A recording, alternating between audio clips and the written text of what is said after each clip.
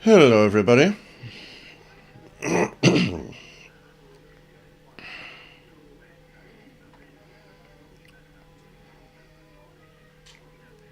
Hope everyone is doing all right. I sure am doing a lot better than last week.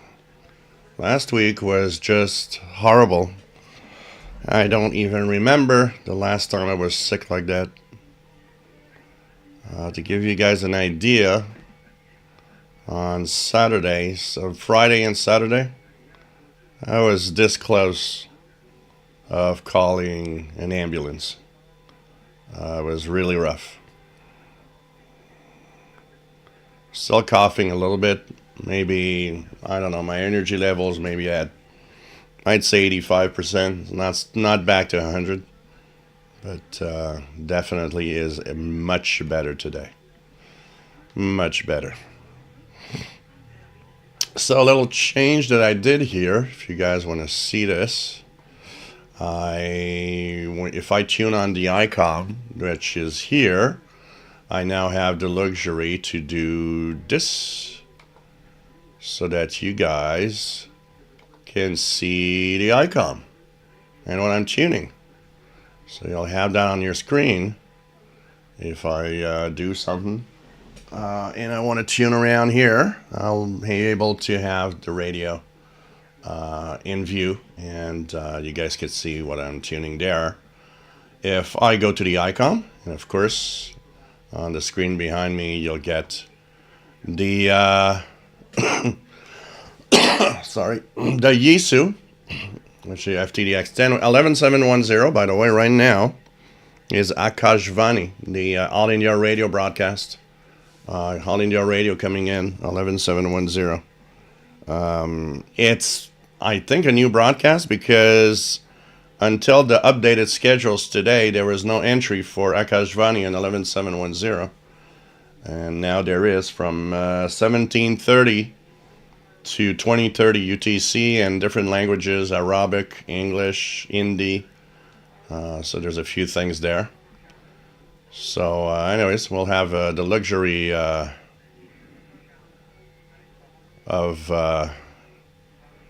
showing you a few things when I tune the icon. And sometimes we'll switch because depending on what we tune to, the icon is better on lower frequencies. So I'll be tuning the icon if we go really low in frequency, and I'll be tuning the Yesu when we get higher in frequency. So now there'll be a camera for that. So really something. It was not COVID, Idaho Head. It was influenza. It was the real deal of a flu.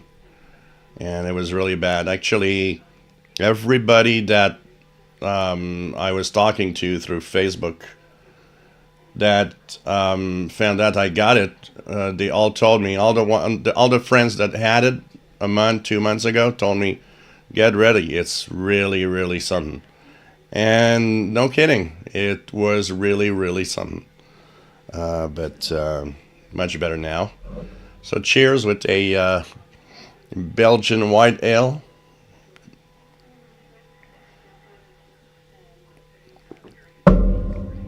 So it's nice to be back. I would much rather do a live show than being sick like I was. I will see if there's any names to add today, but this is a list of names. 67 names right now. That I will pick two totally at random without looking at my finger. And these two contributors that donated a little something to the channel since late last year until now will be winning a 1-year membership to the CIDX Club. And hopefully this is going to be great. If you are a member already, I will be extending that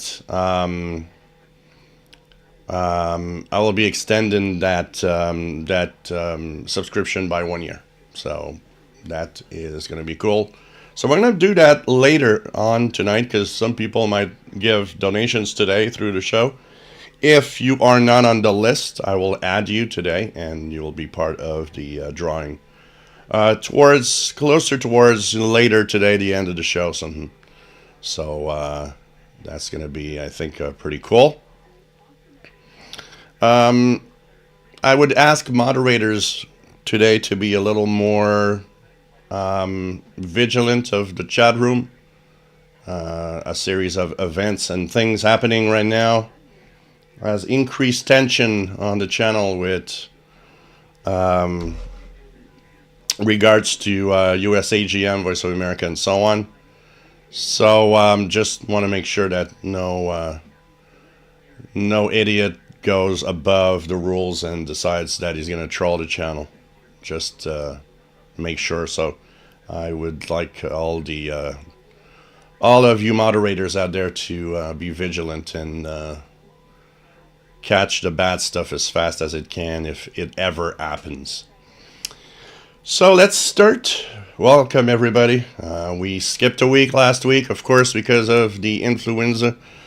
I think last time I was sick like that was probably something like 25 years ago or something.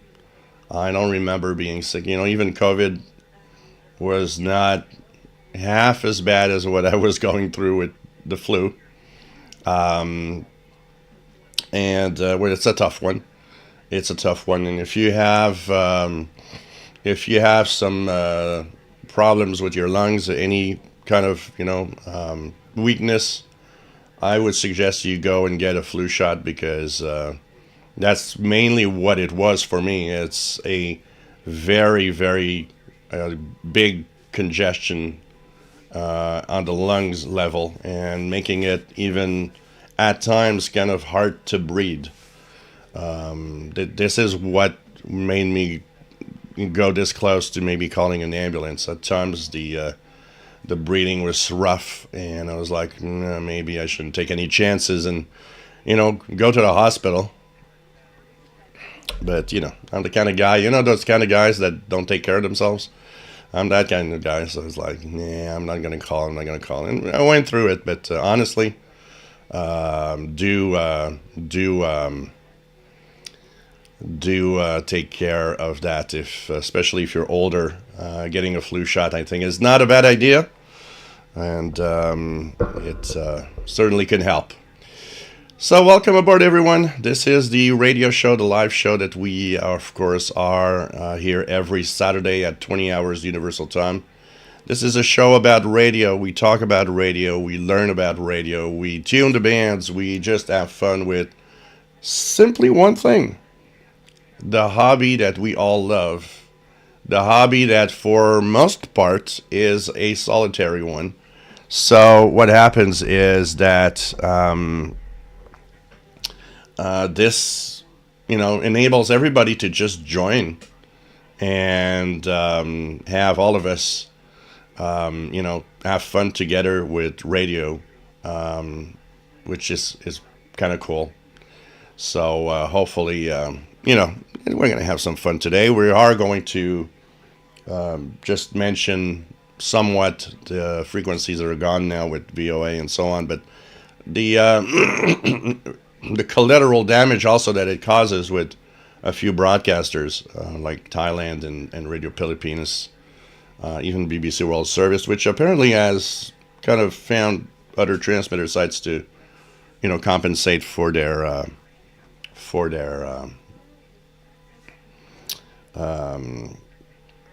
transmitters. So I saw a comment that I like that shirt. Yeah, the shirt with the cat. This is the shirt with the cat.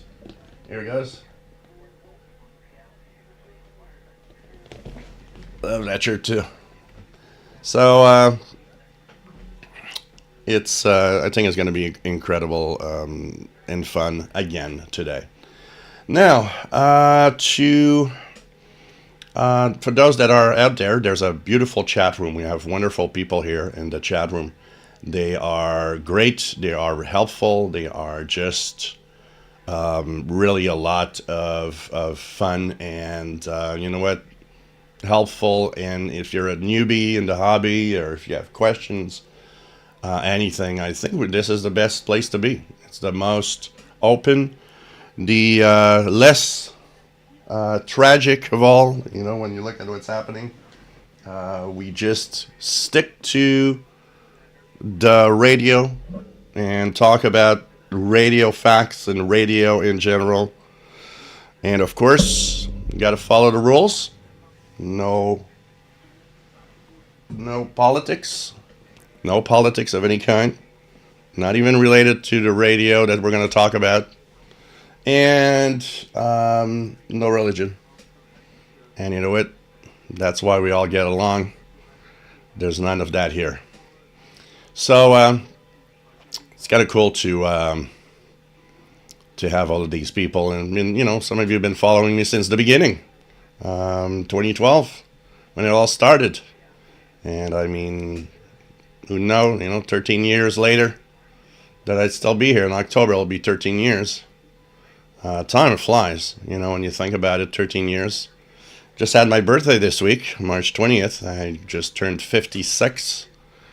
That also is kind of a little punch in the face. You're like, yeah, 56, wow.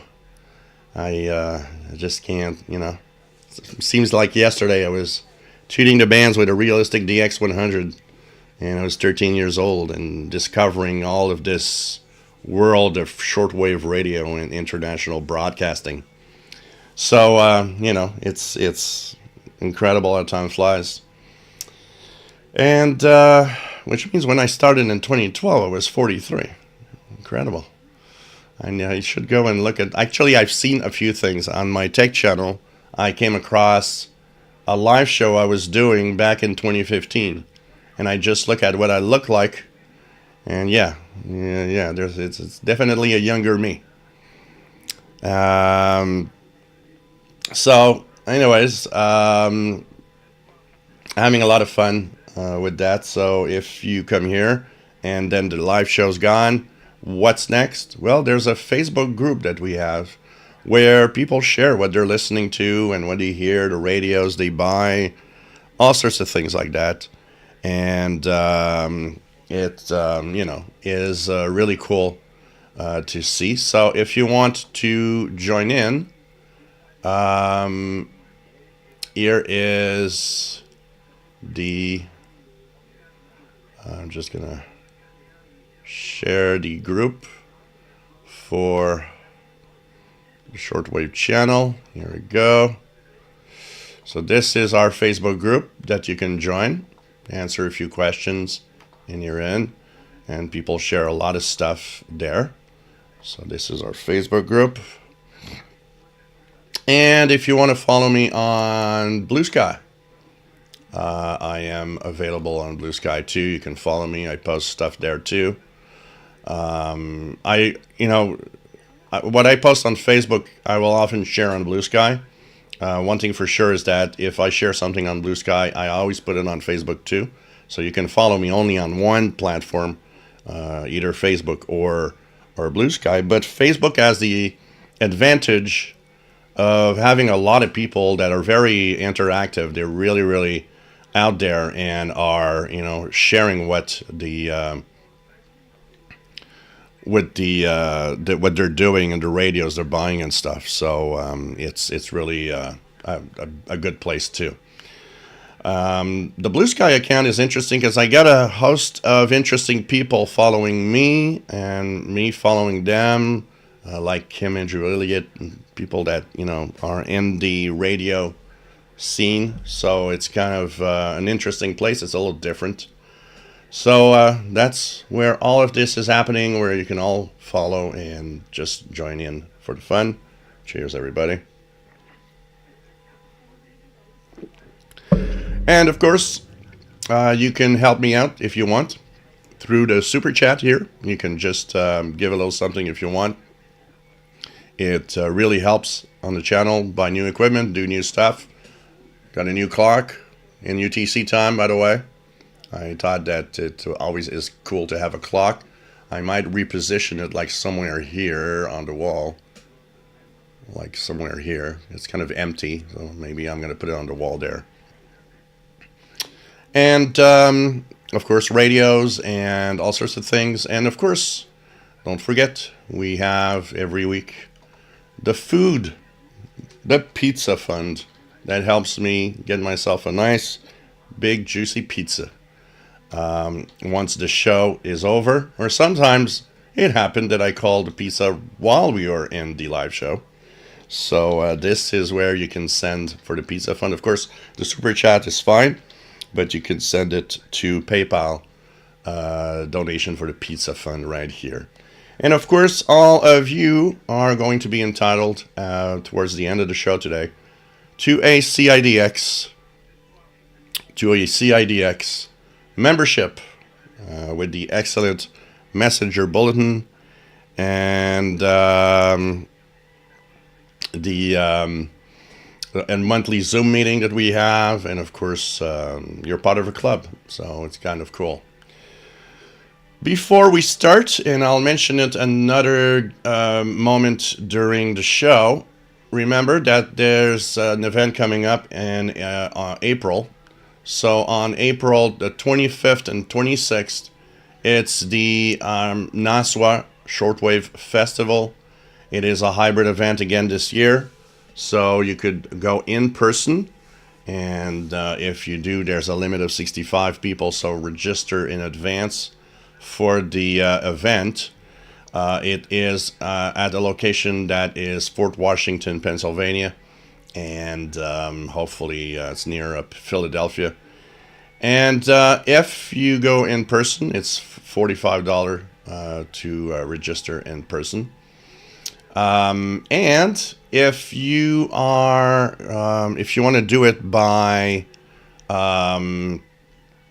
just do it by virtual via Zoom, it's $15 if you register before April 1st. So you've got a week, a little more than a week, to register to pay $15 for the Zoom event. After April 1st, the price goes up to $20 for registering to the event. There's going to be a lot of things happening there. It's a lot of fun. We, Sheldon Harvey and me and Mickey Dalmage usually take care of the hospitality suite, which is a part of the event too. It's a place you can go and hang out and talk with the guys. If you have when there's a break between the presentations or the different forums, or if a subject is not necessarily interesting to you, you can just come and join and hang out with the guys. It's a lot of fun. I will be doing a utility forum. I will be doing a beginner's guide to utilities on the Saturday morning at 10:30 Eastern. That'll be 14:30 UTC. An idea of what you will have. So there's the Bob Brown Memorial Virtual Hospitality Suite. You can join in and be with other guys. Talk about radio, talk about all sorts of subjects. There will be a scanner radio monitoring report. There will be a forum called When the Internet Fails, How Radio Became Our Lifeline After Hurricane Helene. And this is by Thomas Witherspoon. This is going to be interesting. He was at the center point of probably the worst hit area with the hurricane this year. And seeing how they went through using radio is really cool. There's going to be a medium wave DXing forum. There's going to be introduction to software-defined radios, or SDRs. There's going to be Keep QSLing Alive in 2025. There's the In Memoriam, people that have passed away in our hobby or known radio personalities. There's, of course, the annual Shortwave Shindig that happens on a Friday night. Saturday, the DX Hobby, medium wave shortwave FM as viewed from Europe. 14:30 UT, utility listening for beginners. There's going to be a pirate and unlicensed shortwave broadcasting report. The wonderful world of Kiwi SDRs. I'm going to explain. The Dummy's Guide to Tuning the World, 2025 edition. And so on. There might be other things that are going to happen. So check it out. Do join. It's a lot of fun. If you're maybe thinking, well, it's Zoom. I don't have a camera. you can just be there and look at the stuff happening. So no microphone, no camera, it doesn't matter. You can still view the presentations. You can see and still view and see what's happening with the people in the virtual hospitality suite. So you're still part of us, even if you don't interact. And it's really, really cool. So it's $15 until April 1st. I hope that you guys are going to join in because I enjoy that every year. And it's definitely a lot of fun. So the link to the Shortwave Fest is here. Check it out. Join us. I think it's going to be a lot of fun. Definitely a lot of fun. Okay, let's start with what's happening in the chat room. It's nice to have you guys, and nice to be back from my complex week of being sick for several days. The big part where I was really sick was I'd say from Thursday, March 13th on to Monday-ish, where I kind of started feeling better. So it was really several days of really feeling as crappy as it could be before it started getting better. Now today I'm not bad. I went to the groceries. I went to get a few things. One of the biggest things that was the problem was if I take a walk just one quarter street, I actually had to stop and catch my breath. It was just that intense. Now things are pretty much back to normal. Not quite, but pretty much closer to normal. So Richard Wagner, W89301 SWL, nice to have you on board. Master Players Radio and Television, nice to have you here. Bobby, WA5107 SWL, Morgan City, Louisiana. Mike B, Bayfield, Colorado. Ron Animal from Toronto. Jean Arash, salut, j'espère que tu vas bien, nice to have you here. Skip, nice to have you here, N2EI. Much appreciated to have you on board, my friend. Hope you are well. Robert Varner, KC2TEL in New Jersey. Nice to have you here. TVDXer, ça va bien. J'espère que tu vas bien toi aussi. 54 Cal, nice to have you here from Northwest Pennsylvania. Rob's Radio Channel, nice to have you here. Idaho Head, nice to have you on board. Checking in from snowy and wet North Idaho. Yeah, we're supposed to have a mix. Like, it's raining right now because it's kind of warm. But tomorrow and to Monday, we might have a mix of kind of rain and snow, and might have maybe a couple of inches, because right now it's been so warm, there's pretty much no more snow on the ground anywhere. So all the snow that we had has melted pretty much. Blogger Die, nice to have you on board from Virginia. Kamikaze 76, nice to have you here from West Michigan. Dan Wade, greetings, nice to have you on board. What else? Miji, nice to have you here. YZFR1 Biker, nice to have you on board. What else do we have? So like I said, it wasn't COVID. It was really, really the flu. I did test for COVID just in case. But I knew it probably wasn't that because it was not, the symptoms were very different from when I got COVID. And so I thought, this is probably not. And the fact that I had COVID only 6 months ago, I thought, well, I guess my immune system must still be kind of, good enough to fight it, since I did have it not that long ago. So this is, and when I went to the pharmacy. And just by the symptoms, the pharmacist told me, it's like, oh, you got the flu. That's influenza. That's what you have.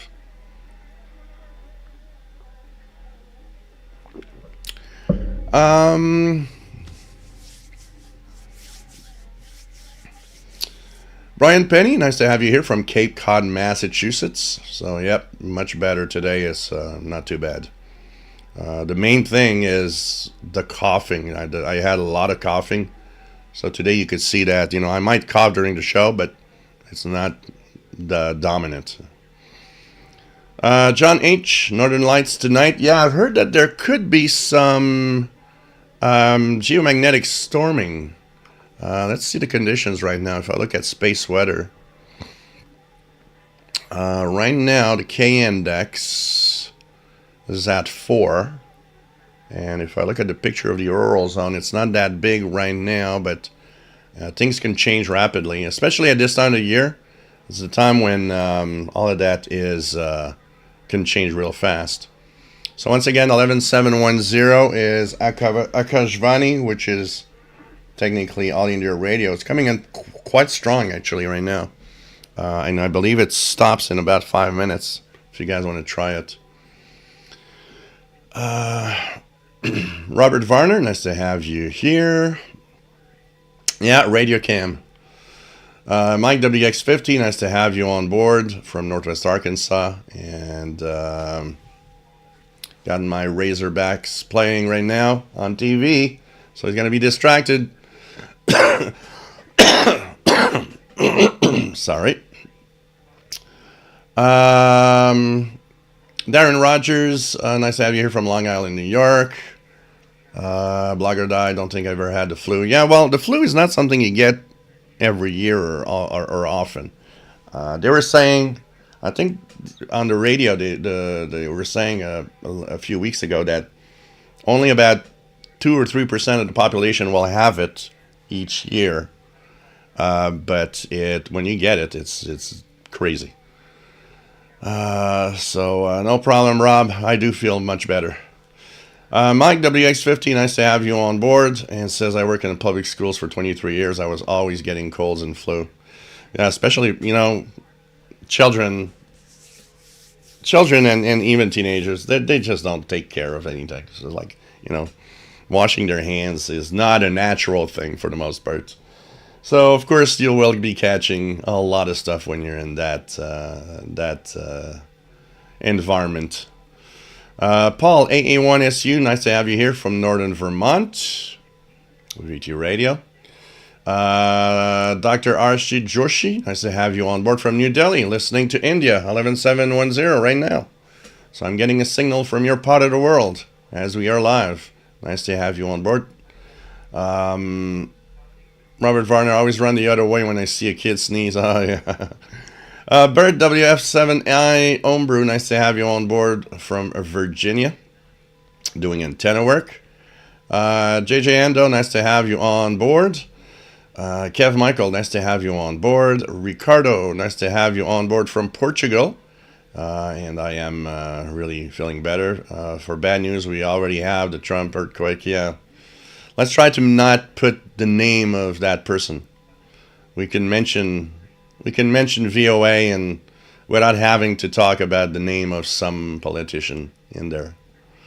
RJ Dakota, nice to have you here from Winsville, Missouri. WA0113SWL, nice to have you here. Tim in Texas, nice to have you here. 81 degrees. Mark GB, nice to have you on board from Barcelona. I hope you are well, my friend. Thank you, Mike, for the happy birthday. Joseph, nice to have you here. Hope everyone, hi everyone from San Francisco, California. And cruising to San Francisco Golden Gate Park with my unit in BC.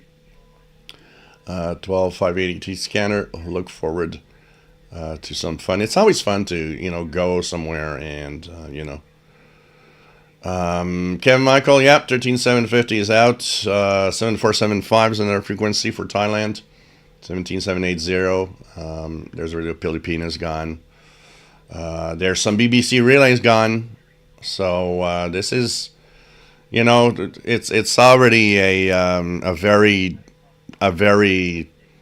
an important situation with the amount of transmissions that suddenly disappear from shortwave.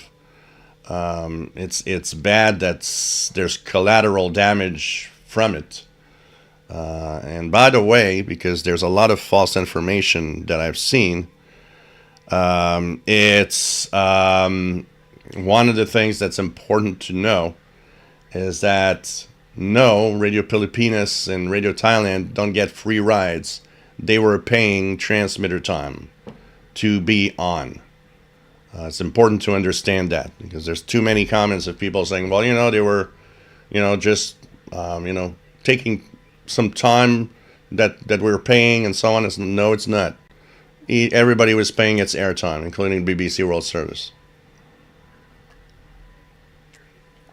Sometimes that airtime was like on the BBC side.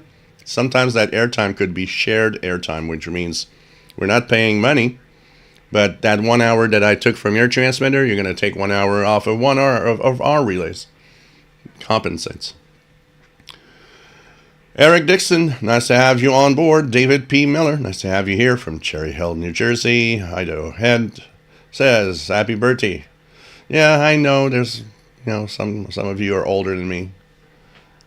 I think all of us, if we have to resume age, I think all of us is more like, how the hell did I get at this age so fast? And it just went this fast. Bob's Old Records, nice to have you here. Thanks for the birthday wishes, guys. What else do we have?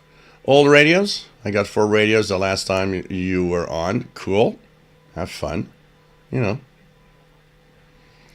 any Zooms soon? Yeah, we'll be checking that out now because of the flu and all the things that happen. It's going to be pushed back, but there will be we will have some Zoom at some point. I promise, for everybody. VT Radio says, I went by ambulance twice recently in February and had a fibrillation attack last week. A kidney stone. Oh, that hurts. Pain went away same day, but now I'm squirming in my seat again. Oh, God. Hope it gets better. Nothing worse than the kidney stones.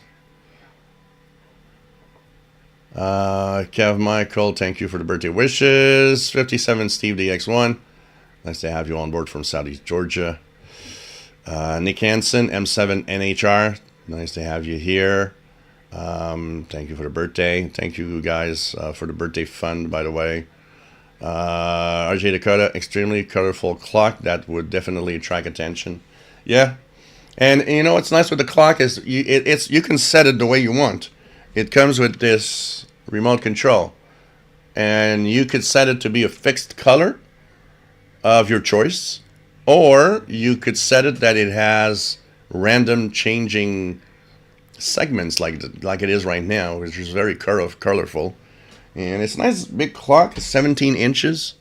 So I really like it. Honestly, I saw it on Amazon and I kind of fell in love immediately with it. I've been looking at a clock that I could put here. I still have my old big Radio Shack clock that I had in the past, for those I remember. The problem with it is that if I put it here and it's high, the LCD segments on the camera, you don't see the time anymore. It's just washed down. So I wanted to have something that is nice and that is easy to see. So it has to be big enough for a live show with the camera. And I saw that on Amazon. It was 49 Canadian. I noticed I went to Amazon.com to see the US price, which was $37.99, I believe. So, and I thought it was nice. It's 17 inches. And I thought, I want that. That's exactly what I want. The test that it had to pass, though, if I had to return it or not, was when it's plugged in with the little switching power supply. Does it add noise to my shack, to my radios? Because if it did, I would have packed it back.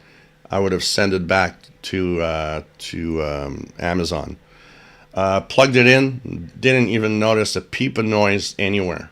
So that's perfect. It's a quiet clock, and just love it. I'm really, really happy to have the clock. And so, and there's an on-off on the remote control. So, for example, if you put that clock in a place like in a bedroom, for example, of course, at night you might not want that bright clock in your bedroom. But you can turn it off with the remote control. Just turn it on when you want to have the time. So it's cool. I kind of like it. I really like it. Blogger died. Domino's and had a half price online pizza sale last week, and those who bought got a half off coupon for this week. Oh wow! We got one. Sorry guys, we've got one Domino's here. It's not very far from here. I think I ordered once. I ordered once a long, long time ago. And we didn't have Domino's in Montreal before. And I remember when I was like watching cable TV, I would see ads in the US networks about Domino's pizza.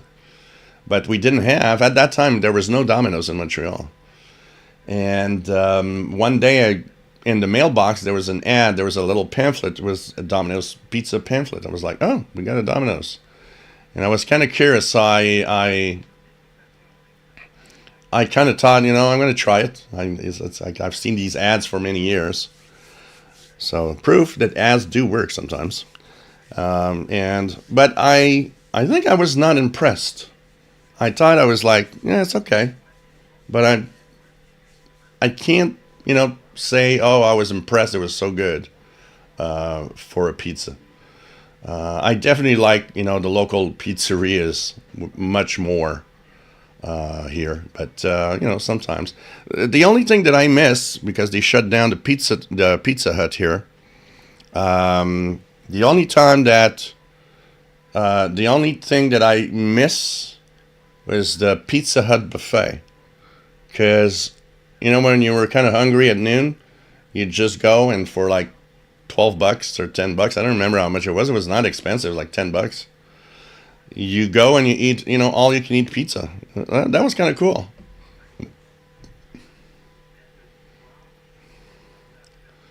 So,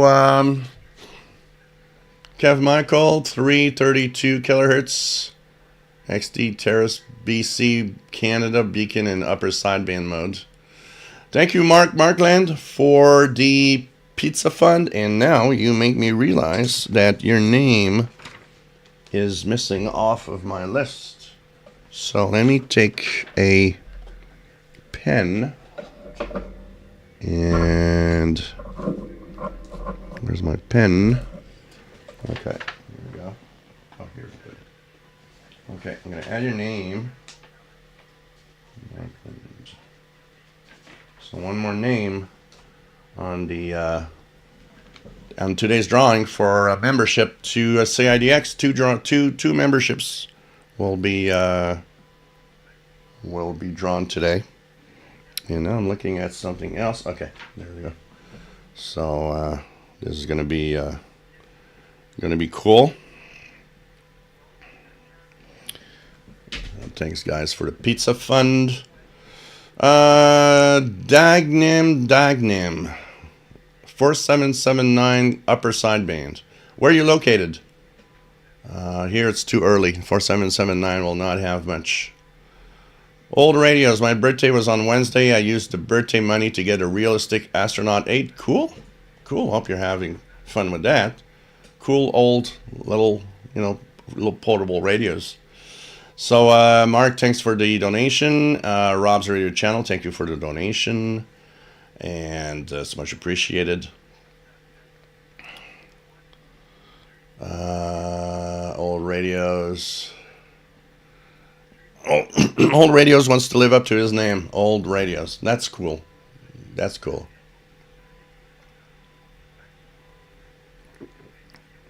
Eric Dixon, thank you so much for the donation. I believe your name is not on my list. No, it's not. Let's add your name. Let's be fair to everybody.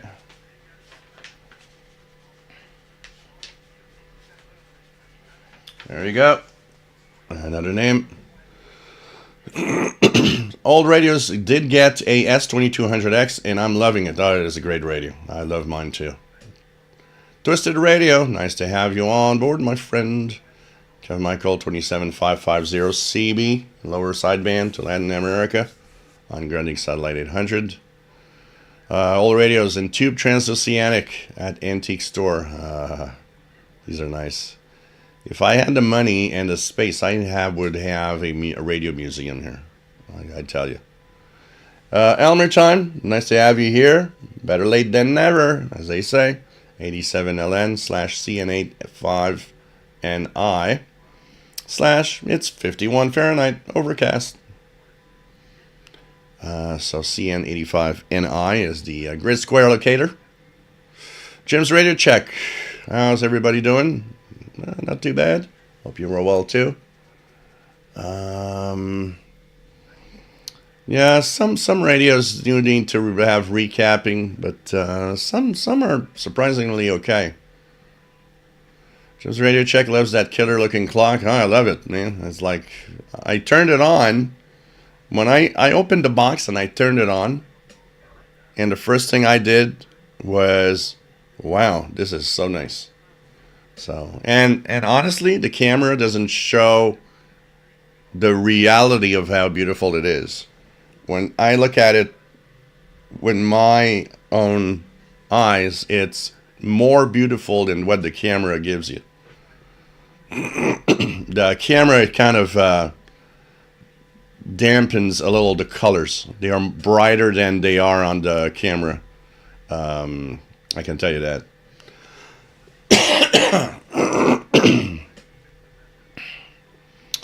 Arjun Wiesman, nice to have you here from Holland. Nice to have you on board. Jeff, KD5QDO, nice to have you on board from Bowman, Texas. Blogger Dice, no, the daffodils are blooming here. Yeah, here's nothing blooming yet. Kevin J, nice to have you on board. And says that he's enjoying his Courtesan DX286 at WS2H. It's an amazing little portable. I need to. I was passing by the kitchen, so for just give you guys an idea, my kitchen table is full of radios. So sometimes I pass by. So this morning I was looking at the radios and I'm like, oh, the Courtesan. I've not used this radio in a while. I need to make more videos on it. Sorry guys if I cough. It's the rest of my flu.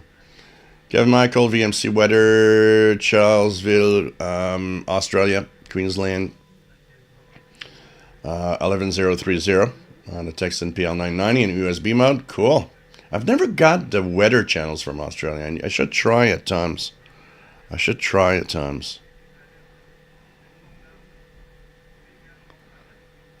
What else do we have? Old radios, 5 old years and 0 COVID for me. You're lucky. I'm a guy that goes out a lot and I go to karaoke's and concerts and stuff. So I go to places where there's a lot of people very often. So I'm not surprised that I catch stuff a little more because I'm in the presence of so many people all the time. But I've had COVID 3 times since the beginning.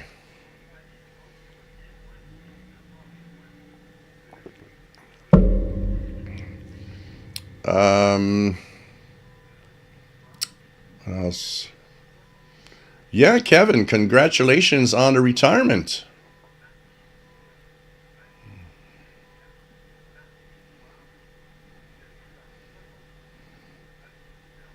Congratulations on the retirement. Take time to tune the bands and listen to the radio, man. It's time to have fun and just do what you want to do. You've worked hard enough all your life for that. John K9WXX. On an animal, when I get a scratchy throat, I take colloidal silver water. Okay. I haven't had a cold or flu in about 35 years.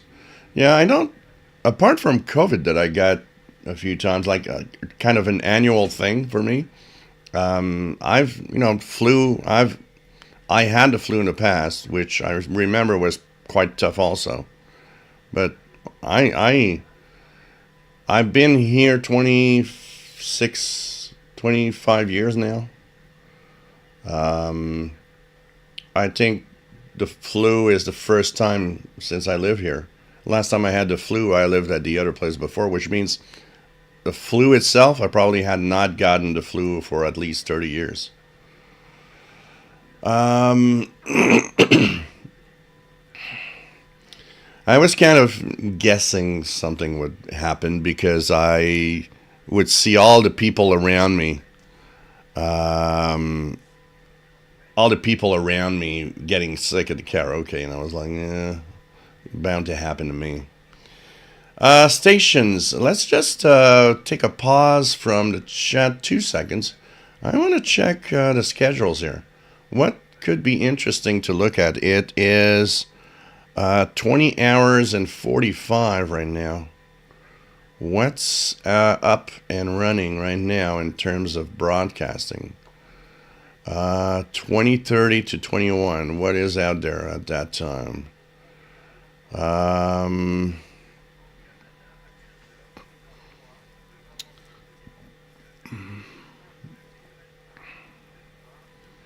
There's Voice of Turkey on 9625. I'm curious. Let's check it out here, 9625.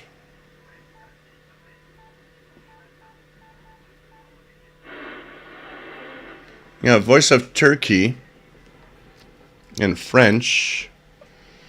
If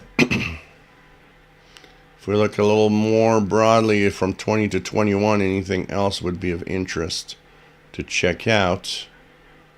20 to 21.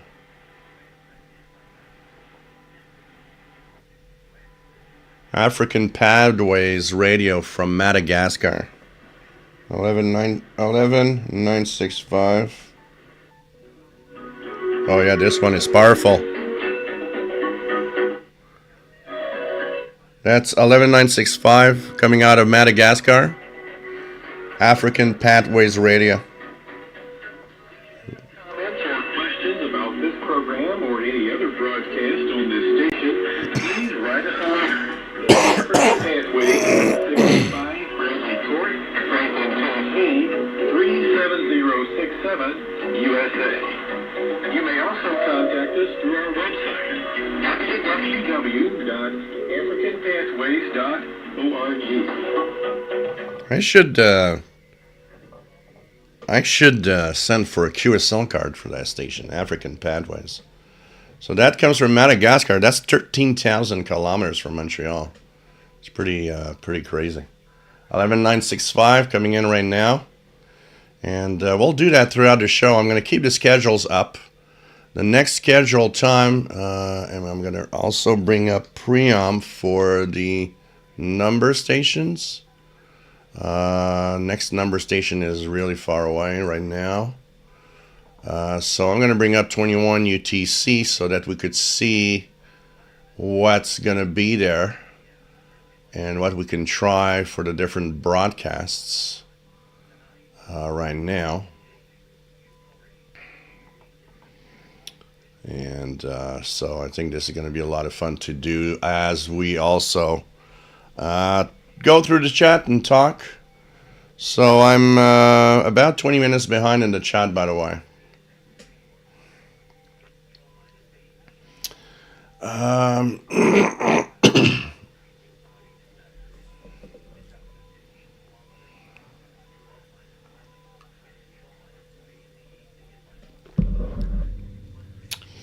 Michael has his beverage today, tea, a little milk, a little sugar. That's good. That's good. I've got some green tea. I like in the evening have a little bit of green tea. I like that. That and the Chinese jasmine tea. I like that. John K9 WXX, nice to have you here. Don Royal, nice to have you on board from Sun City, Arizona. Master Player says neither was flushing toilets when I was going to school. Yeah, when you're a kid, you're just like, you don't care. You don't do stuff like that, you know. Eric Dixon is in Virginia. Blogger dial 11710 strong in Virginia on the DX286 and telescopic outdoors. Master Players, yeah. let's avoid Bobby the maximum amount of mentions of something. Rotten animal. Yeah, it's like sometimes there's a lot of people from around Boston, and there's a lot of people now from Virginia today. It's like, yeah, I don't know. Rotten animal, use silver lungs and make my own colloidal silver. Interesting. I've never heard of that. Kev Michael agrees about the age going so fast that you just don't. Well, Nick Hansen, my answer to people that when we talk about age is always that I physically have the age of 56, but mentally I still don't have the minimum age to drink alcohol. Trust and P, nice to have you here from Newfoundland. TFP, Taloa Fishing, nice to have you here. So sad to lose the stations. I hope VOA is not gone forever. Well, see what's going to happen. From what I've heard, so there's a procedure. Actually, it was very interesting. When we had the CIDX meetup, somebody asked a question that I never thought of asking, and it was very interesting. The question was, if you are to shut down those big transmitters of a transmitter site like Greenville, North Carolina, how would someone proceed to do so? And we were given a kind of a little insight that you can't just turn off the power of a transmitter like that, because it has cooling systems, it has all sorts of things that are running and that need to be maintained and shut down in a proper order, and for the transmitters to be okay. Not counting that once they're off, there's also a minimum of maintenance required to make sure they stay in shape. And what we hear is that Greenville was just powered off. There was no, asking engineers, okay, do the sequence of power down of the transmitters. There was just pull the power. Let's pull the plug. So with that happening, and if you count that it could be, there's no more air conditioning, there's no more nothing in there, which means that transmitters can quite fast deteriorate and not be usable anymore. So which means if they are to be turned on again, that has to be soon. Because if you wait 6 months or a year, they might not be in shape anymore to be turned on, and the cost of turning them on will be so high to fix them that they won't do it. So I think that's the important thing to understand here, is that part of it was done in a pretty savage way, if you want, and that's not good. We'll see for the rest what happens. Could they come back? I suppose, but we'll see.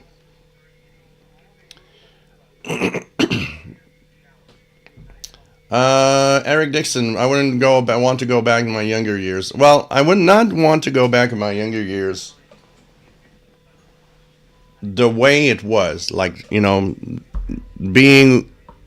ignorant of a lot of stuff, being very shy. If you would tell me you're gonna have this wisdom that you have now and all that, that confidence that now you've acquired, and put me back at 18 years of age, I'd go for it. I'd go for it because it would have changed a lot of stuff. But if you tell me, well, no, you're going to be back at 18, but the way you were, it's like, I'd rather stay here. I'm all right here. That's fine. Old Radio's got the Realistic Astronaut 8 coming from eBay. I hear some people say they are better than Transoceanic.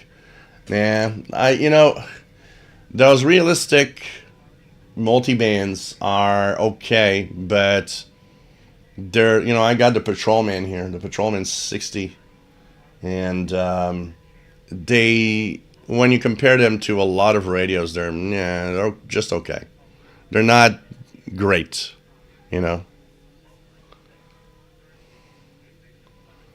But the idea behind it is to have fun.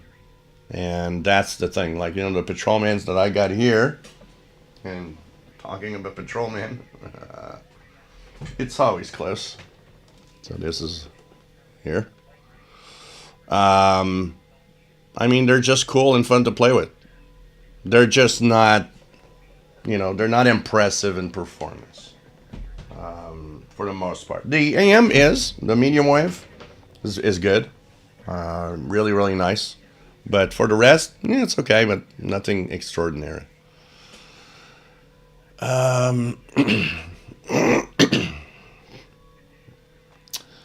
John K9WXX, his Radio Shack 24-hour clock died 3 years ago. Jay Watterson 69, nice to have you here. Conrad, nice to have you on board.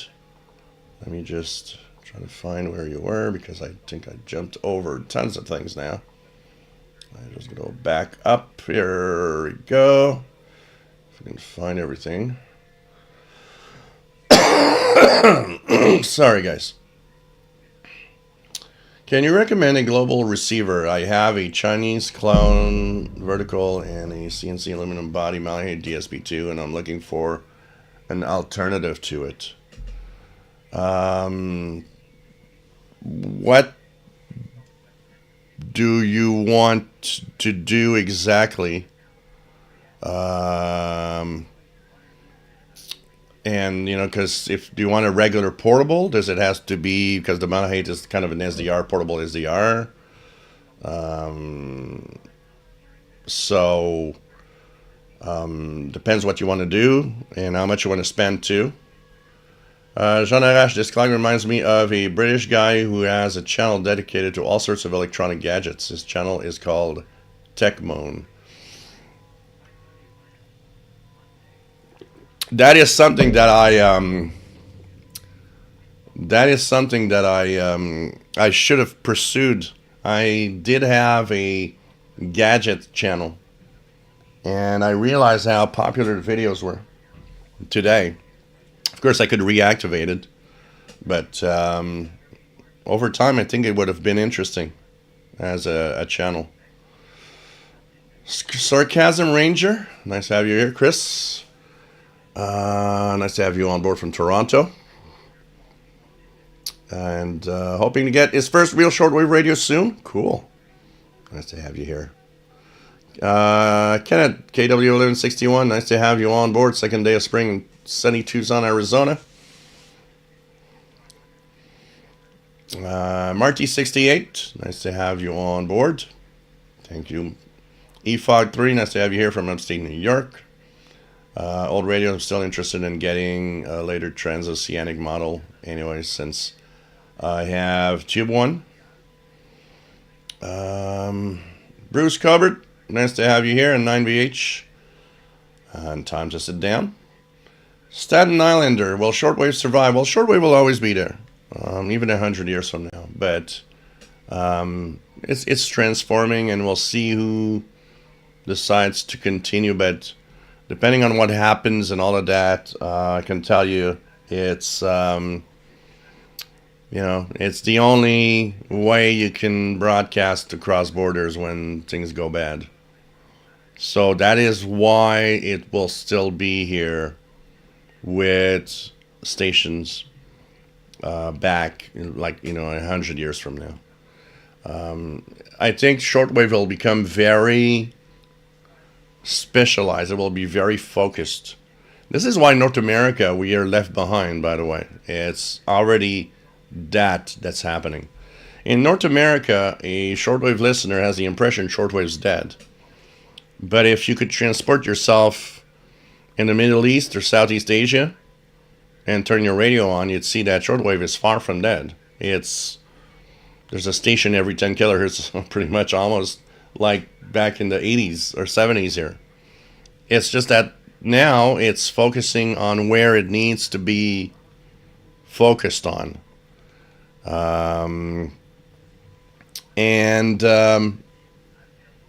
This is going to increase. I could see North America not being a target of anybody because it doesn't necessarily need to be. Although, with what's happening today, it might be interesting to be retargeted with some other broadcasters. But they're just targeting places where, all the data needs to be.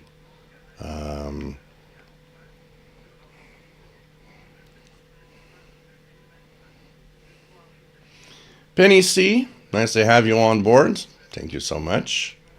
JK, nice to have you here from Springfield, Massachusetts. I've not seen show in a few months. Looks like you shed a few pounds.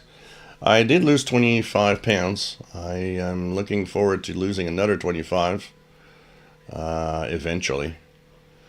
What else do we have?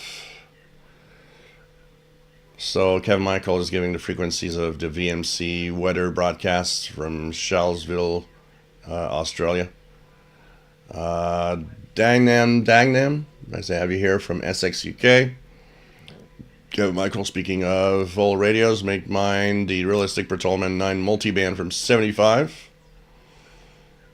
And Blogger Dice says, I have an old radio, Crosley 51 from 1924, all original except the knobs, the audio transformer, the tubes. That's about all that's in there.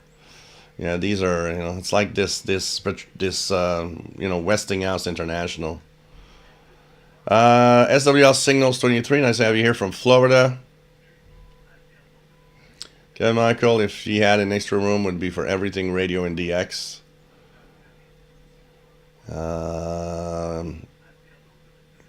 Ancient Grass, currently listening to Sierra English on 13630 in upstate New York. Great signal, Emily 30, 11640 is okay.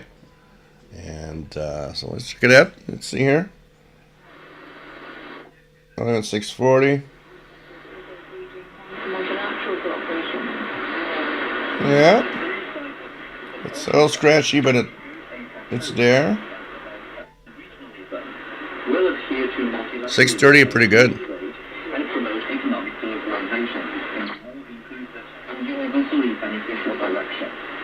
Japanese Foreign Minister Takeshi Iwaya said divisions and confrontations should be overcome. So 13630, pretty good. Coming in quite well for China Radio, which is transmitting from the Mali transmitter site, by the way, and which is really nice. Really nice. Thanks for sharing with us, Ancient Grass. Jim Gordon, nice to have you on board from Scotland. Jim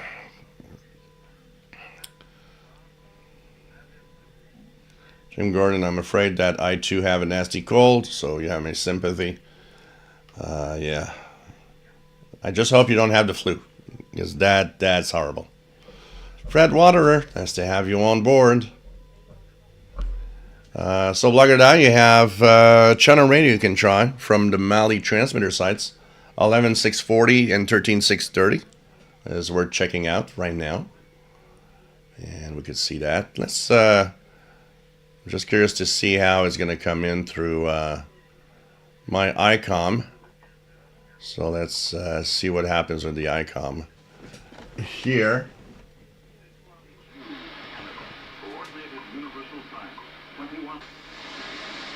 With the LA 30, that's interesting. 11640 is not there, really. And even 13630, it's totally in the noise. So I could see that on the ICOM with the NFED is vastly superior than what we have on the ICOM here. The ICOM is definitely better below 10 megahertz. This is where it will shine more. That's where it will shine more usually for the receive part.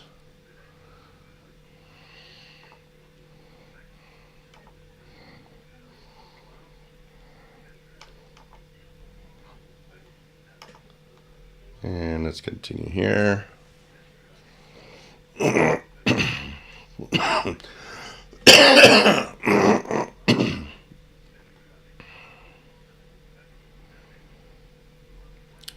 12365. Yeah, no, I don't think 12365 at this time here in North America and the East Coast.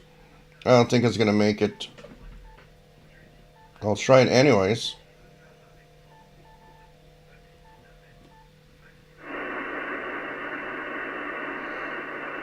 There's definitely nothing here on 12365.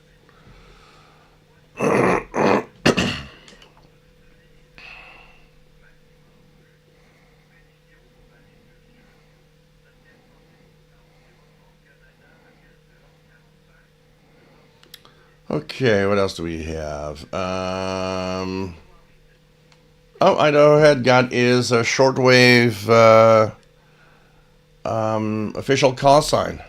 WA7378SWL. Cool. Congratulations. Old radios. Well, a really good radio doesn't have a BFO because you're tuning precisely on the knob. It has a BFO, yes, because it has to do the signal, but it doesn't have a BFO knob that we'll call it to adjust because usually you tune. But and squelch on shortwave, squelch isn't really used because of the nature of shortwave signals. Squelch will almost always be used mostly for stations for like VHF, UHF, line of sight signals much more. But a lot of older radios will have a BFO knob because their frequency isn't as easy to tune.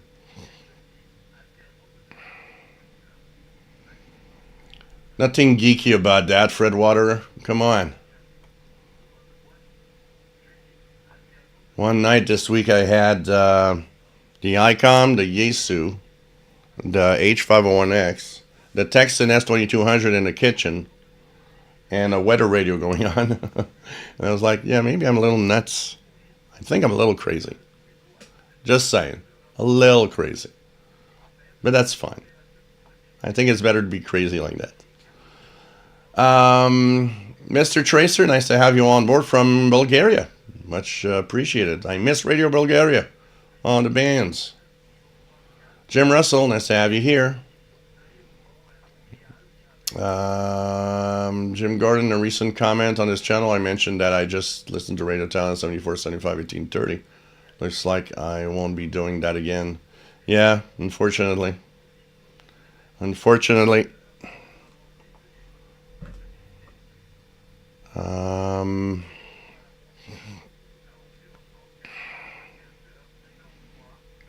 Oh yeah, old radios are so out of price. Jeff K, nice to have you here. N2ZNN, much appreciated.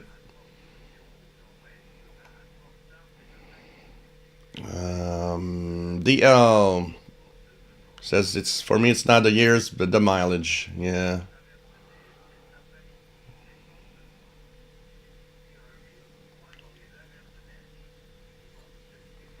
Mad Radio DXer M7 EIW.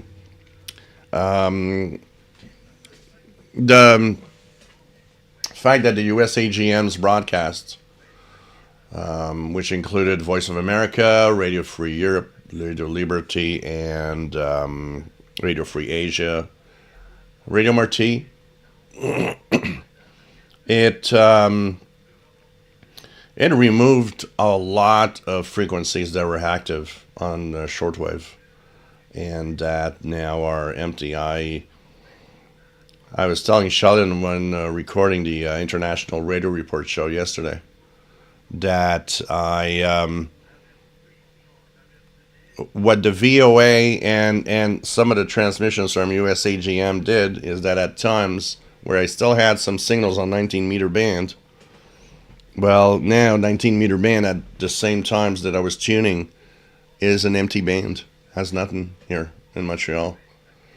It's not empty because there are signals. If you live in different parts of the world, you have stuff there. But for here, North America or East Coast at least, there's nothing. There's just nothing on the band, and it's crazy. And it's a hard. That is a. I think that is one of the biggest hits in a long time of you know, as many frequencies going dark at the same time.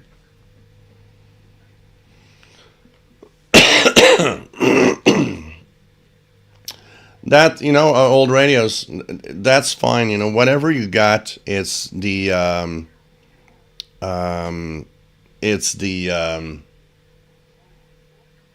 fun of it. Just have fun. Okay, just have fun. I think this is the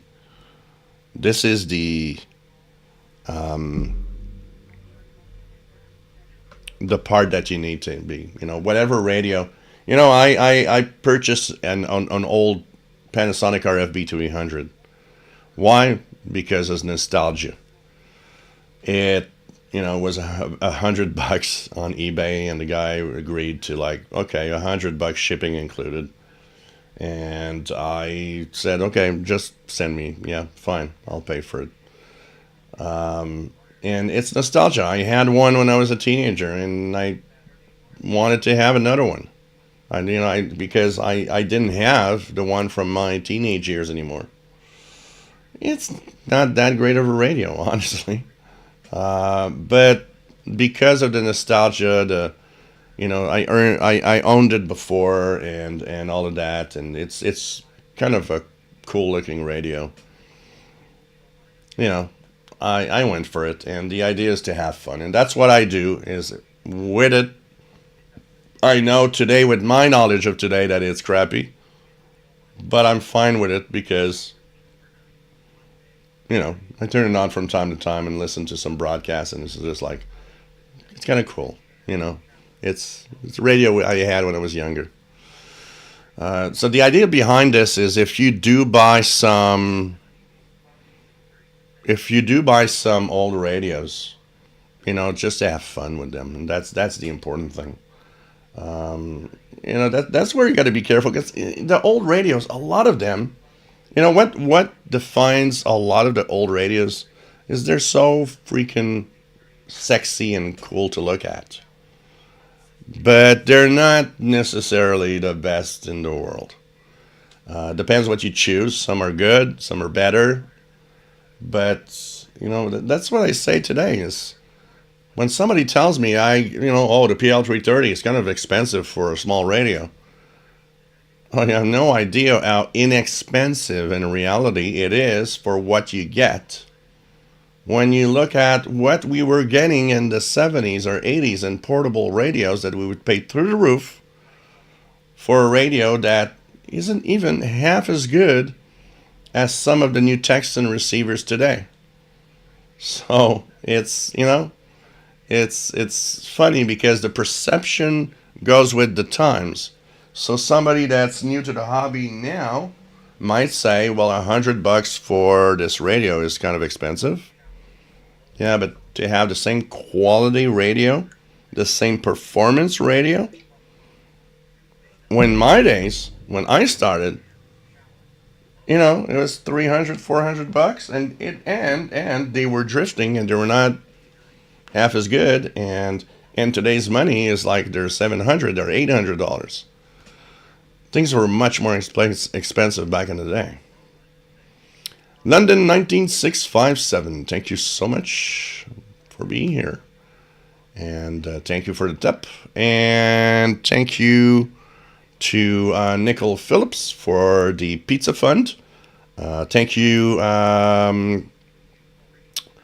Blogger Die, for the pizza fund. Much appreciated. And by the way, I've got my list right here in front of me. A little later today, 2 memberships to the Canadian International DX Club will be given away, which includes, of course, a monthly messenger bulletin and a monthly Zoom meeting if you want to join. You're part of a club. So I hope, best wishes, hope everybody's lucky tonight. And best wishes to everyone. Hope that, whoever wins.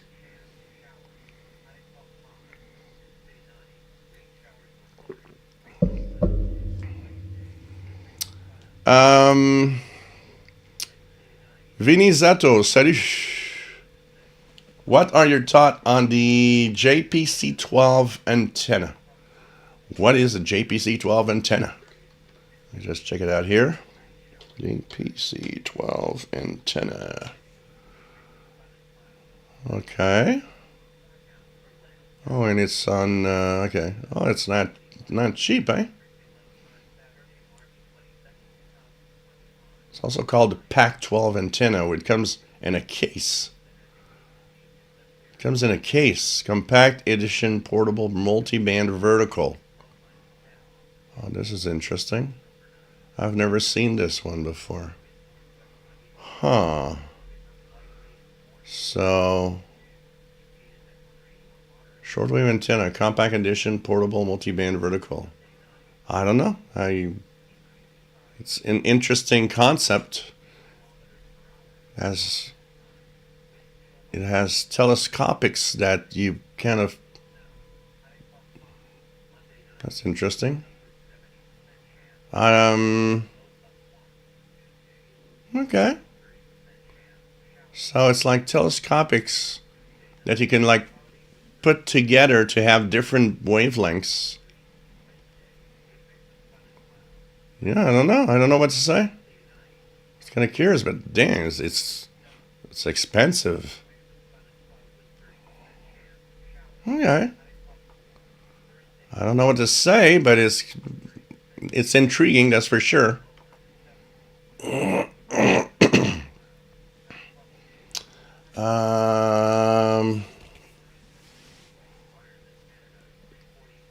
What else do we have? Fred Water, the radio craze will soon fade, says Thomas Edison in 1922. Yeah, I saw an equivalent of that, or something like color TV.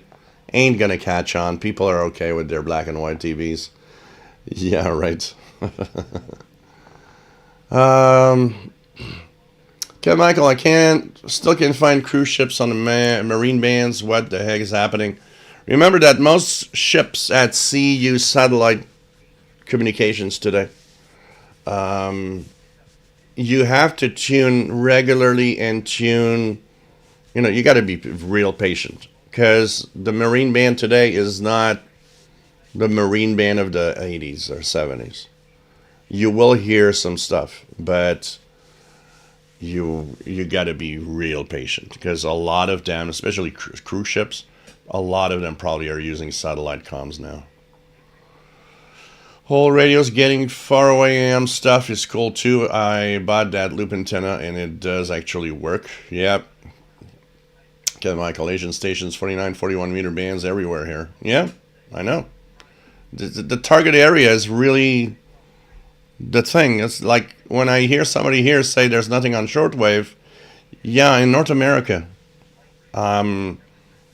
there's not nothing, but North America is in a dark zone of shortwave. It's not a lot of stations are, targeting us. So, and by the way, guys, last week of the shortwave schedules that we have, in a week's time, Sunday, March the 30th, the summer A25 schedules are going to get into effect, which means all the frequencies are going to be shambled and like you're going to have to try to find your stations again. It is interesting. If you look at the HFCC registration of broadcasts, the HFCC is the High Frequency Coordination Committee. Shortwave broadcasters technically need to register their frequencies with them, and the reason for that is it avoids the conflicts. They can just look at it and say, oh, that frequency is at the same time as that other station, you better choose another one. And what is happening is that, of course, the list right now contains USAGM entries, which I guess are not valid anymore. But one thing that is puzzling a lot of people a lot of people is Voice of Russia is still registering frequencies every scheduled season. As if somehow, somewhere, they're thinking, hey, at any time we might just switch it on again and be out there. It's very interesting. I don't know why they keep registering when they haven't been on the air for, more than 10 years. I don't remember when Voice of Russia left. But I'll say a little something here. It'd be kind of interesting that VOA is gone and Voice of Russia reappears magically. Maybe that would put pressure on a lot of people of, maybe we didn't think things through, What I think is important to understand with the USAGM frequencies gone is the balance of radio power shifting from the Western world, because let's face it, even if it's not a Cold War anymore, we're still kind of in a Western world against the Eastern Bloc, with Russia attacking Ukraine and all of that. And you're kind of thinking, well, China is getting, it's powerful. All of that makes you reflect on, we're removing the voices that balance the voices that are still kind of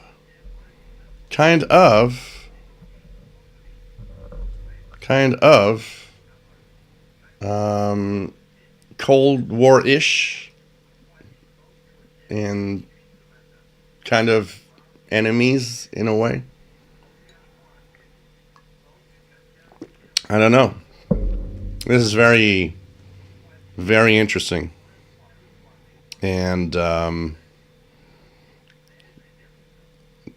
this also, I was thinking about what's happening with USAGM. Makes me wonder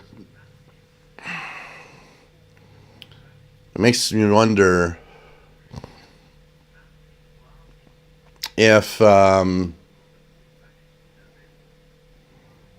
there's pressure on the BBC World Service. I think there's going to be more pressure on the BBC World Service to make sure they stay on with broadcasts. And I hope they do finance the BBC World Service to keep them on, because one of the things that happens with these voices going is that these are big organizations, and they were maintaining a radio balance. I don't care what you think of VOA and its broadcasts, and I don't want any comments about what you think about them. But I'll give my opinion of these broadcasts were needed to balance out stuff. There's a reason for that. And there's, if you remove and give other players an opportunity to take the place, because that's what's going to happen. People are stuck on just shortwave with VOA. VOA is a big player in not just shortwave, in FM local outlets across Africa, across a big part of Asia. Because Russia and China are a big part of FM outlets in these same countries. And you know what? That's a battle of radio. Having all the different viewpoints, whether you agree with them or not, that's not the point here. The point here is you got a voice to counterbalance the voice of the other player, which is different from you, which wants to dominate.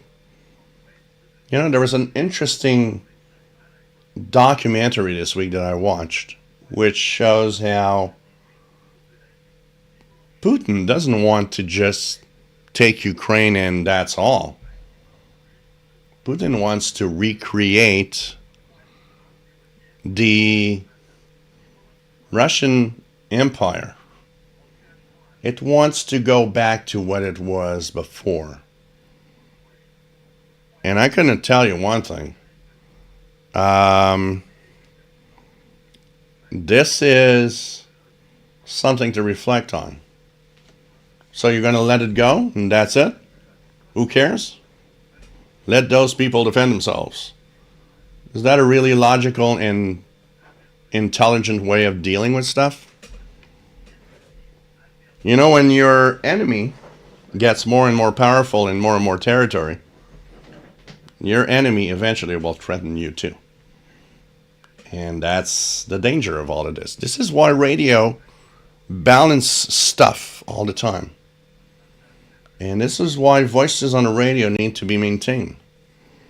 There's way other things, you know, if you want to play the card of, well, you know, with all the money wasted, there's a lot more stuff wasted in so many other, you know, places than what VOA was and USAGM, which is just pennies.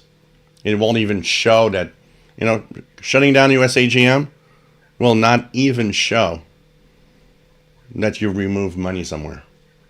As small, it's as small that it is. So, you know, no politics on it, but straight just the usefulness of having your voice out there. You know, we got to realize one thing. The United States of America has no more voice internationally now. Is that a good thing? I don't think so. And we'll leave it at that.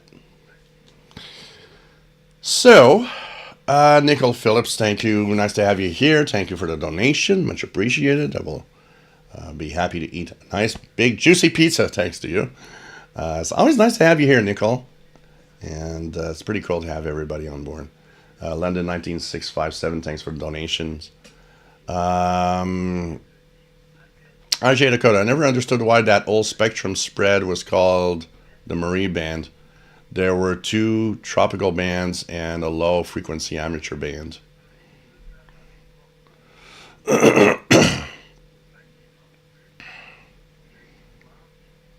I'm not sure I'm getting what you're talking about the Marine band, RJ Dakota.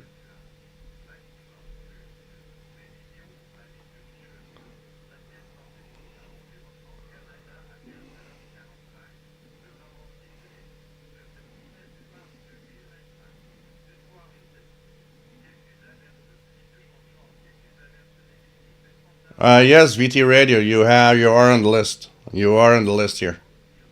Absolutely.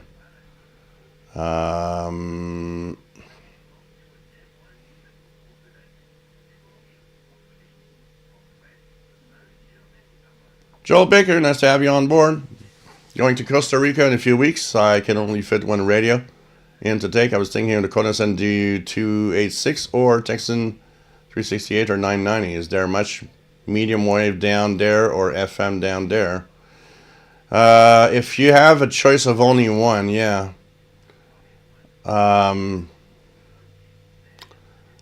would tend, well, that's my opinion because of what I might want to try to monitor. I would bring the 990. It depends what's interesting to you. Is utility stuff interesting to you? If not, maybe stick with the quarter cent 286. But I would tend to bring the 990. Thank you for the tip for cat treats and Canadian beer, says our friend. London 19657. Johnny DXer has Radio Exterior España 12030. Muzzle Records. I got my new SDR, but I'm not smart enough to set it up. So what's this SDR that you got, Bobswell Records, just out of curiosity?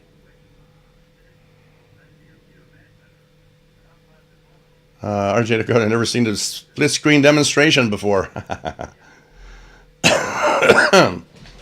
So there's apparently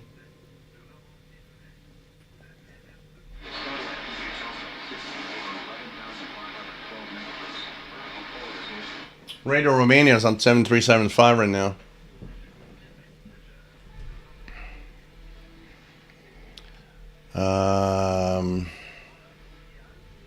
Medicinal. I like Nicole Phillips' description of medicinal beer. So it's beer with cough syrup mixed in. It's like you get a beer, you don't cough anymore, you just feel great. Thanks, Nicole. Good. Let me go down. So if we're at what? I'm at 27 minutes behind. I'm going to go a little faster here.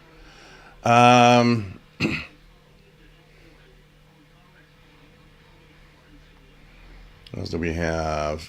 Penny C, where do you buy the old radios besides Amazon and eBay? Amfests. Go to Amateur Radio Amfests. There's a lot of old stuff there.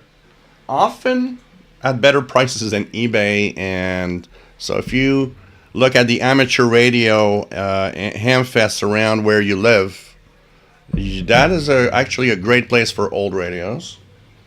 And of course, look at any flea markets you might have around you. That could be another great source for old radios, although I do have one here, and radios are really darn expensive, but there's some really beautiful stuff. Sean Arash, the 21st century has its lemons too.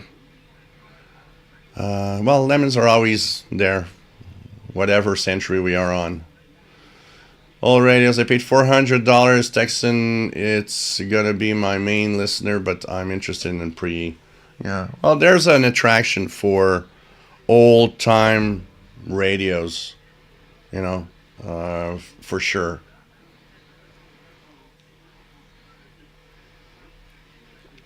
Tim Smith, nice to have you here. Had a Barlow Wadley portable back in the 80s. Great radio.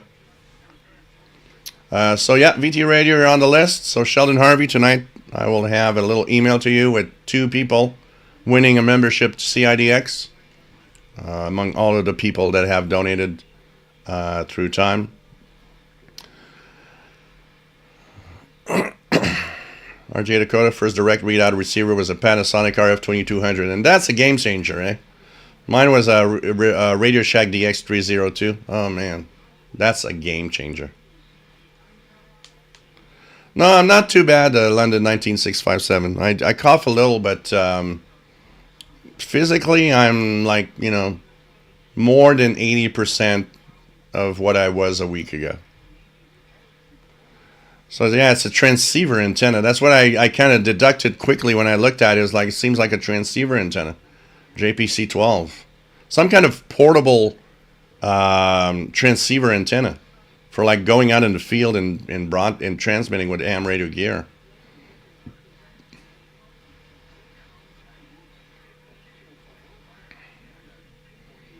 TV?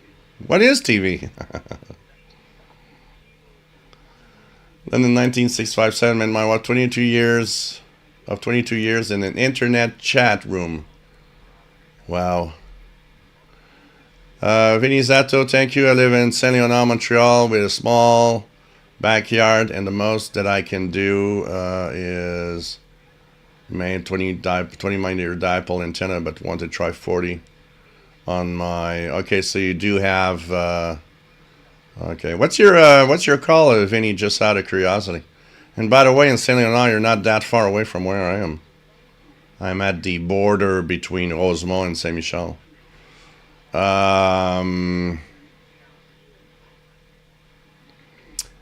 Your smart TV should be getting over-the-air TV. I think they're still doing that.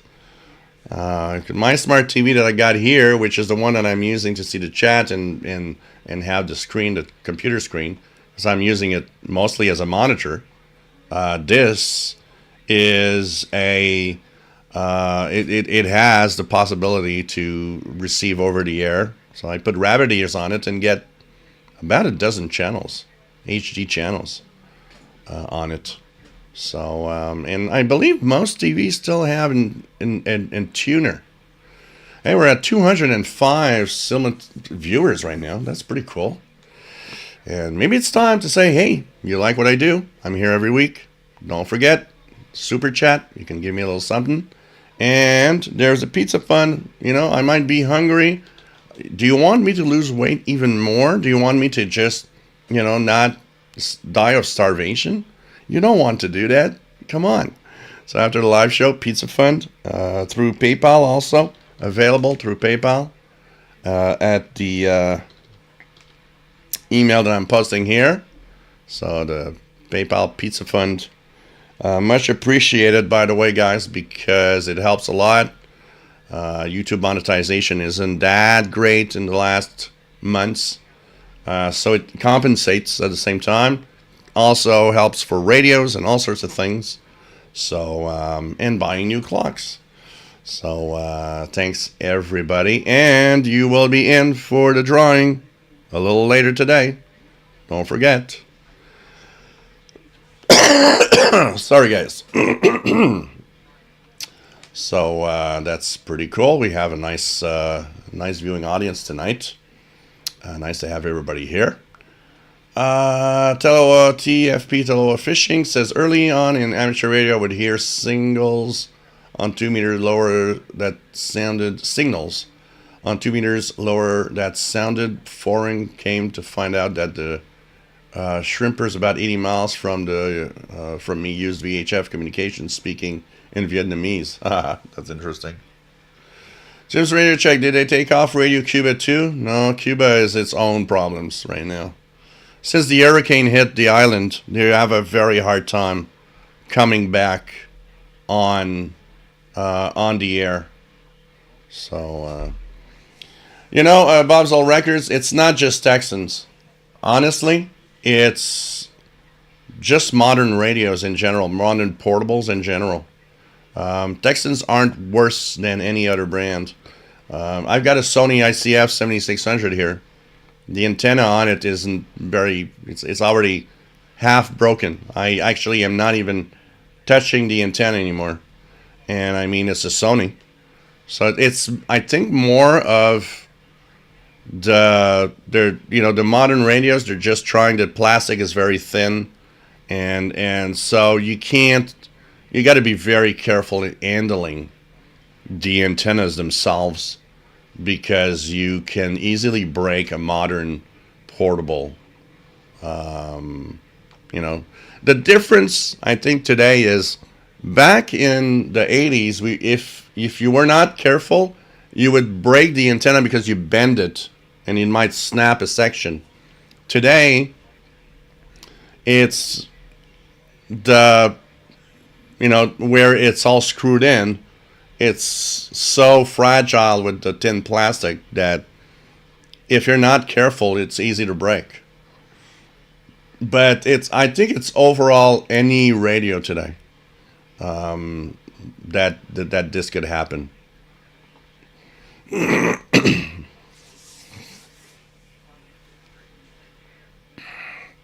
Mad Radio the Xer would not be surprised if a clandestine station appears compromised of ex-VOA employees.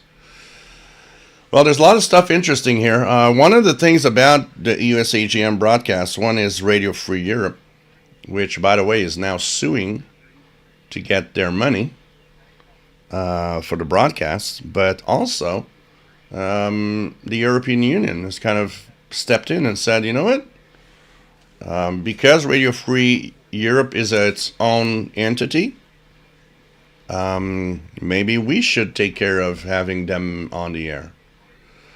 This is another thing that a lot of people are not aware of. There's a lot of ignorance in the comments I've seen in the last week. People have no idea what these services do. And one of them was Radio Free Europe. Why Radio Free Europe when the Cold War is gone? It's kind of not gone. Russia is still a pariah country that, whatever going to happen next. Russia attacked Ukraine, not the other way around. And look at the way some of the countries in Europe are going. Hungary is one of the examples. If you look at Hungary, it ain't going in the right direction. It sounds a lot more like a country that wants to realign with the communist bloc than a free speech, democratic country. And there's quite a few of them. This Belarus is also one that's kind of, where are you going? You want to go back with Russia again? It's very weird what's happening. Even in countries, look at France, look at Germany. Suddenly, some of the powers, some of the parties that are a lot more into the extremist side are getting enough attention that they're talking about them. It's like, what is happening? Have you guys forgotten the Second World War and what all of that is happening?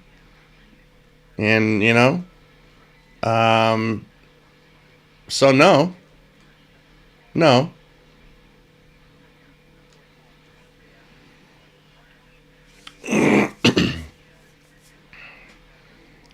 So, have a good dinner at VT Radio. Hope that kidney stone doesn't hurt you too much. Fredwater, a Cold War 2 seems to be happening. They just shuffled some of the players. Yep. Well, 12 years of use on the PL660 is not too bad. You just got to be careful. I think what it all comes down to that, being careful. We're guys. I'm particularly the rough guy. Okay, I'm the kind of guy that's not careful with this stuff. You got to learn to relax and just be careful.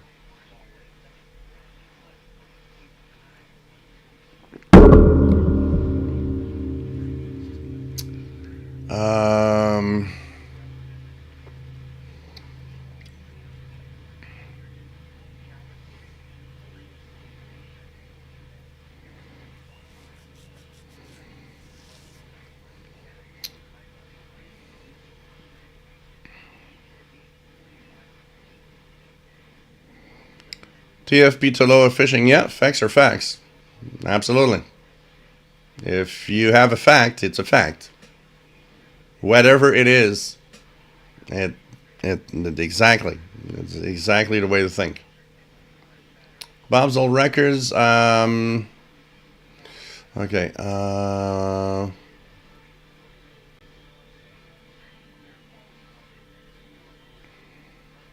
Best shortwave radios without muting. Texan PL990, 880, H501X, Sanjian ATS 909X2, which is okay. Texan of course, Texan S2200X. These do not mute. Or an old Texan PL680, which is still available. That's a good old PLL radio, and it does not mute.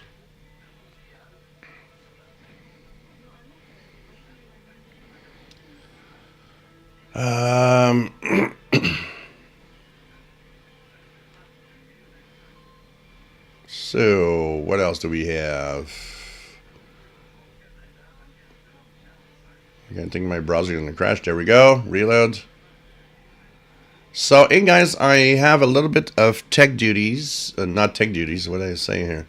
My caregiving duties to take care of for a few minutes.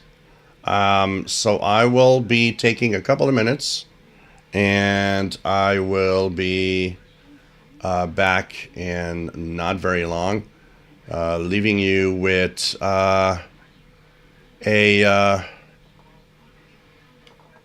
view of Radio Romania 7375. And a little bit of audio, even though it's a little scratchy. It's very scratchy, but it's there. So I'll be back in a few minutes, guys.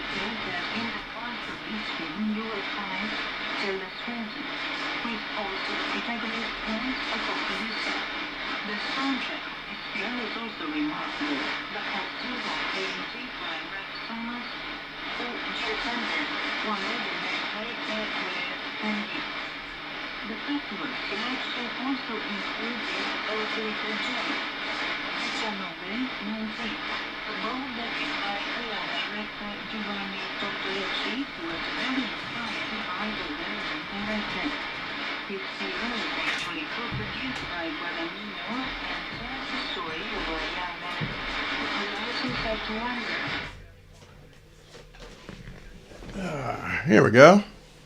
Back on track with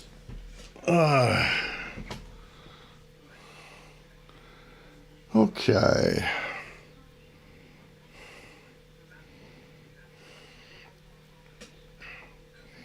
Let's put this off. Here we go.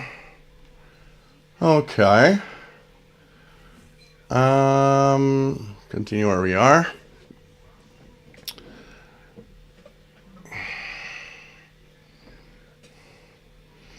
But yeah, Jim Gordon says VOA has some fascinating staff over the years. It's legendary jazz music announcer Willis Conover, as incredibly popular and seemingly a friend of our sci-fi writer H.P. Lovecraft too.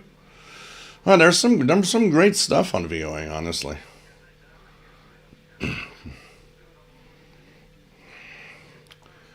I know Ed for sure. I have heard that just owning a shortwave receiver in North Korea is capital offense. Oh yeah.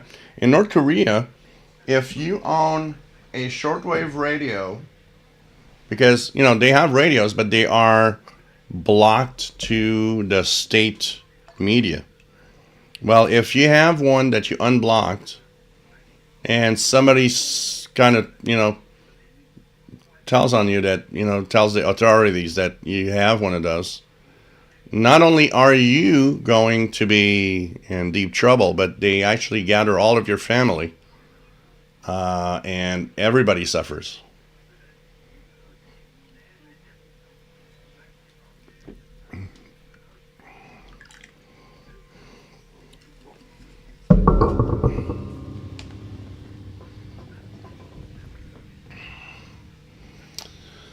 Uh, 57 Steve DX, Steve Chase FCC operational transmission schedule listings is very nice. Thanks for that video, Joe. Thank you. It's just a little complex. The HFCC schedules, the problem is the way they are made, is that you have to understand that it's often organizations rather than station names. So getting into the understanding who is not as easy as it looks.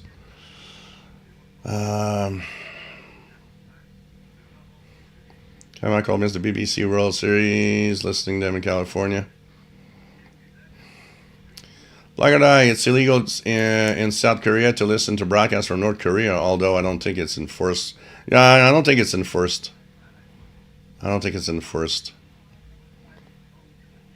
It's, because technically South and North Korea are, did they ever fix that? I think technically they're still at war.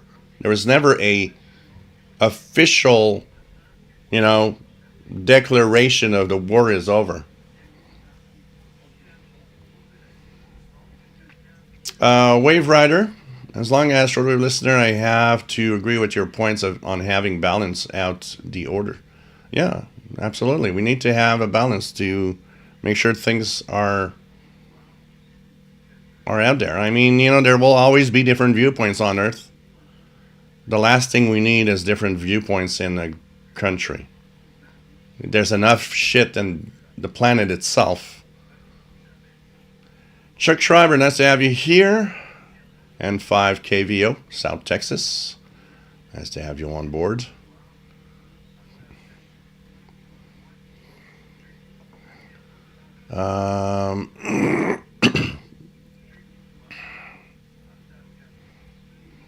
Yeah, I think they only have like medium wave or FM station, FM radios, which are controlled so that you hear only the party's own voice.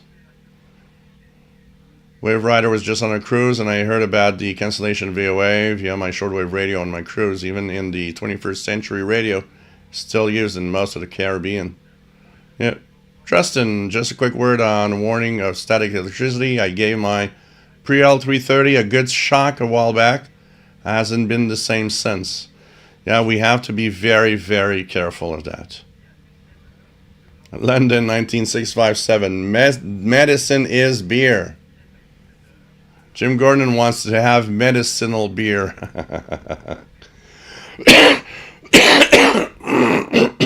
Tori, why can't I hear Radio Havana Cuba anymore on 6000? Because of several things together. So Cuba was hit with big power outages, which means that Radio Havana Cuba itself was also part of shutdowns because of power. But what was the worst is that, I don't remember the name of the hurricane, but there was a hurricane that hit quite hard in the transmitter site of Radio Havana Cuba. And apparently the damage is extensive. It's crazy. They just don't have the logistics. They don't have the people to fix stuff. Even if they have the people, they maybe don't have the parts to fix stuff. So there are a few outlets of Cuba that are on. I think they're kind of trying to figure out where do we keep things on or not. if Radio Havana Cuba ever watches this, Radio Marti is gone. How about using the transmitters that you send noise to jam and put them on for Radio Havana Cuba? Maybe it's a good suggestion now. But Cuba is having a very, very hard time. Even the stations that are on, like Radio Rebelde is on almost every night, 5025. They're not as strong as they were. You see that just something happened. So, I don't know. Some of the countries like that, sometimes it's the way that it is. That's why they disappear suddenly. Africa, 3/4 of Africa was like that. Stations in the tropical band, even South America. Why did they disappear? They disappeared because their own broadcast, transmitters went bad. And what happened? Well, transmitters go bad. What do?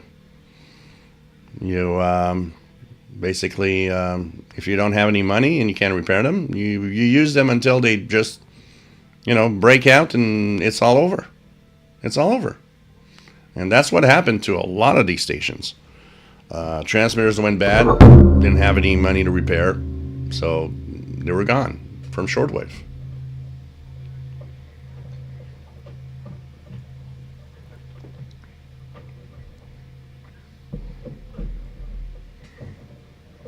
Yeah, the radios in North Korea are pre-tuned to government-approved stations, absolutely.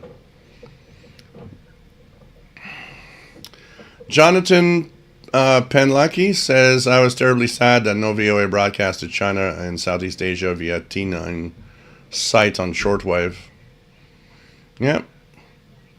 And you guys remember one thing. Whatever your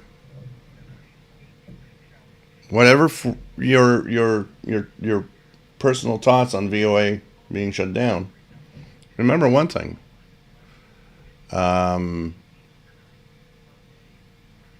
China and Russia both welcome the Voice of America and Radio Free Europe and Radio Free Asia going off the air, pushing towards it's a waste of money. No, it's not. The reason you just said that is you're so happy to not to have cope with these. China was jamming a lot of Radio Free Asia broadcasts. Hey, we're going to save money. No more jamming needed. Wake up, guys. That is a great example of, yep, you know what? We're happy. Let them, fight it on, and who cares? It's gone. No more, because face it, for China, no more American propaganda in China. And for Putin, no more American propaganda against Russia. And that's the way it is. Think about it. Is it a good idea? Worst idea in the world what's happening right now. And Freeland G, nice to have you here from Scotland. Kev Michael, 60s, 70s. The 1.6 to 5 megahertz was, it was not all marine band. In the 60s and 70s, they were part of marine band. So 1.6 to 2 in the 2 megahertz range, and it's still like this today because the band plans have not changed. There's a lot of marine band stuff there. And 4 megahertz, there was some marine band stuff also. Absolutely. And there is still today. Where you are, it might be quiet, but you know what, Kev Michael? If you would go to Europe and tune those bands, they are filled with signals of, you know what? If you're looking for a way to hear almost every single country of Europe on shortwave again, well, medium wave for the most part, 1.6 to 4 megahertz, pretty much every European country has some broadcast for marine, weather, for all sorts of things. So, I guess it depends where you are. here in North America, I'm on the East Coast. I'm lucky here because Canada has an extensive network of marine broadcasts in the 2 megahertz range that I am capable of hearing here. But depending on where you are, it might not always be easy. In that 2 megahertz range, you could hear maybe some of the stuff coming out of Alaska and also from British Columbia. 2054 is one of the frequencies. But yeah, depends where you are.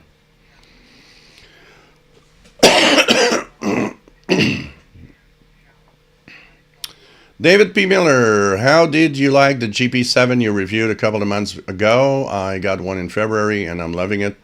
Mostly I use it sitting in driver's seat of my car. It props up in the window nicely, and I get great ETM scans are great. Absolutely. Oh yeah, absolutely. Look, if you want to have an example, here. I don't have to go very far. Here. Here it is. It's not very far. It is the GP7 SSB, which by the way is the same as the Texan PL368, except that the antenna, you guys were talking about antenna, the Countycom version has a sturdier antenna. It's a stainless steel and it's very tough. And by the way, if you break your antenna on any of those, Countycom has replacement antennas you can purchase and just unscrew and screw back the new one. So yeah, definitely. And the ETM scan on these are great. If I go out just for fun, like this week was beautiful, but because I was still kind of under the flu thing, I didn't do much. Honestly, if I go out, this is what I want to carry on with me. This is, it's kind of nice form factor the way it is, easy to hold, and you just put it in your, shirt pocket or your jacket, and you just bring it with you, and then you do the ETM scan on these are beautiful. This is like the PL330. The ETM scan is just amazing. I always thought ETM, when I saw ETM the first time, easy tuning mode, was like, okay, another gadget, another, gimmick that's like, well, let's try to sell new shortwave radios with this new thing. Until I used it for the first freaking time, and I'm like, this is cool. Because ETM, what's the first thing that happens the first time ever? Well, I'm just going to change something here, guys, by the way. Guess I don't like the lighting. Here we go. The first thing that happens when you're a new shortwave listener, what's the first thing that happens? You have no freaking idea where I'm going to tune. What do I do with this? I got numbers and I don't know what to do, and face it, we don't know where to tune. We have no idea where to tune. So ETM helps so much in that because it focuses on, okay, well, we're going to scan the international broadcast bands because it's pre-programmed. And now you can do the ETM stuff, and it is just amazing. It will give you all the stations it's hearing. And depending on the time of day and where you are, if you're in low noise, you're in a park, you're maybe, outdoors somewhere, the amount of stations you're going to get back is actually surprising. And then you just look at the frequencies it found.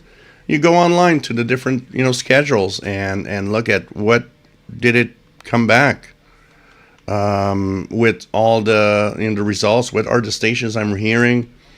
I think ETM scan for a newbie is probably one of the best features introduced to help you learn and tune signals, because at least it does part of the job for you. It focuses on some of the bands that you might not know. You don't know where the international broadcast bands are when you got a radio and you never had one before. So this is cool. Honestly, County-Com GP7 SSB is great. Or Texan PL368, they are the same as I said, except for the antenna. But what's cool is that,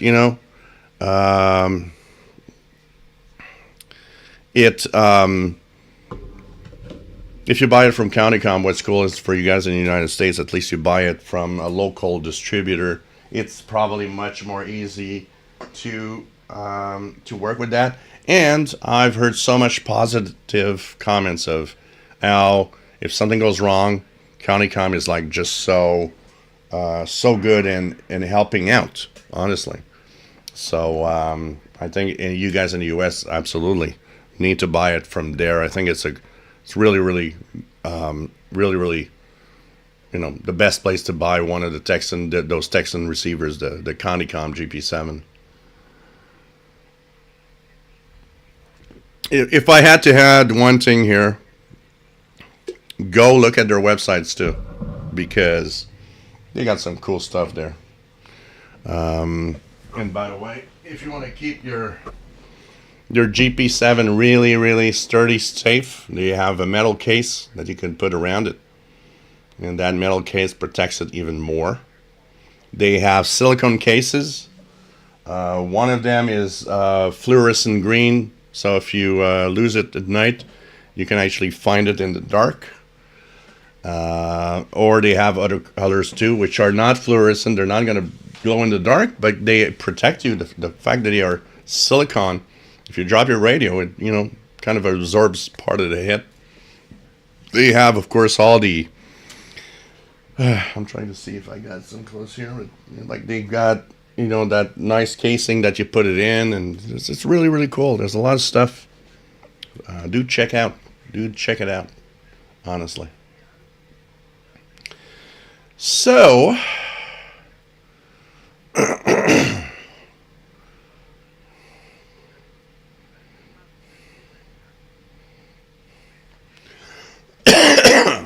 so GP7 David P. Miller is amazing. It's a radio. Anybody that wants a radio, just the only thing that you need to know, it does mute when you tune. Okay, with the tuning knob.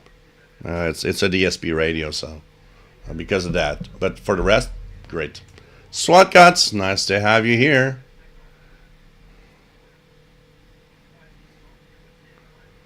What? I have the what? The what did you say? I have the wrong what? Oh yeah, doesn't say 2027. Oh, you know why? Because I changed something on it. That's why the date isn't right. I had not noticed. Yeah, I'll fix it. Yeah, because I removed the DST thing, and yeah, I need to fix it. No, thanks for telling me, actually, because you know what, I've not noticed it. I was just absorbed by the time, but yeah, it has the wrong date. I will fix that. Might be, has everyone given thumbs up? What else do we have? Digital clocks suck. Why? Some are nice. You just have to, put them. But you know what? We talked about that so many times. How the clocks on our shortwave radios are so bad. And although I'll be fair, this clock's accuracy is actually better than most of our shortwave radios, because I've noticed that it keeps better time, but it still goes off, and you gotta think about it. It's something that you realize at some point is like in 2025, no one can make a clock that keeps time better than that, except using those atomic clocks that synchronize with WWVB. There must be a much better clock that could be used in these clocks. I can tell you that.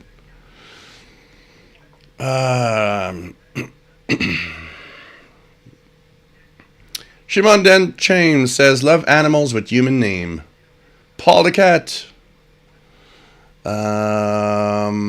WF7i Homebrew, just for your information, VOA had an app also, reached 200 million people worldwide, including multimedia. Yeah. Look, their last number, and, there's nothing you can talk about that because people believe what they want to believe. Look, their survey was 427 million weekly listeners. I personally have no reason to doubt that. People are so narrow-minded that they're like, yeah, on shortwave. No. Shortwave plus FM radio plus TV plus streaming plus, yeah, I can see 427 million. And if it is the case, wake up. You are reaching a wide audience that needs to have news. I can tell you that.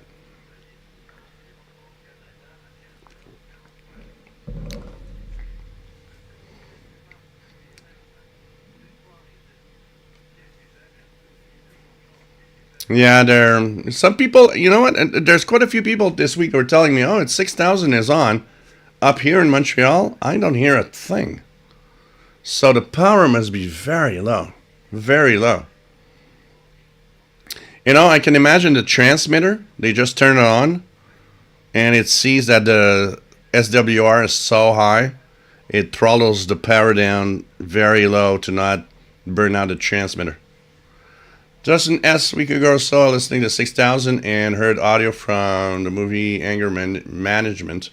Schedule said Radio Vancouver. Is this standard programming from them? They have all sorts of things. I mean, what makes me kind of find it funny sometimes is how Radio Vancouver has its own programming, but will then go into a musical interlude with American artists. And I'm like, isn't that kind of something you don't want to play? American artists in Cuba? Don't you play Cuban music? I mean, anyways, that's what I would want to hear. Anyways, I don't want to hear Tracy Chapman on Radio Vancouver. That's what I was hearing one time. Tracy Chapman. I was like, stop playing Tracy Chapman. Play Cuban music, for sakes.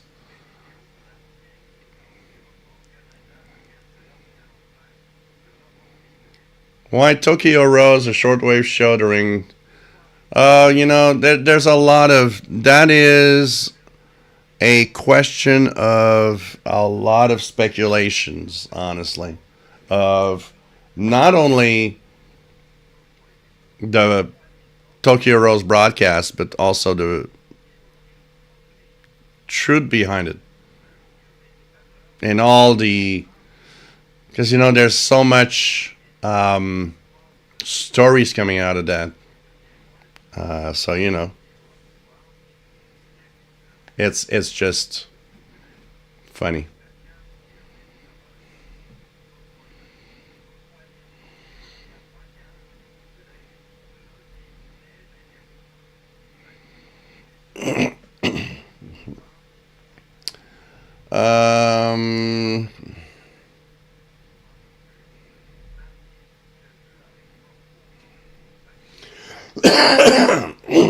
Sorry, guys.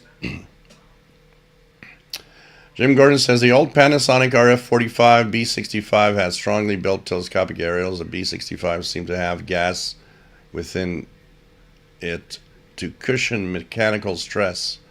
Yeah, it's possible. Some companies were thinking about those things.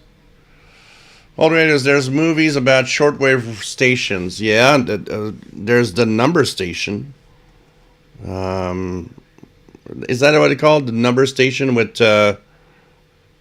who's the actor? Kevin. What was the actor name?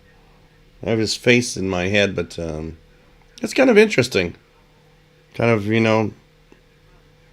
he's kind of a security guard at the number station place where people go in and just send out their spy numbers.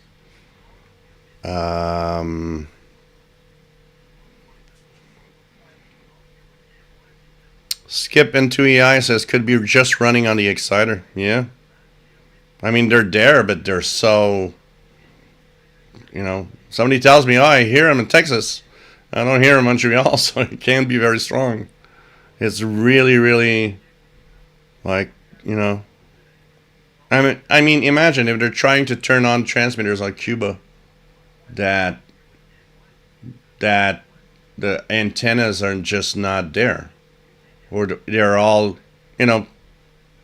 they're all falling down to the floor. That SWR must be like really, really high. I can tell you that.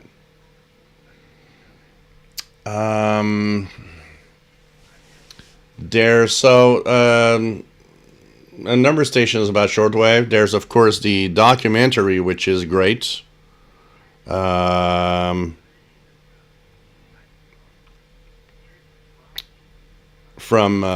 Amanda Dawn Christie, The Demise of Radio Canada International, Spectres of Shortwave, which I would love to own a copy of. Maybe I should write to her. I'd like to own a copy of Spectres of Shortwave, personally. What an amazing documentary. Very emotional, too. If you love radio, if you love astronomy, a mix of both is Contact.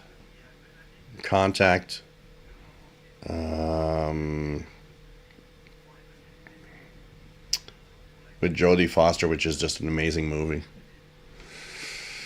I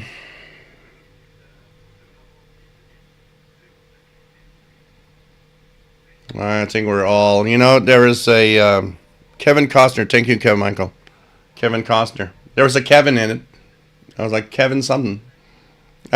I was about to say Kevin Bacon. No, Kevin Bacon was not in that. That's the Hollow Man or Invisible Man thing. Or Footloose, which is not a radio-related thing. Kevin Costner. Yeah, Kevin Michael.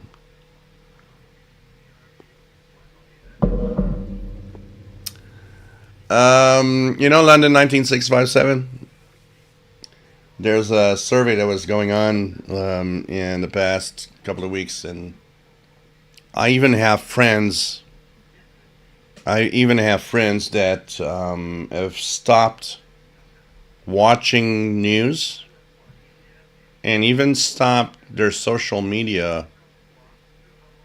One closer friend of mine told me, I'm on Messenger if you want to speak direct.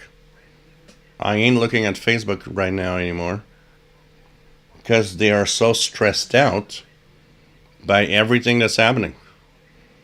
So, it reminds me of how did we feel in the Cold War?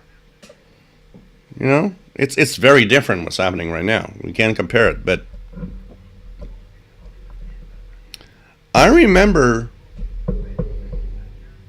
as a teenager watching unfold the Cold War stories in the news,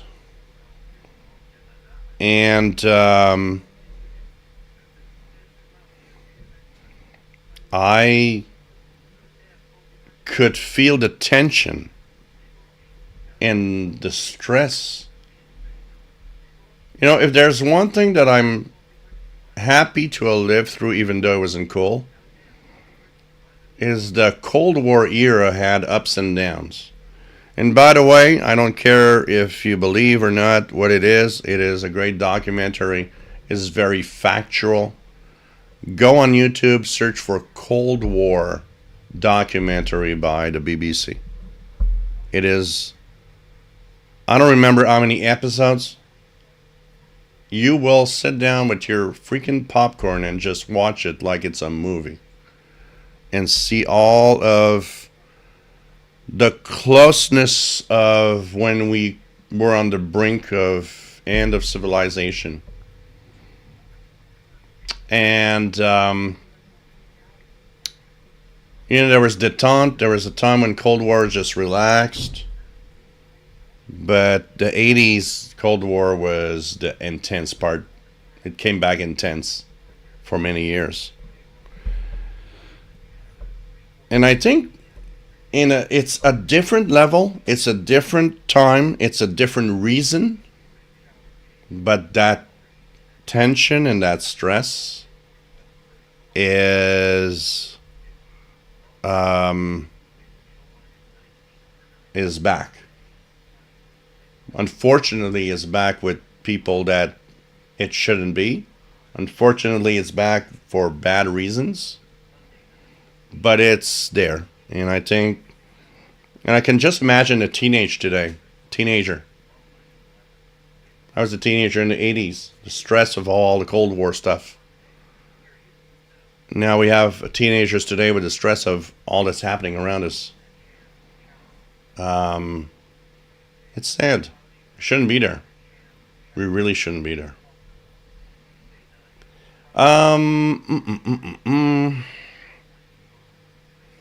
Okay, let's go as fast as we can because I'm really far behind.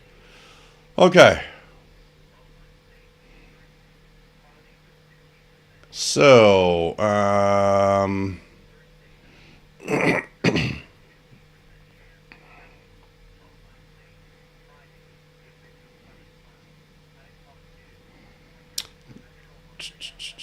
gonna just go as fast as I can. Okay. This is good. This is good. Jen's radio check. Enjoying a nice Moosehead beer. Cool. Boy in Mason Lake, nice to have you here.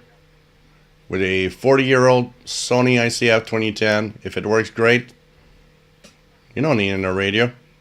Somebody asked me that a few weeks ago. I got a Sony ICF 2010. Should I buy a new Texan or whatever? It's like, no, if it's in great working order, honestly. It's fine. You don't need another radio. If you need another radio, there's many aspects of I need another radio. You know, if I had an ICF 2010, I would still need other radios because I want radios. So that's a very different thing. But if you want just one good radio, there's no need for anything better. There's nothing better. You got an ICF 2010 and it works great. Yeah, you're tuning to the bands and hearing everything we hear today. It's a very different thing of, I want another radio because I just want a radio.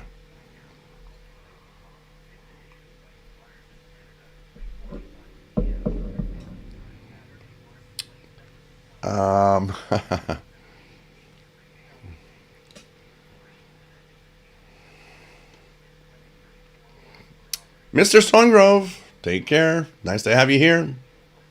Hope you are well. Old radios, PL680, great. I have it since 2020. Yep. Just video check says I'm listening to Texan PL600 right now. Don't mute either. Nope. 600 also. Absolutely.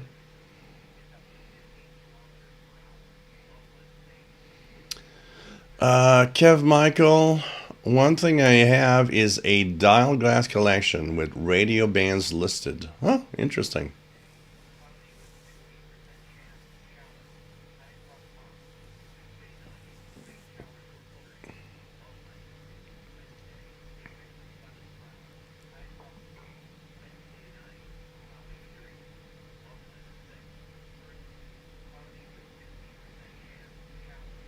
What else is there? Atari, is the CC Skywave better than the Texan 330 or XH Data D808? Well, they're all mute, so they're the same kind of radios. Just choose what you want, but they're all great. There's a few things that you might need to know, like I believe the CC Skywave and XH Data D808 as the airband, VHF airband. That's something to know about. If that's important, then maybe you already made a choice. And the 330 as one thing that the others don't have, precision tuning, where you can actually take your radio and with WWV or whatever, you can actually synchronize the frequency, make sure that the frequency display is perfectly tuned so that you can calibrate it to a point where it's like perfect tuning, like a high-end radio, which is amazing. Thinking that a Texan PL330 at the price it costs can actually tune the shortwave band as precisely as a higher end radio. It's pretty cool, but doesn't have air band. It depends, you know. Yeah, Jim's radio check. That's the maybe the sad part today. You know, look, I got big hands. If you look at my fingers, okay, look at my fingers next to a Texan or a Countycom GP7. Look at these big fingers. I've got a huge hand. Okay? Look at the buttons. Look at the buttons and the size of my fingers. Yeah, that could be sometimes a real huge problem. So you could see, look at my hand compared to the radio, and then my chubby fingers. So yeah, and the visual impairments. If you have a hard time seeing, and this is where I like Blog or Die, because he helps out people. I was seeing him helping somebody on the Facebook group, which is visually impaired. How do I erase a channel or erase something? And it's like, this is part of radio knowledge I don't have. You know why? I never used the channels. I never used the memories of radios. I use this brain for the memory stuff. And I like the fact that people like Blog or Die focuses on that part of the hobby, because it's like, okay, I say it all the time, Blog or Die and me, we kind of complete each other in a different way. I talk about the technical stuff. He talks about but it's so bad that you can't do this. Or, the memory channel or the memory entry is so crappy. It's like, yeah, it's true. It's true. Because every time I see his comments, it's like, yeah, he's right. He's right. I don't think about that. But you know what? You're right. It's crappy to enter a frequency on this radio. It's crappy the way that the ETM style scan of the XH data works. And it's something I kind of overlook, but shouldn't be, because how many people will I get a comment of, well, I have a hard time handling the memory system of this radio, or how should I deal with this aspect of the radio? And it's like, Blog or Die has the answer. Blog or Die is like, okay, well, so this is crappy, and this is the way it is done, and yeah, okay, and you know what? This is why we have and need to have different people in the hobby that do their own stuff. I say it all the time. I have no competition. Somebody this week came up with Todderbirds. Like, well, Todderbirds getting pretty, popular and compared to you and all of that. And I'm like, that's fine. I don't see a problem there. I don't watch Todderbird because I think it's too superficial and not necessarily very knowledgeable. But you know what? That's not my problem to solve or talk about. He's got his channel. He's happy. I got mine. I'm happy. We need to stop being at war. It's like amateur radio. And it's like radio groups. Stop being at war with each other. Already our hobby is suffering from idiots that think they know it all and that are not friendly to the newcomers into our hobby. And you know what? We're going to start battling it out everywhere? Well, that channel's crap and this channel's crap, and it's like everybody does what he wants to do. And that's all. Okay, I got nothing to say, and I won't add anything to it, too. So, let's make this hobby friendly. And it's like amateur radio. It needs to be friendlier. It's not friendly enough. It's not friendly enough. Too many geezers and idiots that belittle people are making sure that nobody else is going to be coming into the amateur radio in the next few years, because it's like, yeah, for sure, this, like, you know,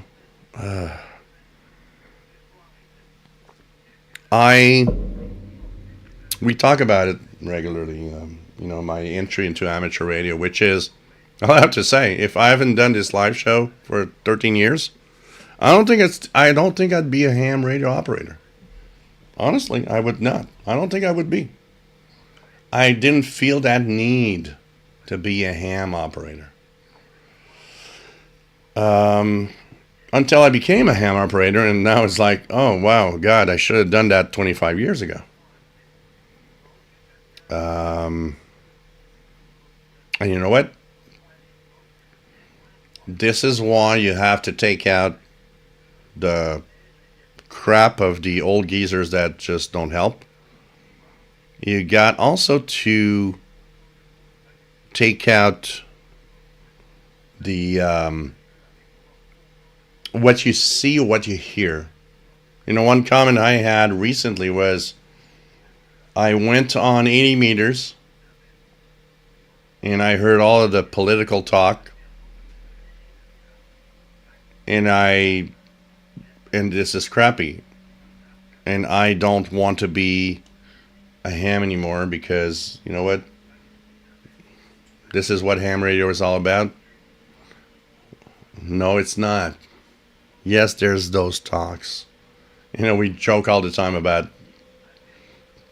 hams on 80 meters talking about their prostates. Ham radio is what you will make of it. Ham radio is really what you're going to make of it.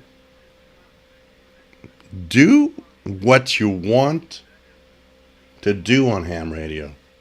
You don't have to be in 80 meters and be on a net with, old farts that just talk about their prostates. And by the way, I don't want to offend anybody. I am an old fart too. But there's subjects, and it's fine that there is prostate conversations. It's fine that there could be old geezers that are just like annoying hams that think everything they, are into this hobby is what is the rule, But you know what? Make your own rule. Do your own thing. Go out there, call CQ. Go out there, just have fun. Ignore the stuff you don't want to see and you don't want to hear.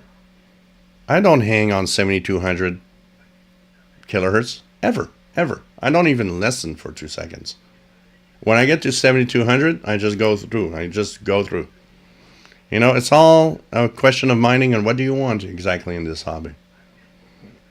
The more people will be positive and take that hobby and make it something of their own, the more fun we'll have on the bands. I've been thinking about something that I don't know how to actually introduce it correctly here, but in live shows, have a weekly, 15 minutes of, let's do that weird mode that nobody does. And then go on and just okay, I'll call CQ with Hal Schreiber. Whoever answers. Things like that to just promote and just oh, this is so cool. This is going to be cool, actually. I'm trying to think of ways to make everybody just enjoy their hobby and forget about, yeah, that's the way it is. I won't say anything. There was a talk about new ham radio rules and regulations and contesting. And I'm sorry. As long as ham radio contesting will be done by the old geezers that still have their own grip on what amateur radio licensing is all about, I won't waste my time talking about it, because it's time, if you want to have a future for ham radio, it's time we focus on what ham radio is all about. It's not belittling ham radio contesting and making sure that, not contesting, but tests, we're not in 1955 anymore. We don't bill our ham gear. There's an advanced license for that. We're in 2025 where there's nothing we repair. Stop asking people for electronics knowledge for the first entry license. It's not dumbing down an exam. It's not dumbing down an exam. It's just making it 2025. Do you think that I will open my Yaesu FTDX10? That thing is so freaking complicated. I'm going to break it just opening the case. And we have to adjust all of that. But the problem is that we are against a really rough wave of older people that are still thinking that, well, I did this, or I learned CW, and you have to also. That's why there are levels. That's why there are levels. You know what? The entry license, make it so it's not that tough. But with the reality of what amateur radio is, I mean, learn the rules, learn the practices, learn everything that you need to know about what ham radio is all about. I still believe focus on a lot of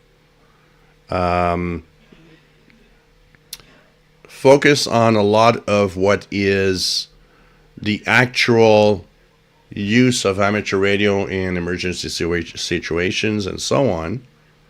Operations, plug things in. There's a minimum of, how to plug stuff together. But I don't need to know what a transistor is in 2025. I can tell you that. So we need to adjust that level. And if you are the guy that wants to know the electronics and the parts and all the stuff, there's that next level. And you're going to go there, you're going to be happy, you're going to be proud, you know more than everybody else. Cool. I have no problem with that. Like, for example, here, I'm starting to look at going into the higher license. I will need to learn 5 words per minute CW. Should we remove that? I mean, if I am really wanting to go to that level, it's part of what it is. I'll go for it and I'll accept it.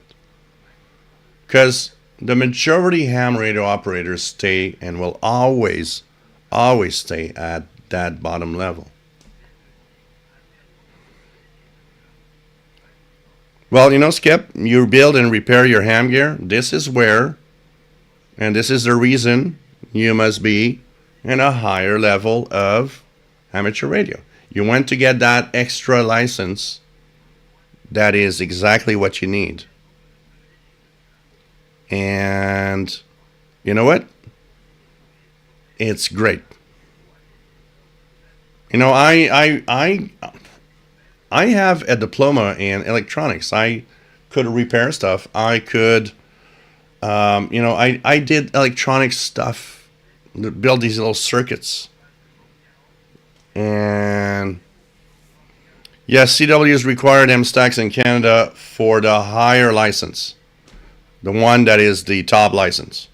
They still ask for 5 words per minute.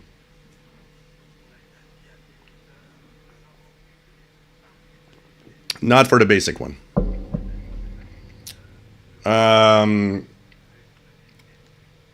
So, we do move on. And like Skip, learning to fix stuff. And it's a great knowledge to be and to have. And I mean, it's something that yeah, if you want to go to the higher license, that's your place. You want to be that electronics geek, learn electronics, learn much more profound, levels of information about the electronics field, fixing your stuff and so on. Absolutely. Okay. That level, that higher level is there for that. And it's cool. But the entry level needs to be rethought profoundly. Unfortunately, people are still in the, well, you need electronics. So answer this question. Why does a newbie that wants to be an amateur radio operator that's going to buy an FTDX10 or whatever mainstream transceiver out there need to know what a transistor does?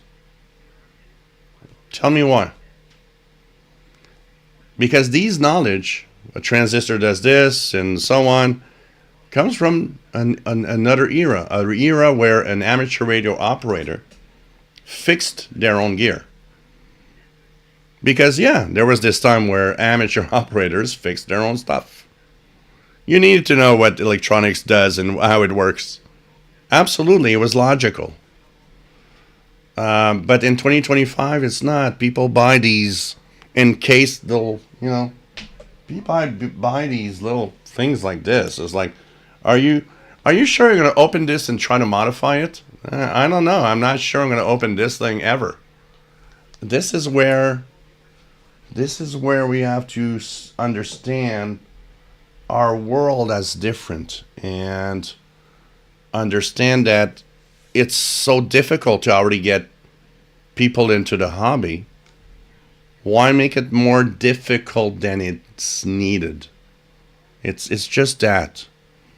Unfortunately, I got a lot of people telling me, we want to dumb down the exam.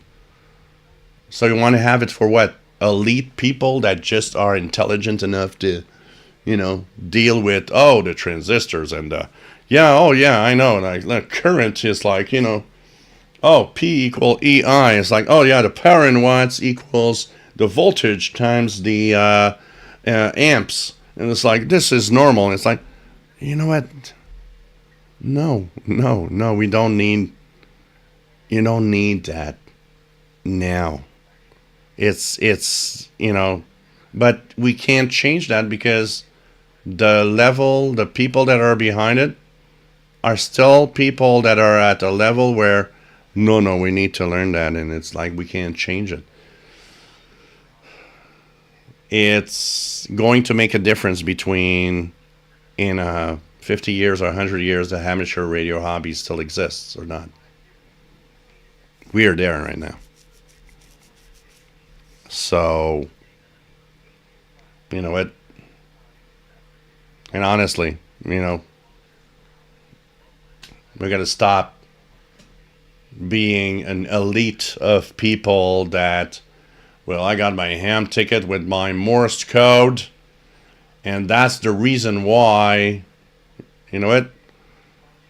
all of those people that tell me, well, you know what, I know my electronics and my stuff are the worst freaking operators when it comes time to operate on the bands. We should have a section of the test that is online etiquette. How to stop being an annoying ham that tunes its rig in the middle of a DX station, that pumps up 1,000 watts and just can't stop freaking shut up on a DX station, and a lot more. Let's just put it that way. And that was my amateur radio rant because I'm tired of these freaking stupid idiots. Oh, God. Welcome aboard. This is the Shortwave Show with Ranting Gilles on amateur radio idiocy and stupidity with amazing people. I mean, I have tremendous respect for everybody that got their ham ticket with Morse code requirement. My sister had to do that. And here what happened in Canada is that when they reshuffled the licenses, those that were with the Morse code requirements all went to the higher level when things were changed. And that's fine. That's okay. Yeah, sure. I mean, you've learned the language there. But it's more into the what's coming up next. Okay, I'm going down real fast here because I know there's a lot of people that probably said stuff. Going down. I might jump over a lot of the people that are out there right now. Atari, since I cannot get decent antenna for the ICOM R75 and an apartment, and I keep hearing static from air conditioners, should I buy a PL990 which requires less antenna? No. A radio is a radio. You're going to get the same noise in the same environment. What you need to do is maybe try a MLA30 antenna. MLA30 loop.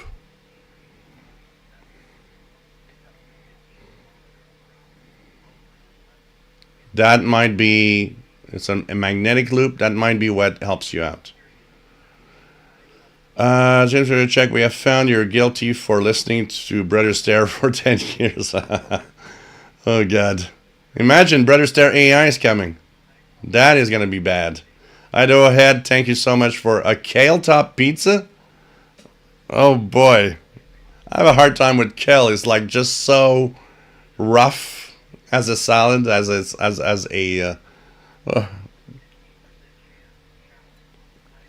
but thank you so much.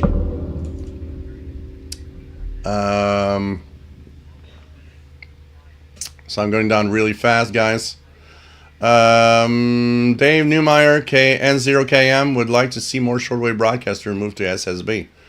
Well, I don't know about that because SSB is a rough one. SSB is a, most people have radios that are kind of rough to tune on single sideband already. And we don't need that. Shortwave broadcasters, in the 80s there was this move to SSB because there were so many stations packed together. But we don't need that anymore. I like Fred Water. Kale pizza is against the Geneva Convention. So is pineapple. Oh, that's my own saying. I like that. You guys are great and so much fun. Thank you for not just being there and watching what I do. Thanks for making me laugh and making me so happy to be here with you guys. It's just so cool. David P. Miller says the GP7 antenna slightly longer than the PL3, the one in the PL368. I bought 2 replacements, or 385. Okay. Yeah, Namco has a lot of replacement parts. Yeah, definitely, Mr. Songgrove. Bisabel Williams, nice to have you on board from England. Is there any way for ATM to pass stations with carrier or only just static? No, it uses just a detection. So it's like if there's something there, it's gonna show you. So yeah, there will be things you might not want to, but no, it's the level of detection they use that changes that.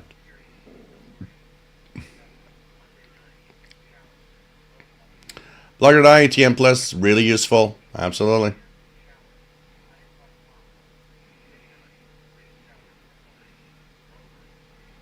Kevin Michael, Saturday, cool lunch and listening to Shell on official Shortwave radio channel.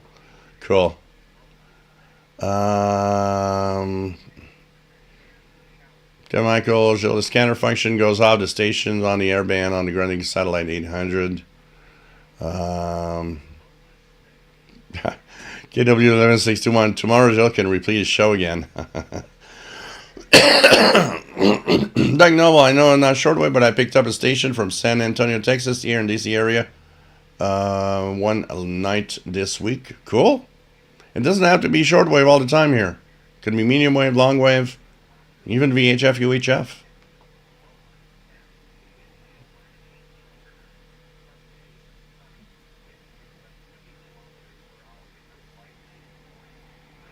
Bugger, I have an electric watch that runs all year and keeps time within and is accurate within a minute. Kevin Michael, what is wrong with the scanner mode on the Grunning Satellite 800 on the airband? It moves off when transmission is going on. Oh, you might be in a mode. There's a mode on scanners of some of the radios that has a delay, which means if it finds a signal, it stops on it for like 2 seconds, 3 seconds, but continues. Look at the settings of your Satellite 800s. Some scanner radios are like that. There might be a just stay there when there's a signal.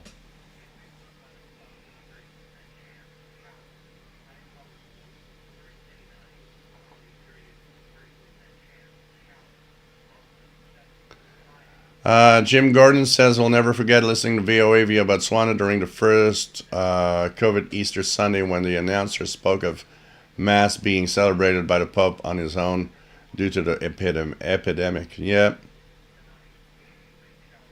Do I have something on camera lens? No. Why? Do you see something?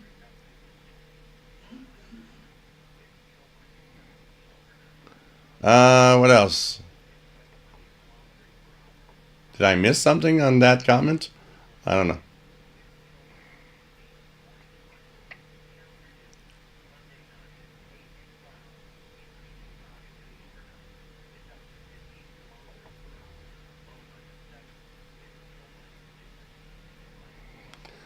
Tristan says I got in shortwave back in 2016, found out about the Russian buzzer in 2017. This is the first winter season I've never picked up. This is the first, I think it's been a year now. I think this is the first year I've never picked it up. I can tell you that.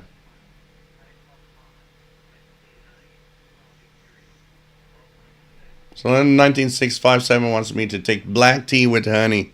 I will. David Bennett, nice to have you here. No politics is being international. Are being international and appealing to working class audience.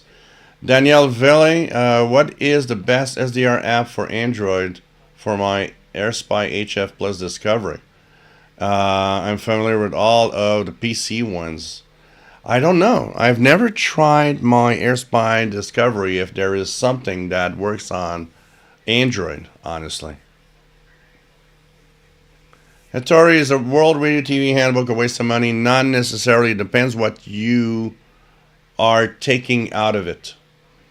It is the best, the best book for broadcasters because it is very detailed.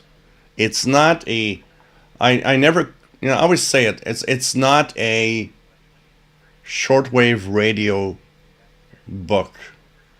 I always say it. It's really not a shortwave radio book for people that are just looking for something that is, information about shortwave radio. Okay, let's continue. Kevin Michael misses RCI. A lot of people misses Radio Canada International. SoCal, nice to have you here. This is the voice of peace in the Mediterranean, another famous pirate. Cool. What else do we have? Yeah, Contact and all the movies it talked about. Mario Silver, nice to have you here from Dermontaine, Quebec. Just kind of west of Montreal. Nice to have you here. RJ Dakota, Cold War was strange time, depending on what shortwave service you were listening to. Absolutely. Kevin Michaels, Jill, I was in the Cold War as a child and a teenager, and we thought the bomb was going. I think a lot of people thought the bomb was going to hit at some point. Matter of the extra day. Oh yeah, the day after. I still remember watching that. It was like a ABC. It was like one of those U.S. networks. This is an ABC like movie premiere, and I watched that the whole evening. And it was like that movie. I think changed the perspective of everybody on what nuclear war was all about. Doug Noble remembers Radio Baghdad in the 80s. Yeah, I remember that. I remember that.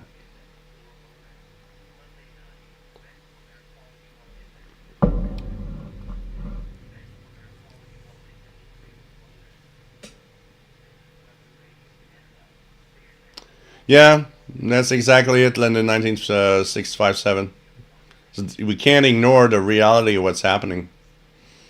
KB61, when I was in the U.S. Navy, I remember seeing the Russian fleet off the coast of Yemen in the early 80s while our fleet was on the Red Sea.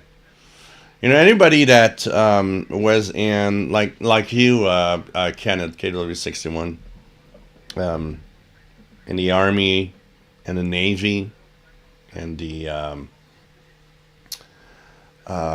Air Force, back in the day, you were always constantly brushing each other close, Russia and the U.S. Mike WX50 says On the Beach from 1959, a movie about the Cold War going wrong. I've never seen that movie. I'm going to take note of it for sure. Matt, nice to have you here from Denver. Always nice to have you here. Friend Fred Waters says, as a student of history, I'm less worried about a Cold War than I am about some idiots stumbling into in August 1914, sorry. Yeah. Yeah. You know what? There was one post this week which is done by AI. It featured a woman. So think about what's wrong in what I'm going to explain. The woman said, I am a veteran of World War I. I'm celebrating my 97th birthday today. Now, in the comments below, hundreds of people said, thank you for your service. So, what's wrong with what I just said? World War I veteran, 97 years old. We're in 2025. My comment was, are people that ignorant? Why? M-Stacks, thank you so much for your support. Thank you so much. Matt, happy birthday. I believe it was a couple of days. Yeah, Thursday. Was great. I got a cake, and an amazing cake too. An amazing cake too. I don't even know if I still have the pictures. That cake was beautiful. I don't have it here, but I'll have it here. I'm going to show you guys my birthday cake. It was so freaking good from a local bakery here. And here's the cake. Here's a cake. I'm going to show you the real cake, not just a cake half eaten. Here we go. So this was my cake, and it was delicious. Really good. It was a big cake. I ate it in 2 days. I'm going to be fat again. So,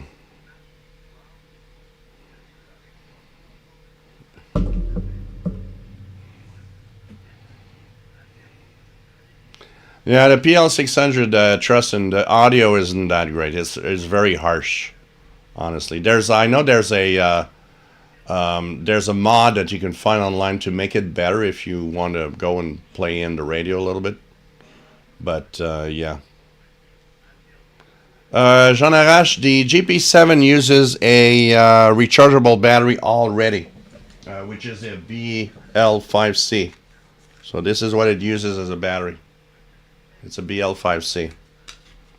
And I've got like several of them with external chargers here.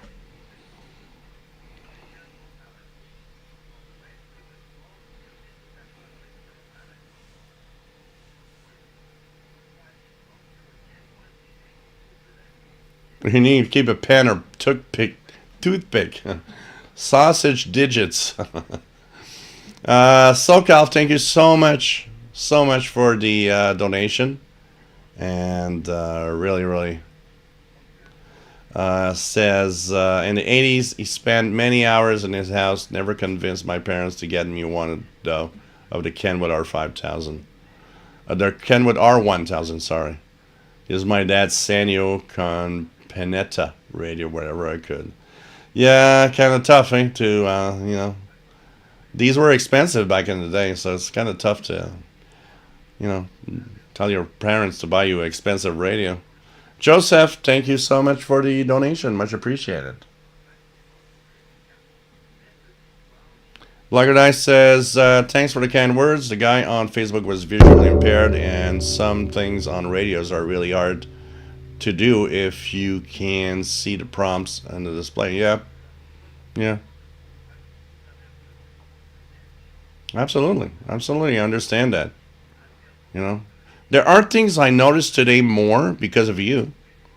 Because when you put your comments on, well, this is hard, this is tough, depending on what you are, who you are, what you have as disabilities, I understand, okay, I don't look at that because, I'll compare it to something very, very similar. I am a caregiver with a man in a wheelchair.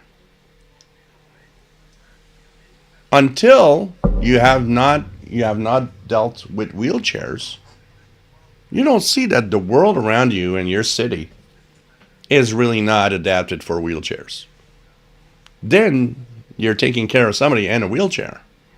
And now you notice, so we can't go there and we can't do that.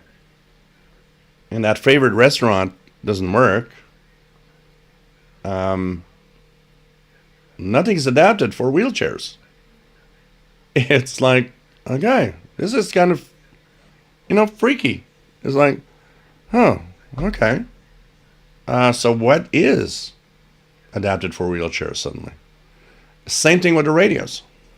It's like, our world wasn't made for people with disabilities. It barely scratches the surface of, every radio, technically, in a world that would be perfect, should be illumination on the display for the keyboard, should have braille language on the keys. So you know what you're, touching, what key you're on. And so many more stuff. Audio, audio info. Like, you're tuned to this frequency and this mode. And so on and so on. But when you're not disabled, you don't see that. And that's the problem, is the world around us is built by people that have no disabilities. So why add stuff? Honestly.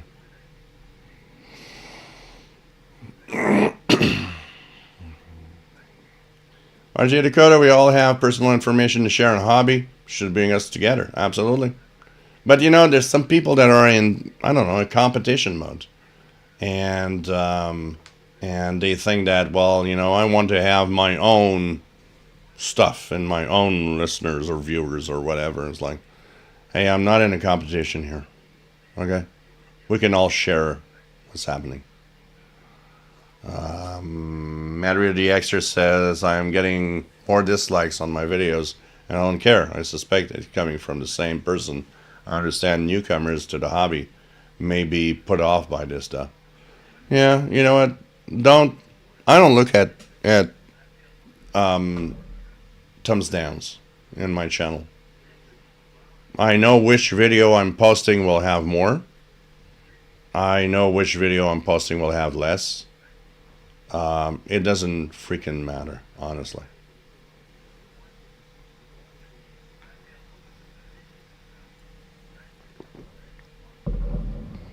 Chris Barnes, amateur radio in Australia is a cesspool of old timers reminding newbies of the rules and bragging about their $10,000 worth of equipment. Really frustrating and drove me away almost immediately. Yeah, a prostate exam should be a political subject. Prostate. You have a prostate? If a woman out there tells me, I got a prostate, yeah, okay. Whatever. In 2025, everything exists. Um, Kevin Michael, some amateur radio needs to be license free. 2 meter band and UHF. Yeah, I don't think 2 meters and UHF should be license free. They are amateur bands. And honestly, here in Canada, to be on 2 meters, kind of easy. You know? But, yeah, there are bands. I mean, there's CB radio if you want to be license free. You know, here in Canada, it could be FRS, license free. I don't know.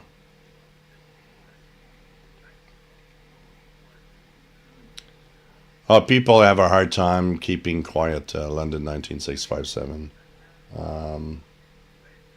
and that is the biggest problem.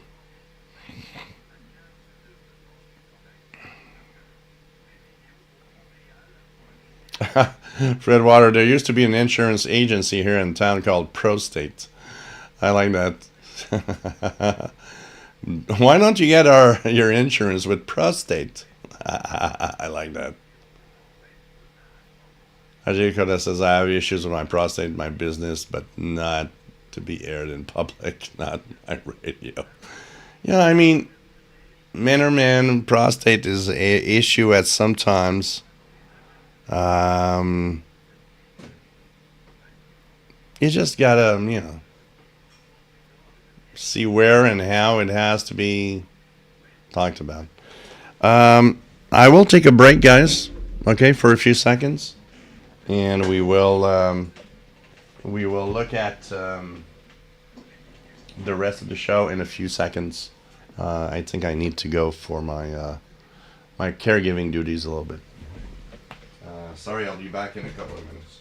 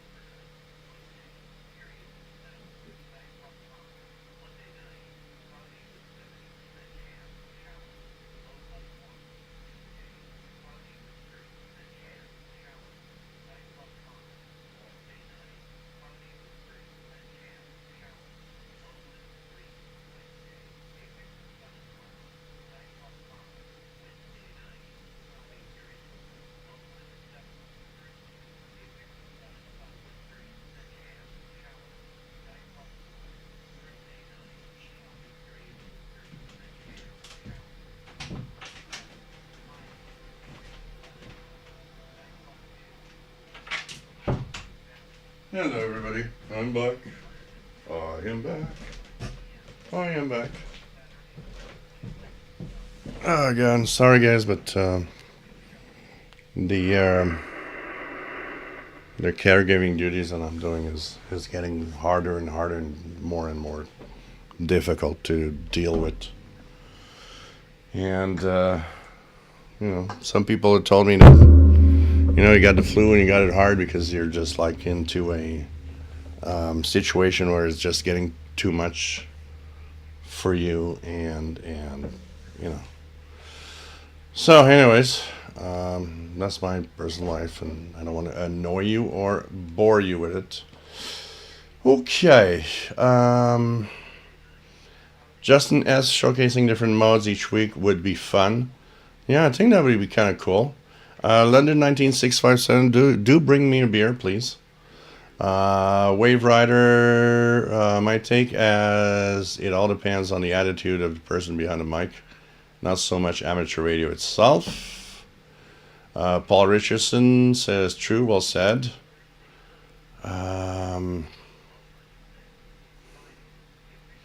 Red Water.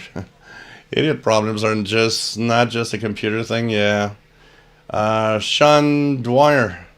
Where do you often hang out on HF? Well, I hang out all over the place. You know what I do all the time? Is if I'm not on FT8 because I want to be quiet, I'll go on the DX Summit website and look what are DX targets that I'd like to make a contact with. But I don't have a specific, place to hang out. Maybe we should do this. Maybe I should be like every, I don't know, every Wednesday at 20 hours UTC, I'll be on that frequency calling CQ, and people would like, to have that. Wave Rider, I remember reading Skip's. I will be very, we all have this horror around people. And I still remember the first time that I got Skip as a friend on Facebook. For me, it was like a big thing because I've read all of his articles in Monitoring Times. So it's like, we put people on pedestals and who they are and what they do. And, I remember there was a guy that met me once in Montreal. And he says, I'm stressed. I was stressed as like meaning. It was like, why are you stressed? I'm an ordinary guy, but you know what? That's exactly what it is. It's like you have people watching you and saying, well, you're that, you're the popular guy. You're the guy that, I'm like, I'm an ordinary guy.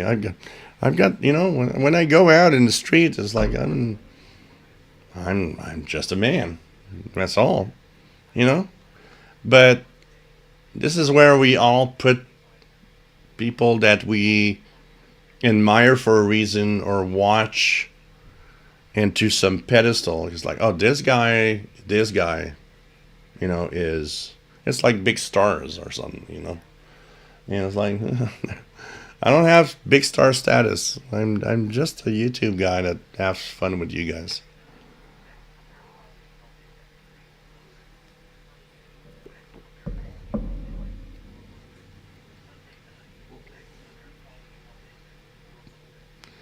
Okay, Michael, why do you have an electric and electronics, even CW? I can do CW.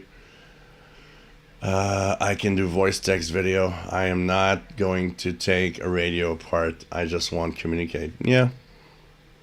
And that's why the first license is, should be easy. Rotten Animal, during Cold War, I worked at an underground nuclear bomb shelter during tech work for NORAD. I wasn't a soldier. It was a military contractor. Matt, MDK2, you should go to Radio Shack for radio parts in the old days. Not so much anymore, and you're certainly not going to talk to anyone knowledgeable online when you're trying to fix something. I mean, there's groups that are there for, specific needs, but yeah. Wave Rider, agree with you, Joel. The biggest problem I find is trying to get software to work for certain digital modes and interfaced on certain computer operating systems. Yeah.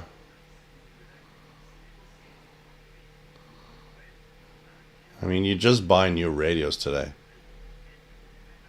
Just buy new radios today. James Radio Check agrees 100% with the license. John Arash, to make a comparison, you don't need to be a mechanic to drive a car. Nowadays, however, yesterday's mechanic would be lost. You know, I remember in the 70s when a driver of a car would open up the hood and go check why there's this tingling sound in the engine and say, oh, look at that gasket. It needs to be changed. Because even though they were complex, Two Broke Tim, I heard Hollywood is thinking of giving you a call. Please, I do want, you know what? I want to be in the shortwave. I want to be the star of the first major shortwave radio related movie in Hollywood. So think about that, Hollywood. You got a great guy here, and he's a great actor. You know, I could be sad. I could be crying. Oh, God.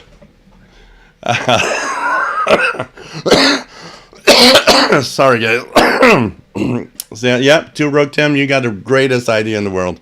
I will be the star of the first major shortwave radio movie in Hollywood. I can tell you that.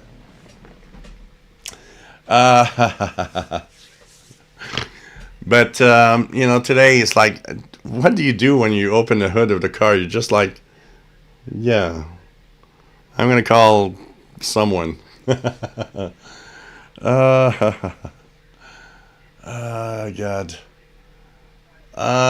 Jim Gordon, thank you, Joe, for this, Joe. I, too, have been on the receiving end of such anti-broadband amateurs. We are all shortwave listeners. Yep. AM Pirate on 6880. Is there an AM Pirate on 6880? Wow. Don't have anything here. There's one on 6925.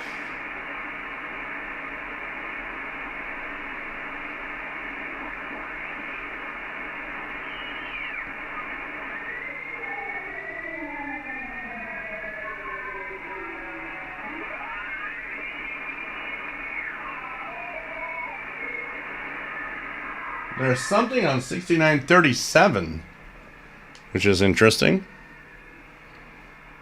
Okay. And I think it's that, if you look with an SDR, I think there's that. Let's see here. I'm going to turn on the PC here. And we're going to have a tune with the SDR. And see on the screen here if we see anything particular on that frequency. There's a few things. 6925.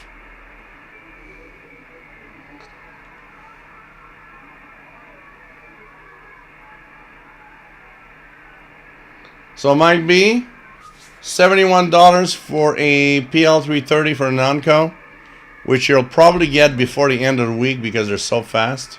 Cool.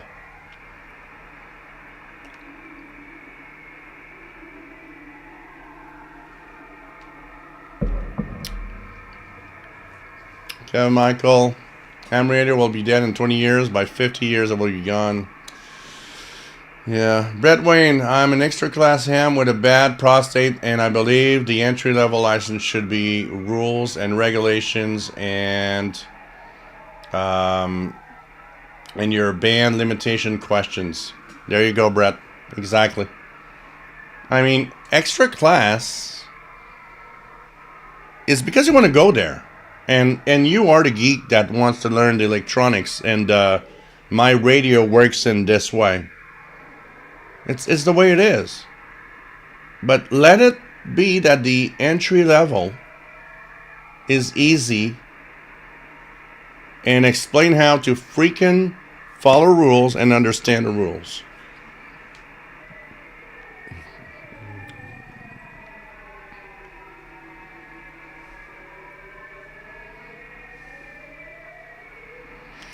Bob's Old Records, my MLA 30 Plus wasn't as impressive as I thought it would be indoors, but it works slightly better than the whip. Yeah, it depends a lot on its position, honestly, and you got to work with that sometimes.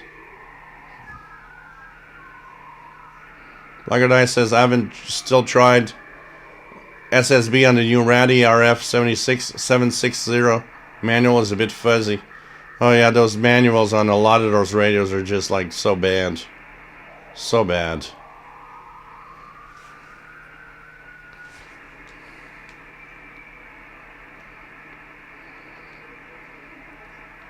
So, let me go down, go down, go down.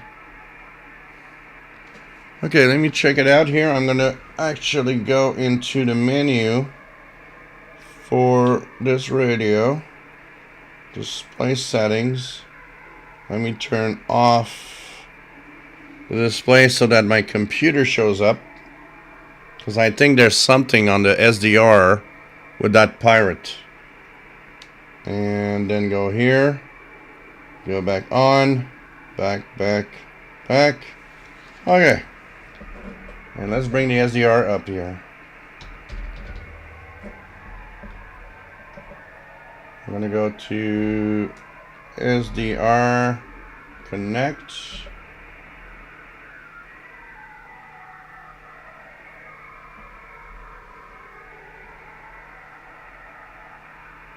Start.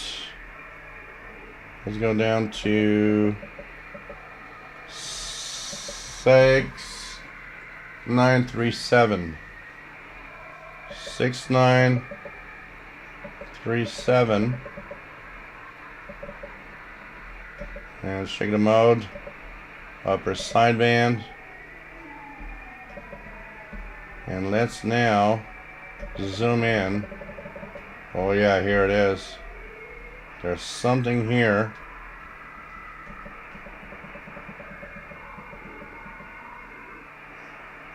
Oh yeah, look at that. 6925. There's a big splat of audio.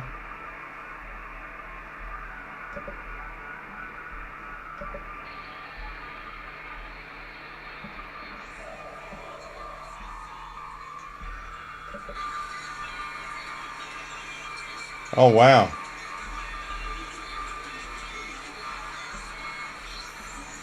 Look at that. I'm going to do something here.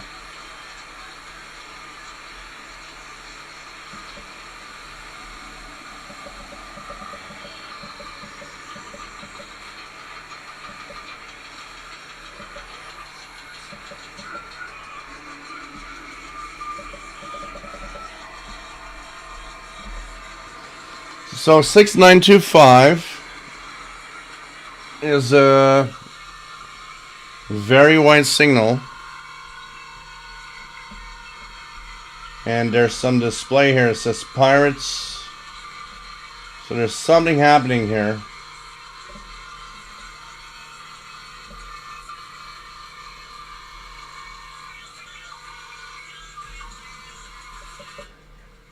(6925) upper sideband.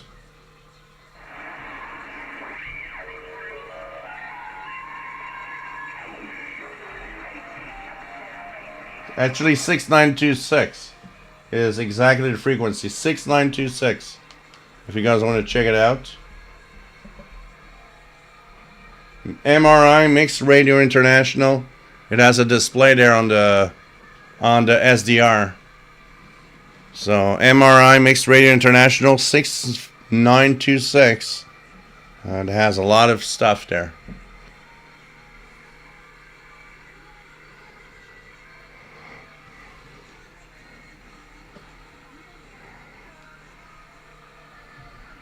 So 6926 with music, Mixed Radio International, very, very wide signal.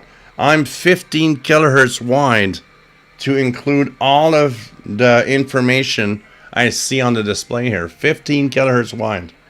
Just crazy.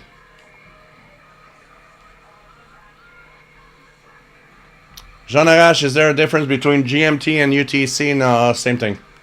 GMT was the old way of, they decided that the Greenwich was the 0 hour, the main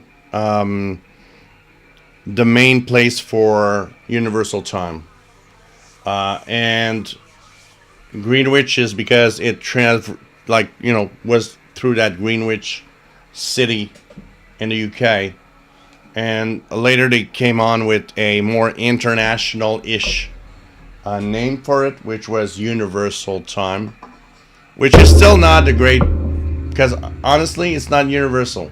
We're not the owners of time in the universe. It should have been like, some name that would be like, I don't know, a better way of identifying why it's, I don't know, Earth time or something,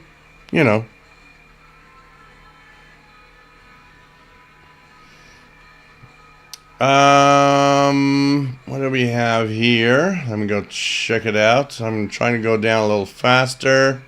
Somebody said check. Did I see a frequency somewhere? So pirates. Okay, here we go. Yeah, the Greenwich Observatory. And that's where it went through. But UTC is the same time.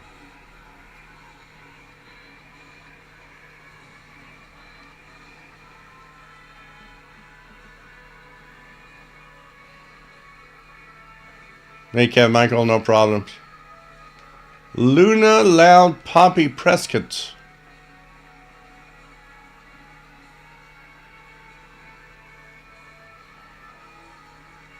TB Ostrowski wants my autograph.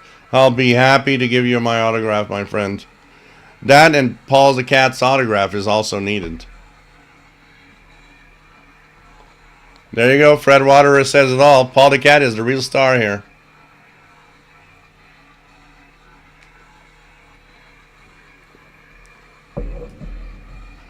John Vargas, Voice of Turkey 5960, coming in good in South Florida. We're trying to go down a little faster. We are, I'm close now. Okay.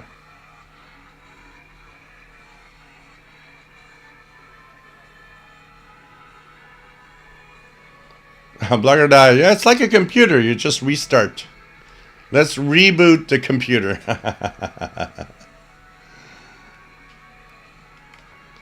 It's like the IT Crowd series. It's like you're gonna call a garage, and it's like, did you turn it off and back on again?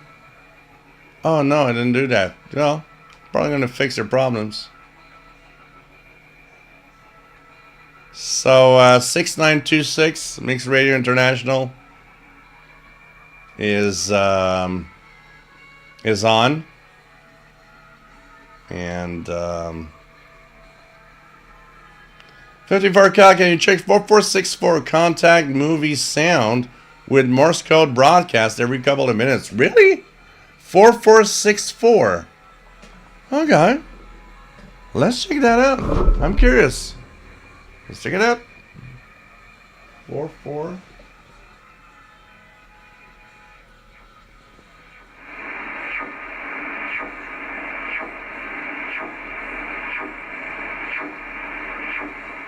All I'm having is all I'm having on that frequency is CODAR, which is an ocean wave radar. So here's the broadcast of this.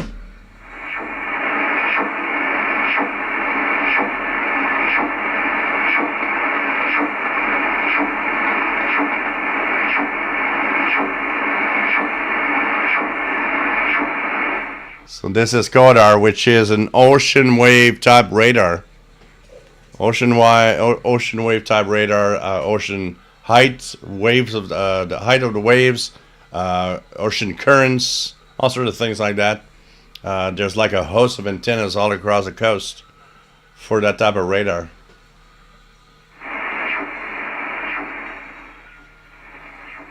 I mean, keep it a little higher. You know why? I had the impression I heard something. So I'm going to keep it on a little bit, just by curiosity.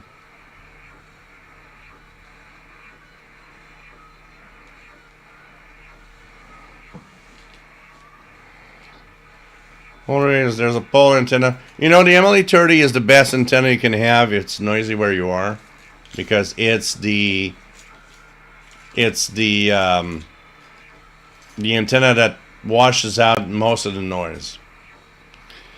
So I will say one thing here. Last chance for everybody.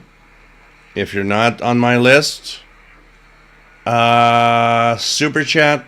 You like what I do, and you like the fact that we're all together tonight. Isn't that freaking cool? But you know what?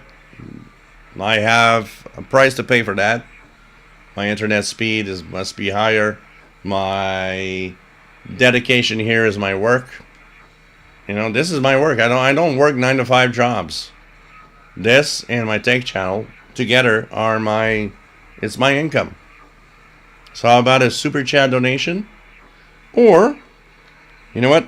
I'm getting hungry right now. And there's a pizza fund that's around. And you know what? This might make the difference between I eat tonight or I starve all night with Paul the cat. Why not give a donation? Either through the super chat or through PayPal. Okay, guys. It's much appreciated. Have no idea. And who knows? The show might get a little longer if you give a little something. Might happen. We might tune a little more. We might be on the air a little longer. Thank you so much, guys. It's much appreciated. Okay. So, let's continue. Okay.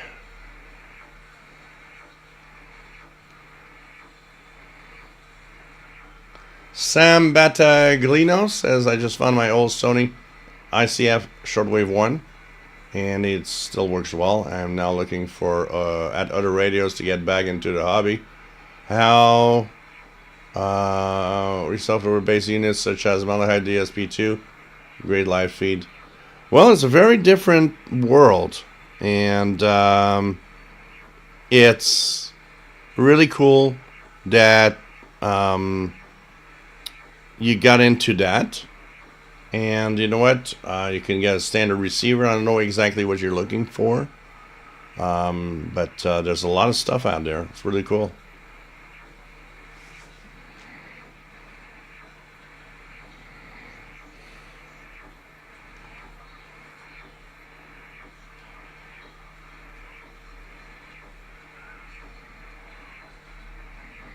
Might be Mr. Paul's paw photograph. So I have to put Paul the cat's paw.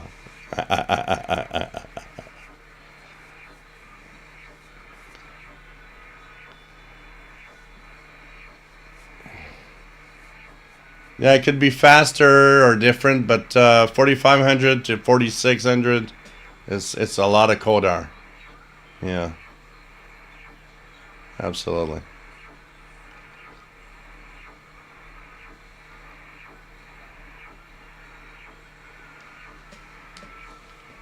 Scattered Phoenix, nice to have you here. It's CODAR watch.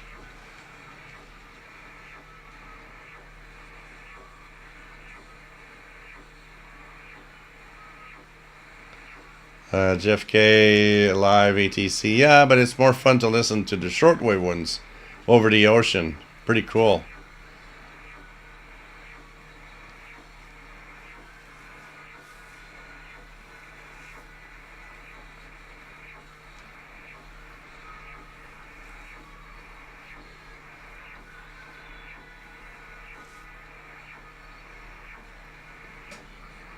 And that, please don't, Skyler Phoenix, don't get me back on that 750. Shida-san, nice to have you on board. Much, much appreciated to have you here. So, do you guys want me to call the pizza and have it live? Have a slice of it live on camera? Donations, guys. Donations, guys. Not sure I have enough for a pizza right now. And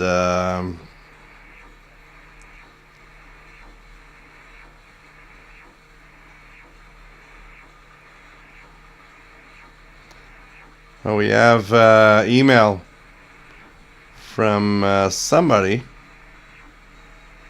Mike Hill, that has sent some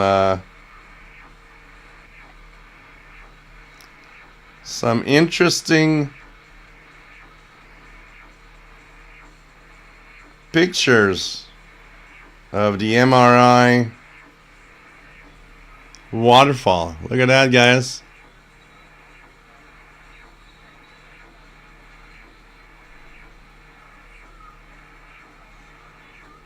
Look at that. That's pretty cool. Thanks for sharing.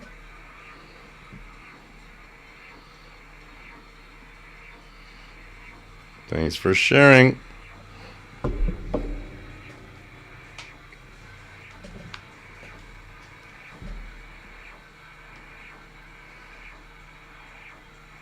There's some Morse code. Hey, you know what, guys?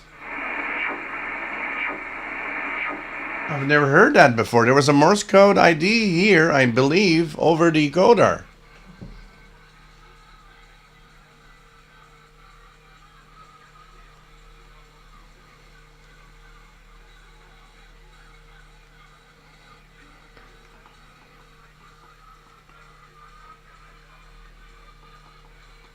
You know, I like that phrasing, Bob's Old Records, static hallucinations.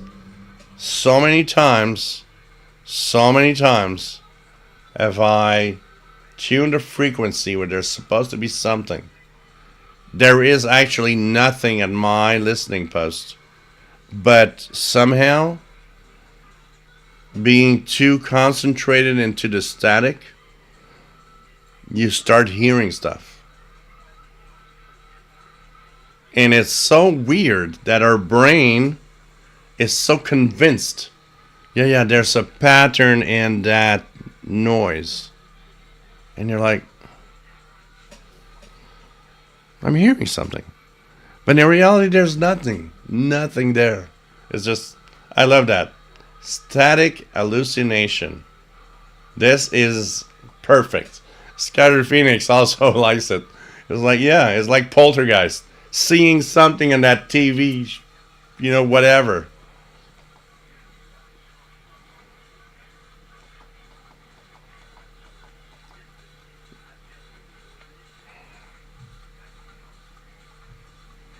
Yeah, it is strange, Mike WX50. Thanks for the picture.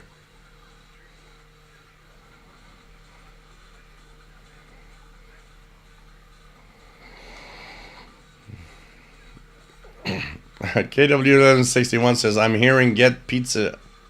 Get Jill a pizza.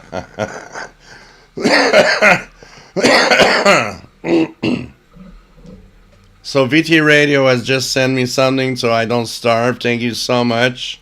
I've got that donation. Thank you so much. So I will call it pizza. In a few seconds.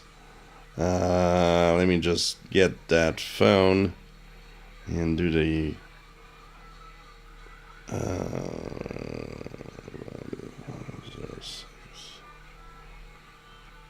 so you guys want us to continue all night? We could continue as long as it goes, whatever. So here goes. I'll just mute.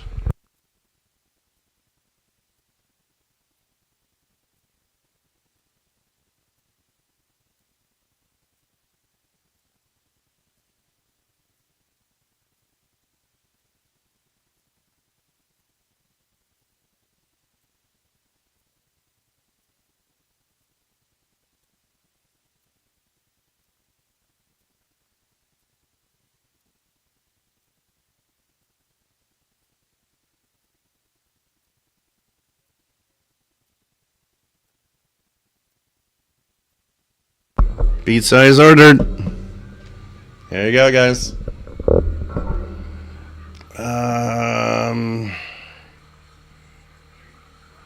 Keegan DXer, nice to have you on board. Hope you are well. You know, I've been thinking about you this week. I've went through a lot of complex times in my life, and there are people I relate to, and I know how hard it could be in the last few weeks without stirring anything.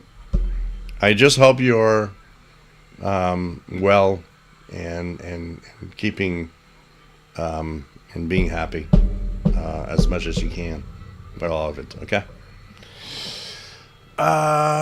So John Beckham, nice to have you here. Propagation is an up and down thing because we're in the height of the solar cycle. It's kind of complicated, but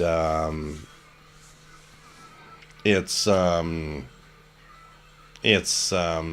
pretty cool in general. It's like a lot of stuff. What I find sad is much more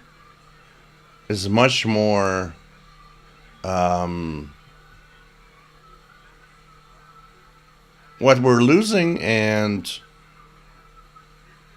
ignorance and lack of knowledge of why it should be is removing a lot of voices from us right now.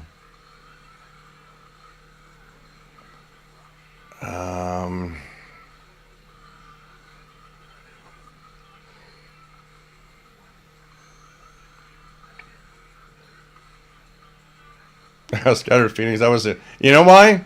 Scouter Phoenix? Because I just answered. She said she already had my phone number. She said, oh, okay. She just repeated my address. And I just said, okay, what I wanted. And, okay, cool. That's done. That's done.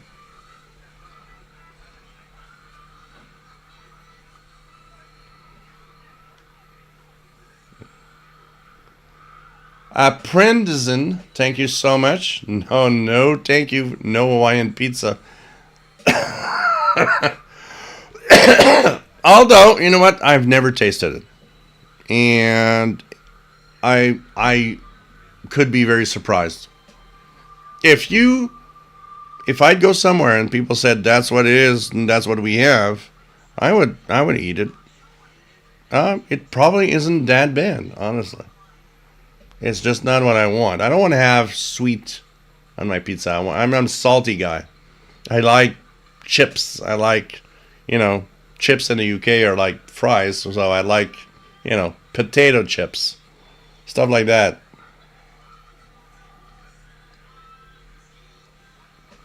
NHK General Service on 7215. If it's direct from China, I'm not going to hear anything there.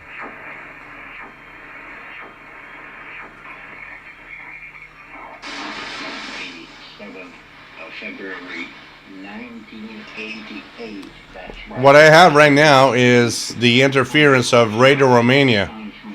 So if we go here, Which reads, thank you, Radio Romania International, for using shortwave to inform us, our listeners, about the news and culture of your country.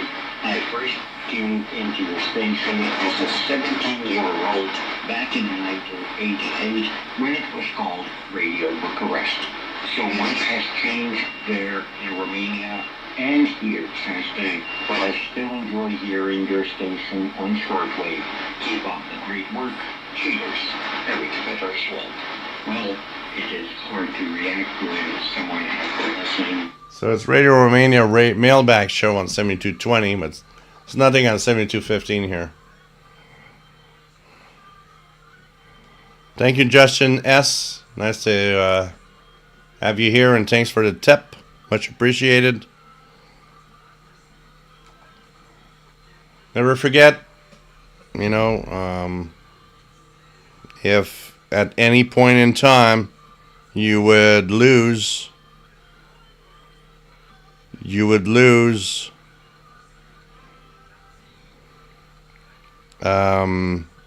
this show, this live feed, I don't think you guys would like it. And I don't want to do that. But at the same time, it's what it is sometimes. It's sad, but our world is based on money, apparently.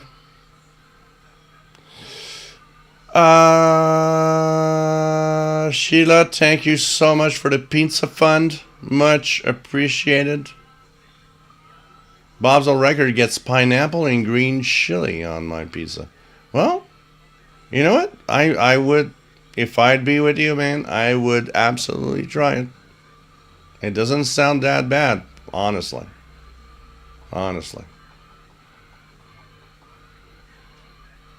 Skylar Phoenix, if you're ever in Colorado, try out Bojo's. It is its own kind of Colorado pizza. Very different and not really in the same category as pizza. Also nicknamed Prairie Pies. Huh, interesting. That'd be kind of cool.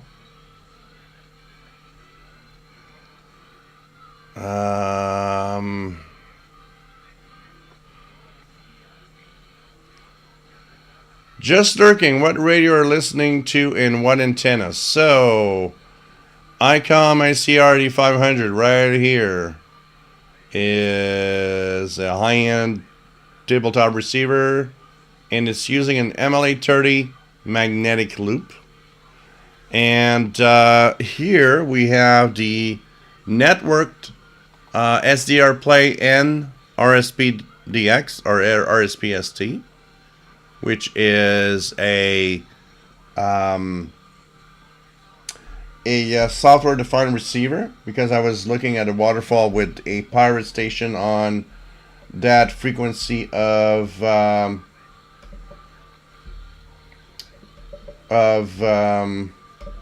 6926. And last but not least, once this is gone, we're going to get back to the Yaesu. And the Yaesu is a Yaesu FTDX10 transceiver.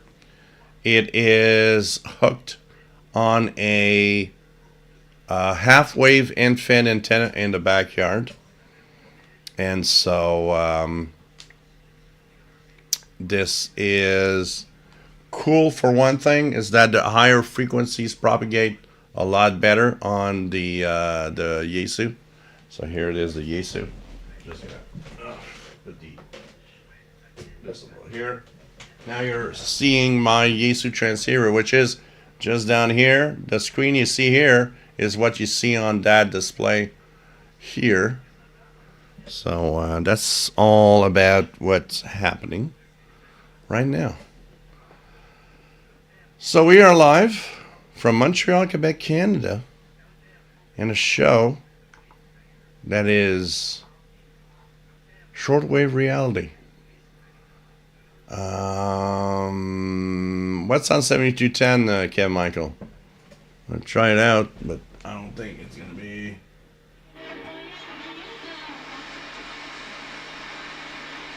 Nothing on 7210 here, Kev Michael.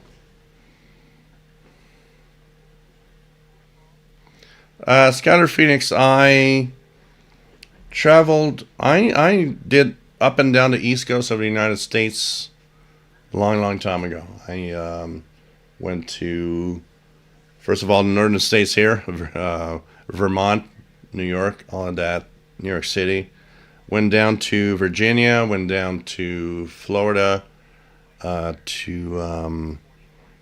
went to Daytona Beach, Florida. I did a lot of north down East Coast stuff.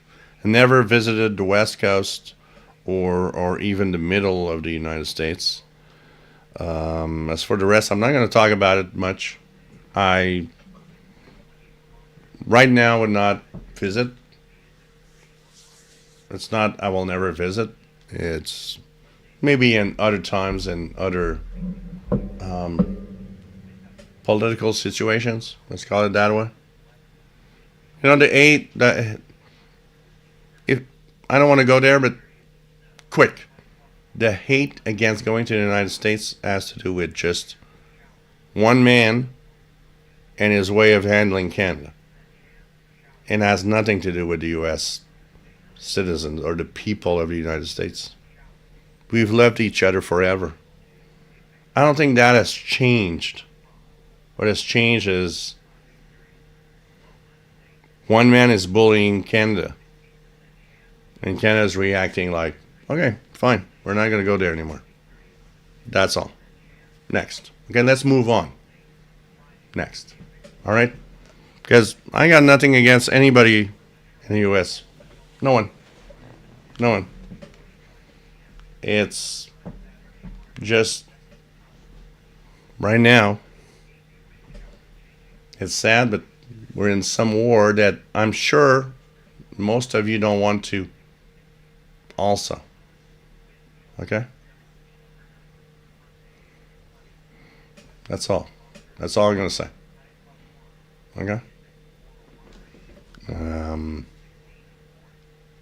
Personally, I've got nothing against any of you guys. I find it sad that political shit is getting in our relations. That's all. And so, let's continue. Thank you, Markland, for the donations. You're really, really cool. And thank you so much. So much. Mike B, thank you for the donations. It's much appreciated. And I'm happy to be here. You know, I was a little afraid because I got a lot of trash in comments this week. My video on Voice of America, you know, it kind of sparked up all the idiots that are just far off. And I did not, and I just, like, yeah, okay. And whoever looks at all of this might have its viewpoint, and it's fine. I understand the money, the whatever. But, you know, I blocked a lot of people this week. And I was a little scared of tonight because, yeah, if, you know, whoever. And you know what? Tonight was clean, beautiful, amazing people. And you know what? And I like that. And I know the people that follow me, and a majority of people that are here, you know what? Are we enemies? We're not. We're friends. We've been friends forever. We've been friends forever. And when I post a comment, I don't post comments on stuff that are public. I do post stuff on my personal page. But when I post a comment that is bad, it's not, it has nothing to do with the American people. It has to do with why did the politics turn out so sour and so bad? That's all. Because, I mean, when I look at how we were together in so many things, if you guys haven't known, don't notice, in 9/11, when 9/11 arrived, you know what?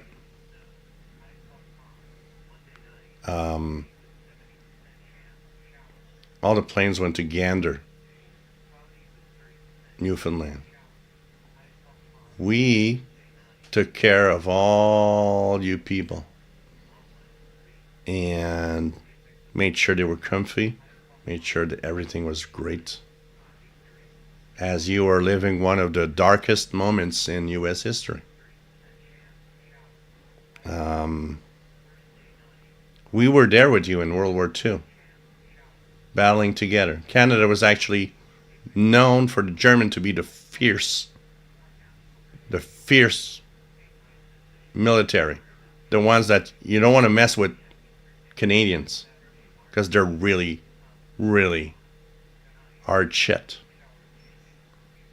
We were there in Korea. We were there in so many places and so many things with you guys together that how can you not feel Canadians being frustrated when you tell us that we're exploiting the United States of America in some way? That, you know, I'm a Quebecois guy. Imagine, I'm a Quebecois guy, which is very different from the average Canadian. I have an allegiance of being proud francophone Canadian. But I've never seen one thing that's happening right now is how proud as French Canadians we are to be in Canada and be battling out together. And when that happens, and you know what, it hurts us. It hurts me. It hurts me to have somebody tell me that we're bad guys and that, you know, and we're going to stop it there because this is political right now. Okay? But I can tell you one thing. Yeah, it hurts me. It hurts me to a point where, yeah, I'm sorry guys, but when I go to the grocery store or go to the store, if it comes from the United States, I don't buy it. And it's not because I don't like you guys. It's because it's getting too rough and too real. You know, there was a forecast this week that with what's happening, we're going to be in recession in July or August. All because of one man's stupid way of thinking. I'll tell you that. As a Canadian, it's hard to forget.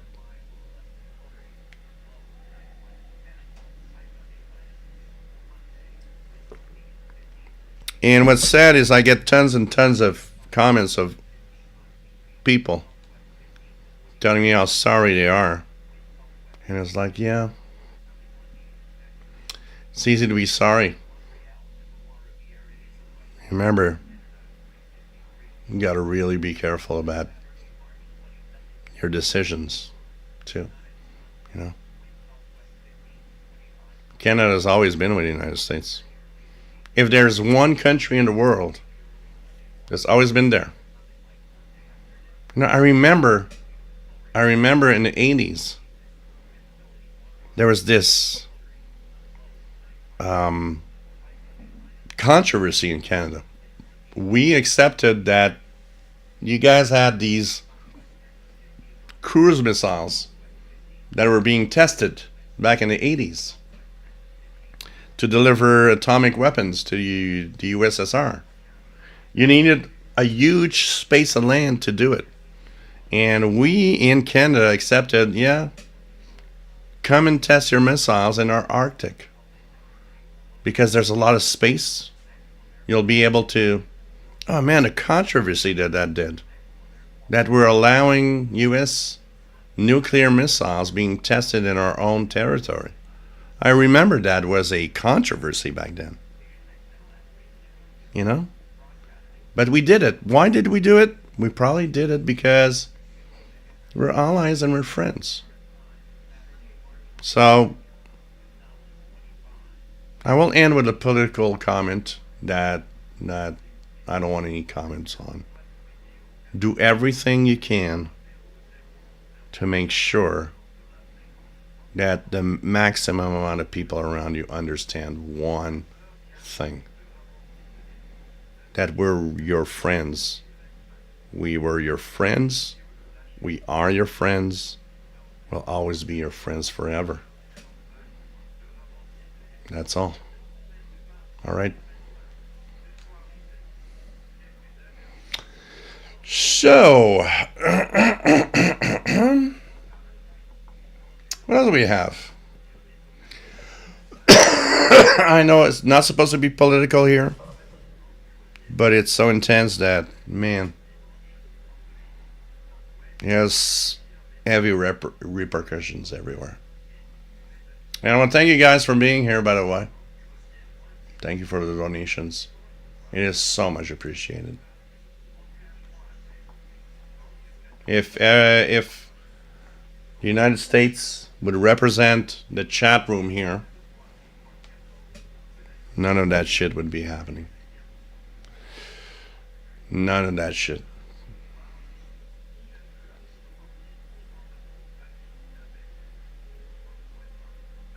There you go, Wave Rider. Absolutely. Brent Sutherland. I don't think Cubans miss Radio Martine necessarily. Apparently, there was a thing about how it's being a kind of a joke a little bit.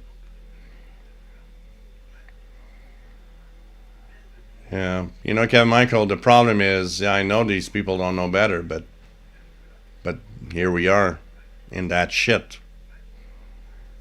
That's where things have to change. Hey, John Beckham. I'm happy to be here. Hey, London 19657. It's alright. Just lurking, I don't know. There's so much speculation that I don't know exactly, you know, what's true and what's not in there. Patuxent Nation. Not enemies. No, we're not. We're not. Francis Moore's got a Russian number station on 15858. You know. I think we all Mesa, nice to have you here. 6965 USB song testing 1 2 3. Can anybody hear me? So upper sideband 696 5. Oh wow, this is strong. This one is strong. Look at that. I'm gonna go open the door downstairs to make sure the pizza guy can come up. Here's 6965. It's so strong. This must be Wolverine.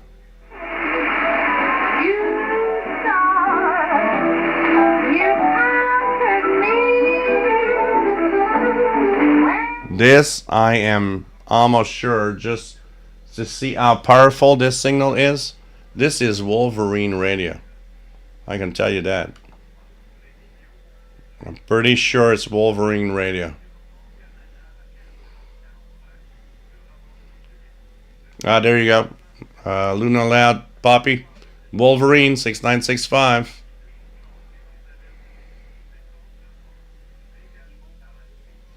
No, that's fine, RGA Dakota. That's exactly what this channel is all about too. And it's fine. It's fine. We can be at opposite ends of our political beliefs, but keep it to ourselves and still be great friends.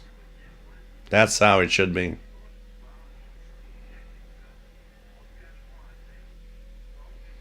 Jim Gordon, I've always found that you have been very fair where political controversies are concerned. Here in the UK, many are concerned about recent developments. Canada is a loyal friend of the West. Yep.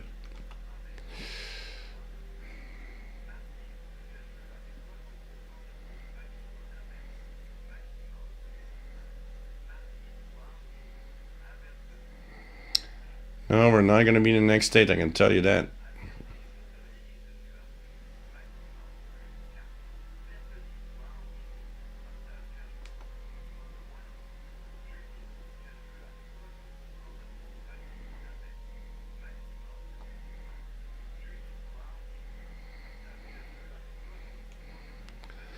Wave Rider and live in Florida and have met many Canadians that all have been nice and kind. We never let politics come between us. Yeah.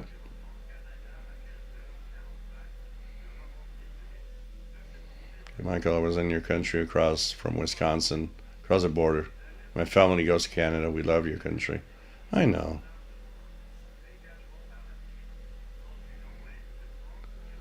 KBC 5950 via WRMI. Cool.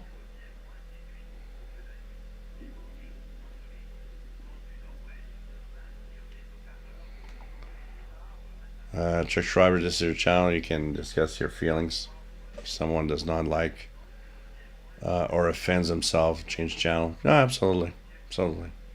Kamikaze in Canada, US will hash things out, but it might be for a while. Yeah, you know what? It broke a lot of stuff, so it's going to take time if it comes back.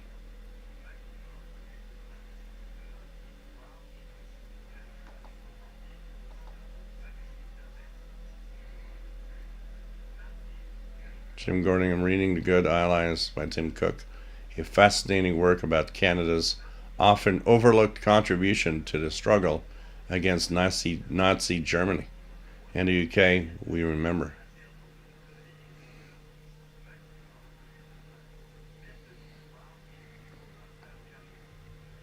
Yeah, I think, it's to make a division and just understand one thing. It's about one man, not two countries, unfortunately.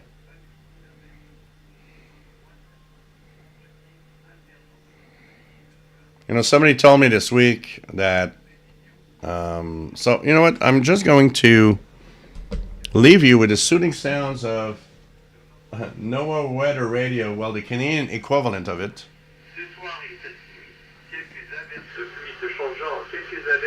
And I'm going to go just open the door in the bottom so to make sure that the guy can come up with his pizza when he arrives. So it will take 2 seconds. I will go there. Also do my caregiving duties, make sure everything's all right.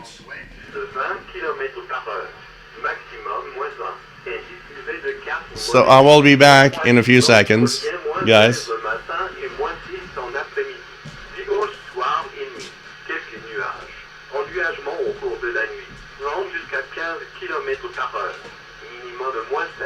Refroidissement duodien, -6 le soir et -12 au cours de la nuit. Lundi, neige ou pluie intermittente.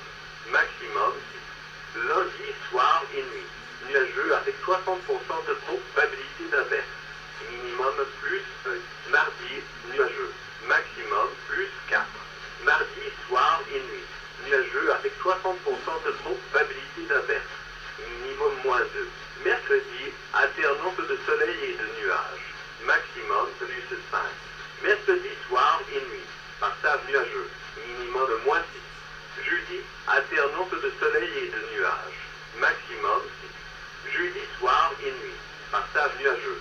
Minimum de -6. Vendredi, alternance de soleil et de nuages. Maximum plus 3. Conditions pour les reporter du Montréal, Trudeau à 19h23, l'heure avancée de l'Est.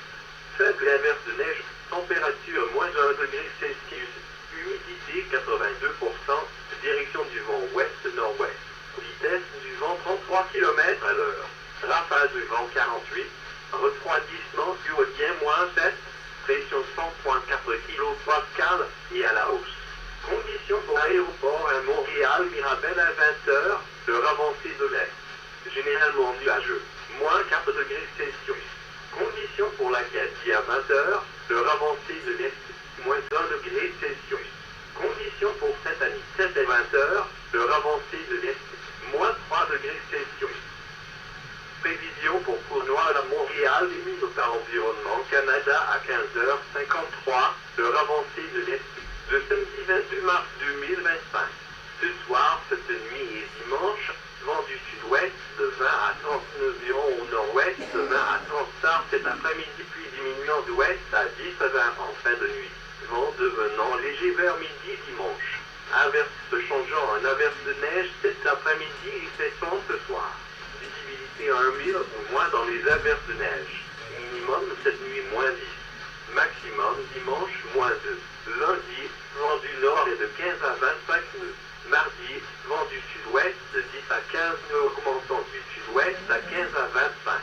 Mercredi, vent du sud-ouest de 10 à 15 nœuds devenant du nord-est de 10 à 15.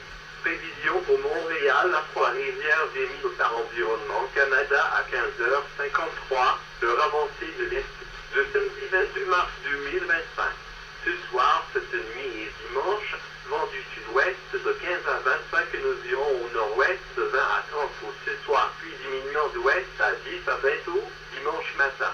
Vent devenant léger dimanche et après-midi. Averse se changeant en averse de neige ce soir et cessant ce soir. Visibilité à 1 mille ou moins dans les averses de neige. Minimum cette nuit moins 10. Maximum dimanche moins 20. Lundi, vent du nord est de 15 à 25 nœuds. Mardi, vent du sud-ouest de 10 à 15 nœuds augmentant du sud-ouest à 15 à 25. Mercredi, vent du sud-ouest de 10 à 15 nœuds devenant du nord-est de 10 à 15. Prévision pour Montréal et mise par Environnement Canada à 17h, l'heure avancée de l'Est. Le samedi 22 mars 2025. Samedi soir et nuit. Quater santé maximale de 3 au risque faible. Dimanche, quater santé maximale de 2 au risque faible. Dimanche soir et nuit. Quater santé maximale de 2 au risque faible. Lundi, quater santé maximale de 3 au risque faible. Environment Canada has updated a squall warning at 7:10 p.m. Eastern Daylight Time, Saturday, March 22nd, 2025. A squall warning is continued for Montreal, Trois-Rivières. Environnement Canada a mis à jour un avertissement de gras 19h10, heure avancée de l'Est, le samedi 22 mars 2025. Un avertissement de gras est continué pour Montréal à Trois-Rivières. Forecast for lashes Centre Rome issued by Environment Canada at 3:45 p.m. Eastern Daylight Time, Saturday, March 22nd, 2025. Tonight, 8 rain showers changing to a few flurries and ending this evening, then clearing. Wind northwest 30 kilometers per hour, gusting to 50. Low -11. Wind chill -19 overnight. Sunday, sunny. Winds west 20 kilometers per hour. Oh, this was the Canadian weather.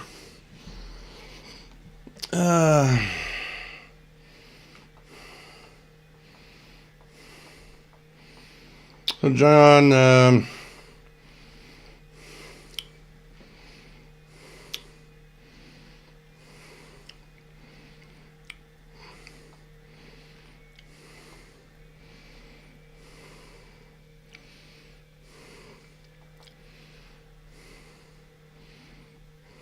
I'm going to try to find my place. Okay. There we go. John Beckham does want to see WWV taking off shortwave bands and so on. You know, I don't know where all of this is going to go. And honestly, WWV, Noah Weather Radio, all of that could be at risk. We've got to be careful, guys. We never know. We don't know what's going to happen and up to what extent it's going to happen.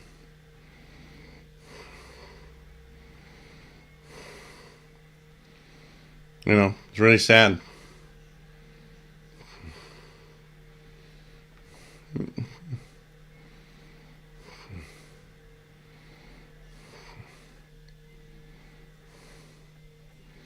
Boston Patriot, nice to have you here. London 19657 can smell the pizza. Papa John's, do we have that? I don't think we have a Papa John's here.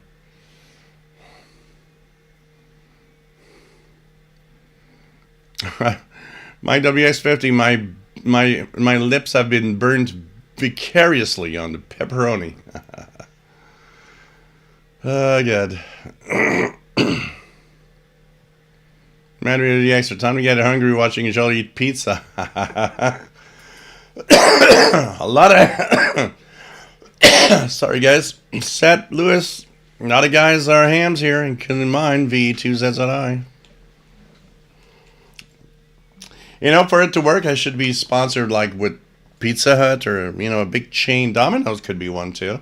A big chain that that is everywhere. Maybe I should write to these chains and say, hey, how about sponsoring Pizza Hut, Domino's, or whatever?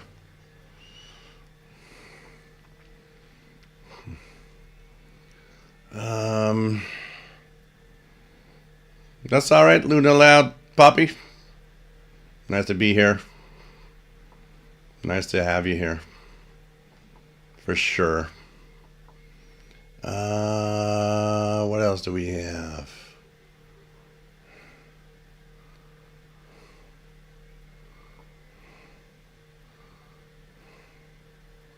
And remember, guys, if you're listening to Wolverine, there's a theme every night. Each song has a theme, and at the end, he's got a slow scan TV picture, which will represent the theme of the night. So.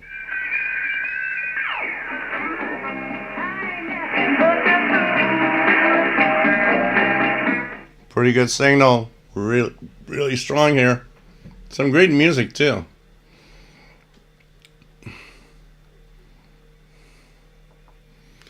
Visible Williams says, still eating and got 4 medium-sized boxes of Christmas cakes with the large crust of icing onto it. Oh, God.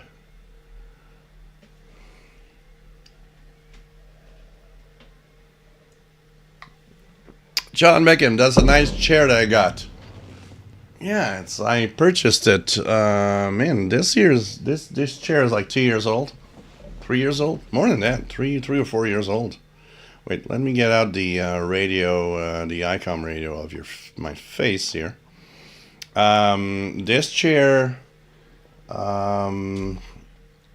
has also everything it needs. Like, I got this little pan that I can pull out and just like recline back and just, doze off on. Because sometimes I have to because of my caregiving duties. So sometimes I just gotta, I gotta be alert. So I gotta be like, doing all night. It's my life is a complex thing, and I'm sometimes thinking that I'm actually almost lucky that I can actually have the time to do this live show because of my caregiving stuff, and it's getting more complicated by the minute. It's really something. The clock I'm using, Seth Lewis, is an XREXS, something like that. Go on Amazon and type RGB XREXS clock, 17-inch. This is what I have here as a clock right now. And just love it. I just love my freaking clock.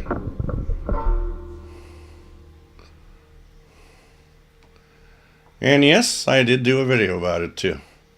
So you can go and check it out if you want. Shakey's Pizza.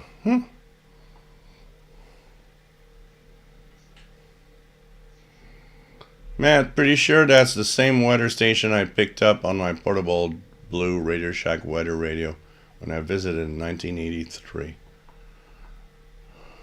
Okay, Michael, Gilles, that station on 6965 is coming from probably East Coast. I'm pretty sure it must be something like the East Coast.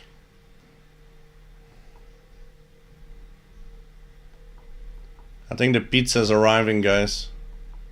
That was quick. That was quick. Pizza's arriving.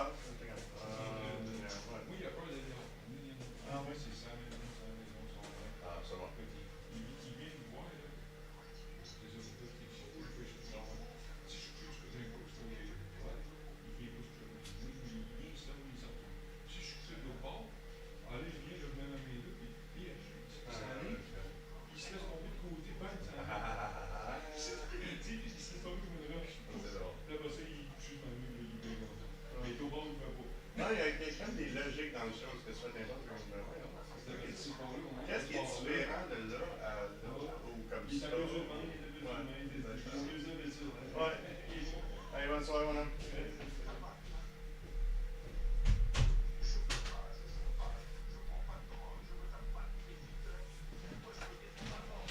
Alright, so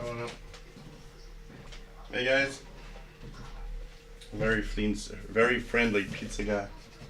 So just want to see if it's gonna be a nice looking pizza for you guys. So here goes. Here goes the pizza, guys. Half special, half pepperoni. There you go. It's all yours. Look at that juicy pizza. It's for you guys.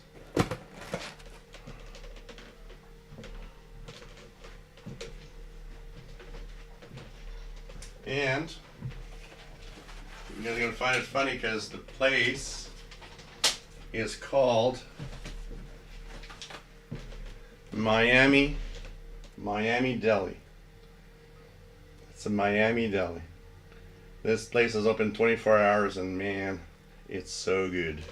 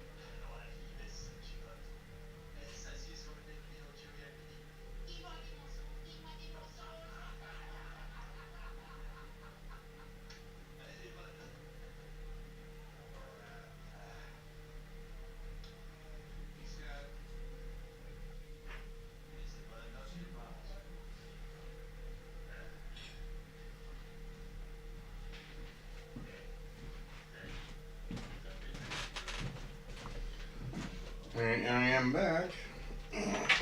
Sorry for the delay, but you know what? Pizza is pizza. What's more important, pizza or what? And we are back. Pizza conspiracy, yeah, it is. You know, what do you guys do if I get a pizza and I disappear? I'm never to be seen again. What will you guys be doing?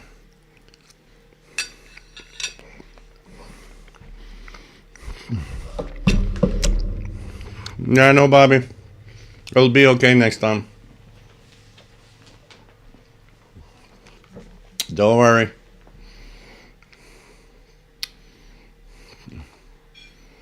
So, Matt says Wolverine team tonight is full. Okay, like that. Yeah, it should be. Or Yesu. I like that. You know what? I probably should ask. So here's the pizza guy. Oh, God. This is great. Oh, man.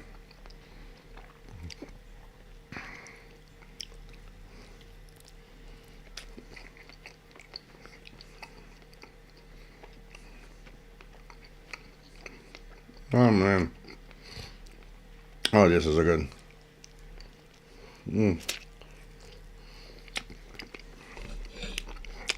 Thanks, you guys.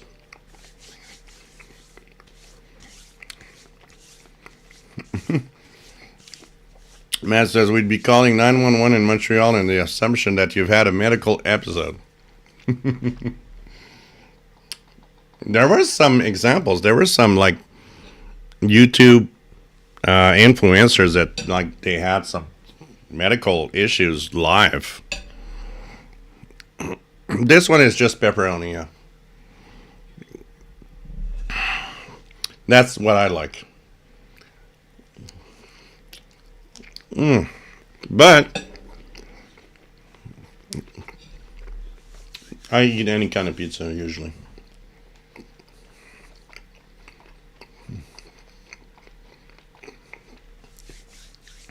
There's a few shows, St. Louis on WRMI that are great because of some of their music shows are just really cool. Really cool. It's like, WRMI Legends.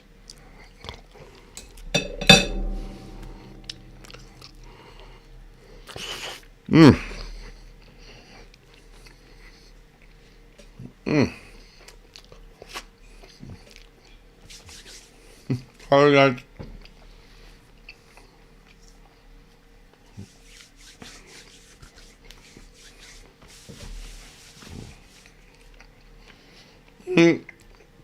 You know, old radios, there used to be something, what was it called? Fast scan television, which was in the UHF range, and that you could actually see on a normal analog TV. There was actually a station here that did that, old radios. And he had an antenna on the Olympic Stadium.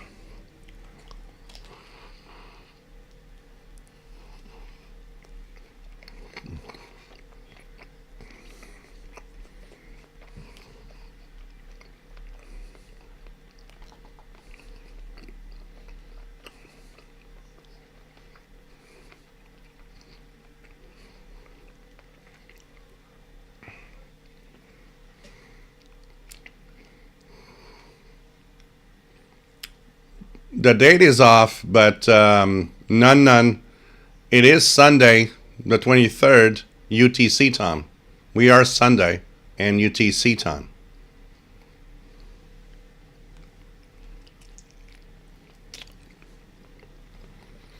Yeah, Chuck Schreiber, it's a little far.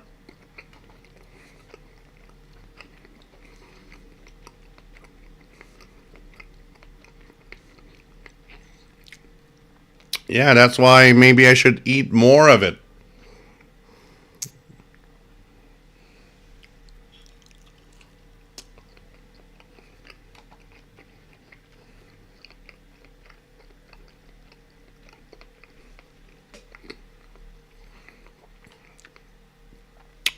Yeah, the date is one day off, and it says Saturday. It should be Sunday. It should say Sunday. Stop teasing us, says London 19. I'm sure Parmesan cheese sprinkle would be good.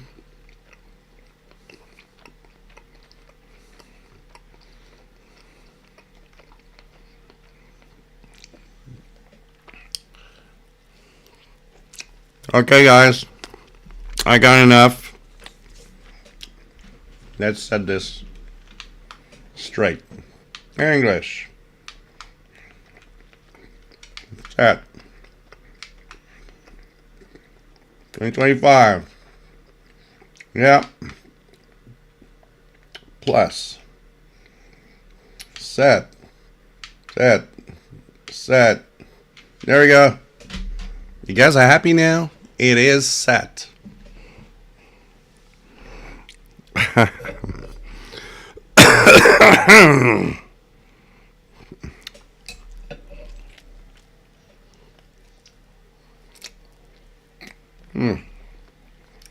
Take care, Tristan. Hey, Sean. Merci. Thank you. Enjoyed.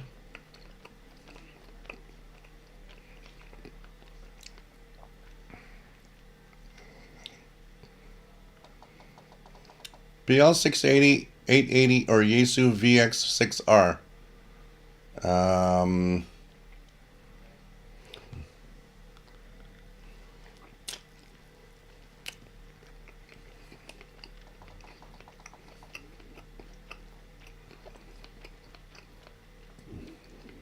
Hey, Jeff King.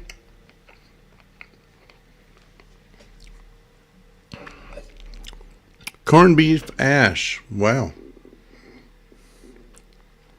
I haven't had that in ages.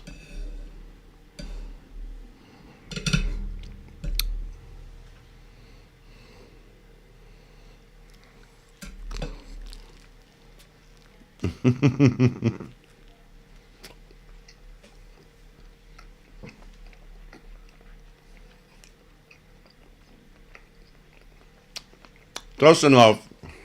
It's not a problem.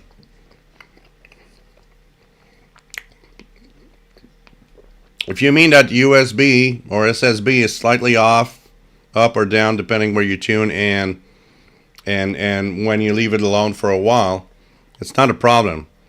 You're asking a $100 radio to behave like a $2,000 radio, which cannot be done. That's why calibration exists. You turn it on, you calibrate it with WWV, and you know you're okay for your listening session. But it's the way it is. It's not a flaw. You're asking electronics that is inexpensive to behave like a top of the end radio. I've seen that a lot. People saying, well, is it normal I have to recalibrate 2 days later for something?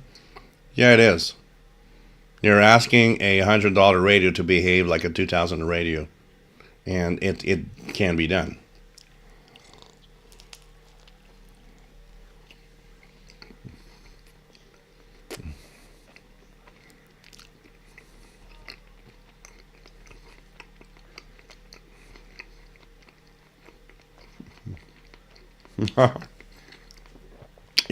Master Players Radio, I sometimes thought about it, like doing a review of. Actually, I wanted to do review of not fast food or anything, more like whatever, frozen pizzas, frozen food, whatever things you can get at groceries, and give my opinion. We had one here live when I had a frozen pizza, and I had, I think, 25 comments of, you should do food reviews. Well, yeah, okay, maybe. I don't know.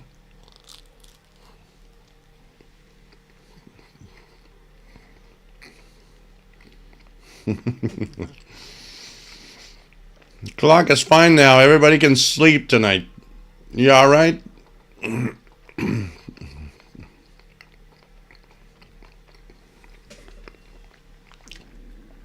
Yeah, I like. I have a story for you guys. It's so funny. So I go to this karaoke bar, and there's this guy that just can't shut up. He sits down at every table, and he comes and sits down with my table and my friends.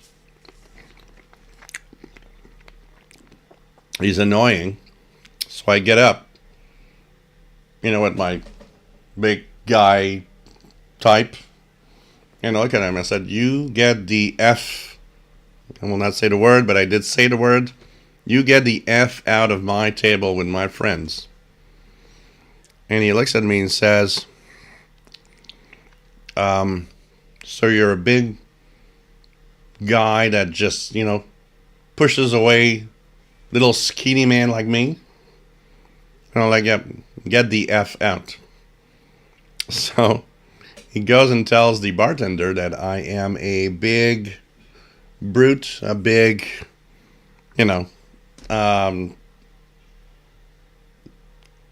what phrase could I use in English? A big,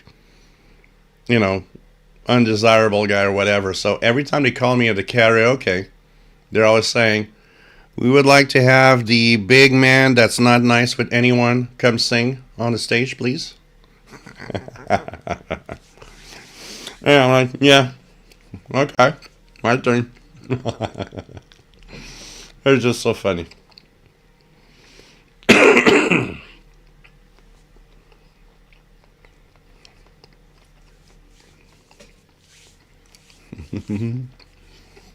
So everybody's happy.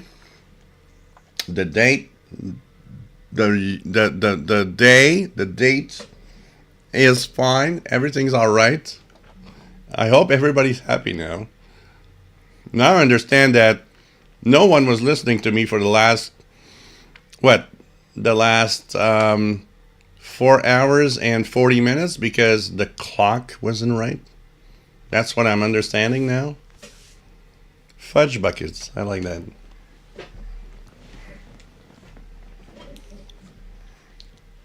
Well, PL990 is as accurate as PL330. I think they all share the same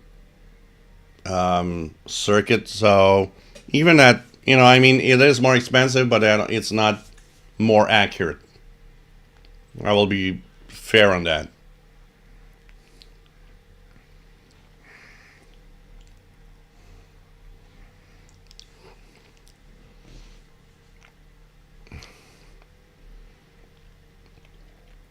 I will say hi to RFPI, Radio for Peace International. Bonjour et bienvenue. C'est toujours un plaisir de vous avoir parmi nous. Thank you so much for being here. Well, it's not a bar fight, London. He's like half my size and half my size in every way. So it's like, yeah, I'm not going to get into a fight. He just moves away and says, well, that big guy is just not nice. Yeah.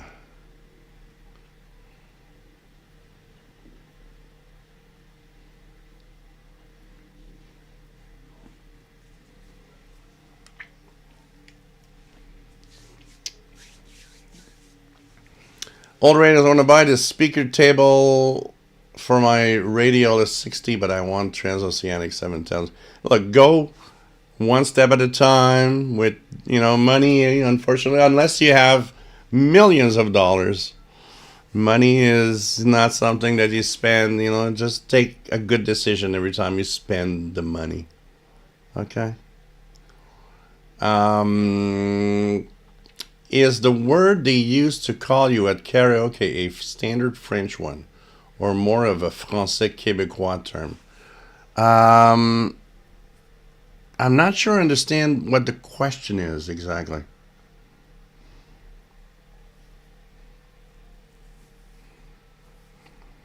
It's even worse than Matt. He's like 5'4". I'm 5'10". It's like, you look down on him and it's like he can't stop talking. He's like a big, I like that, the big bully. That's exactly what I should have said. So, Jeff King, what they would call me when I would go into karaoke is like, Gilles, the big bully, can you come and sing your song? And everybody started laughing because like I am such not a big bully. I like, the nicest guy in the world in a bar. When I get drunk, I love everyone. I'm not a bully. But that guy was so freaking annoying. I was like, get out, get the F out. Oh, God. Oh, man. My WX50, 6'2". Well, if you'd be annoying like him, I would probably tell you you're still annoying, but, I'm a pushy cat. I like that. A pushy cat. Android, I don't have $1 million, but how about 250-ish Canadian budget? Well, I don't know. What do you want to have? What do you want to get as a radio? You can get a ICOM RE600.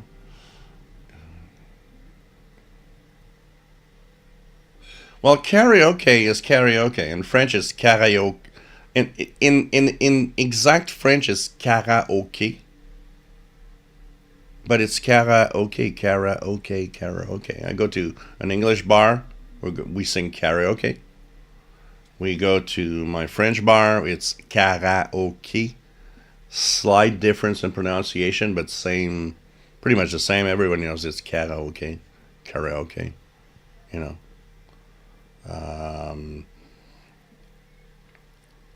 There's really not that much difference, and honestly. Yeah, pussy. That would be my kind of word in a bar. Like, you pussy.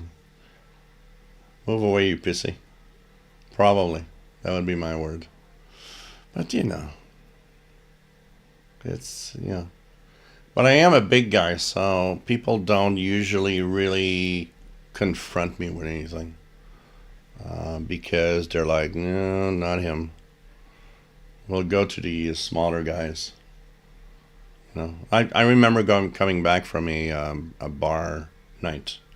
It was 4 a.m. and there's these two guys coming in front of me on the sidewalk, and I really heard one guy said to the other, "Him," and the other said, "No, he's a big guy. I don't want to take a chance on that." I'm like, okay. Oh, big bully. That's the word I was wondering about because you weren't translating it. Oh, okay. Well, if I want to translate what actually was said, is la grosse brute. La grosse brute vient chanter. So, la grosse brute is like, the big bully, pretty much. I guess translates la grosse brute, because it was a funny time of the night because I was with my friends and there was not a lot of people in the bar, and it's a bar that I'm there all the time, so it's like, the guy, the DJ was like, okay, la grosse brute, the big bully, come and sing your song. So la grosse brute was the French word for it. Yeah, big brute. It's like brute is in English, it's actually a word too. So it's like big brute, la grosse brute. Yeah, exactly. WF7I.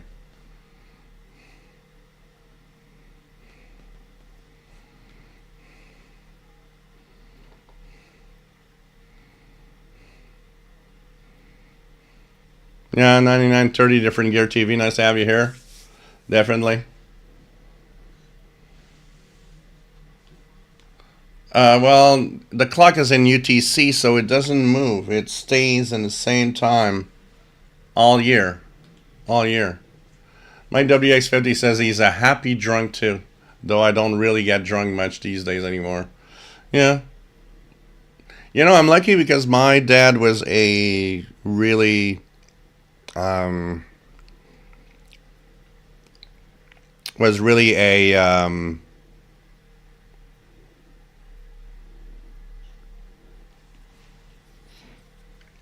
very mean guy when he got drunk. So I'm happy to be more of my my mom's side, which is she was just having fun when she would get drunk.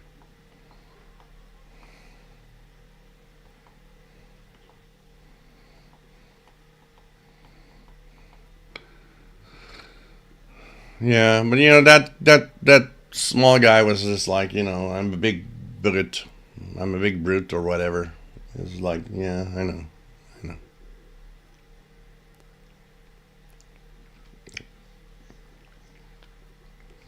Be careful with radios. That phrase has so many meanings. Gotta be careful about what you talk about when you're open or when you're drinking. But I take it into the first. We are all like that. There's one of my best friends in life. I told my friend told me, why do we always have to take a beer when we go out somewhere? And I said, you know what? Because you tell me things that I want to know about my best friend that you never talk about. Alcohol as one positive thing on a lot of people. It's you talk about the real things, what's happening in your shit life or whatever. And I find that cool because I learn more about who you are. And I'm not saying you got to drink, but people open up more. But you know, Wave Riders. So shall let me ask you if are French Canadian drinks and wine comparable to those of France? Can you answer to this?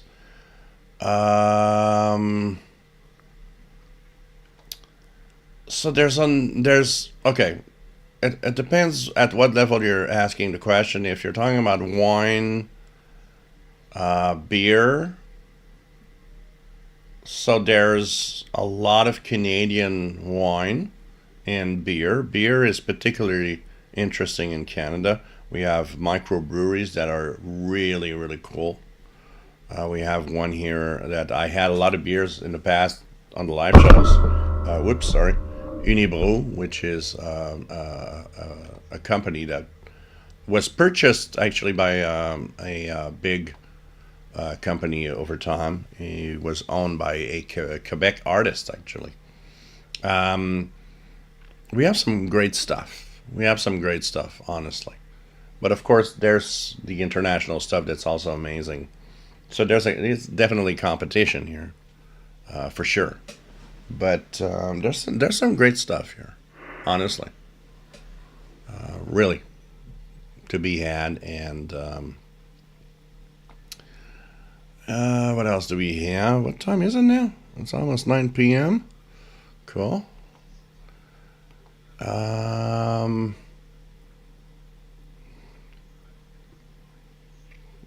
Android says, when drinking, some people transmit better than receive. Yeah, absolutely. So there's a lot of stuff. Well, there's a lot more than Molson, I can tell you that. There's a lot of local, small microbreweries that have great stuff. Even hard alcohol. One of the things I fancy that I buy from time to time is a gin from Quebec. It's called Ungava. Ungava is a region in the northern part of Quebec.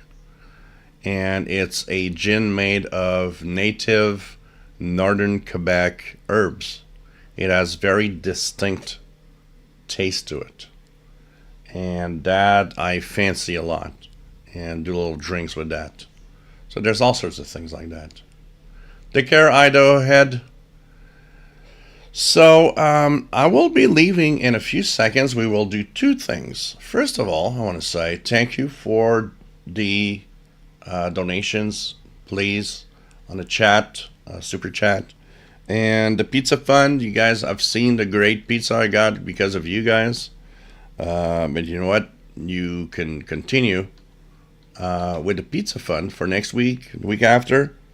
This is where you can send the money. So super chat and PayPal. Here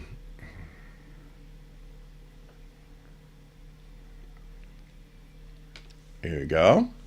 But before everybody goes, I have the names of 71 people now because of the donations that are on this paper sheet here.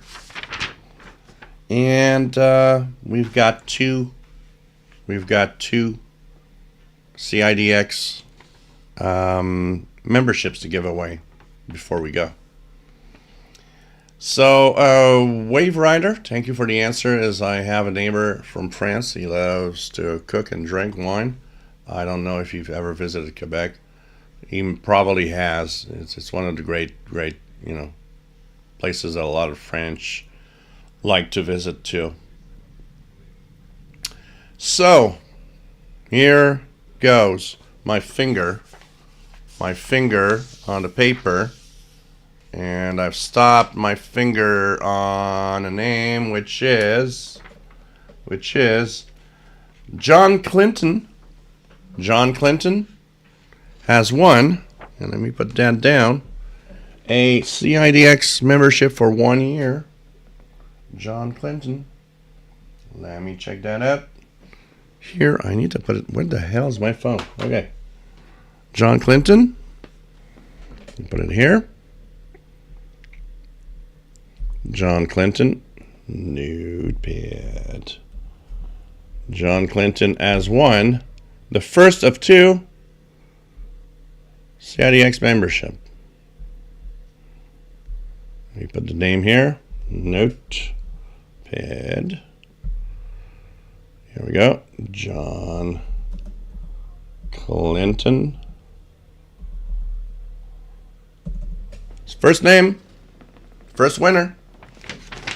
John, and I'm trying to remember because when he comes here on the chat, he has a different name, which for some reason I forgot. So John Clinton, thank you. You have won, and I think I got your email anyway, so I will be sending you an email. Oh, Madrid the Xer. Oh, it's you. How could I forget that? You have won a CIDX membership, Madrid the Xer. I'll be sending your details. I have your email, I believe. I will be sending the email to Sheldon so that we can arrange that. And so you got a 1 year membership to CIDX. Hope to see you in the Zoom, and I hope you enjoy the messenger. So John Clinton. Now, number two.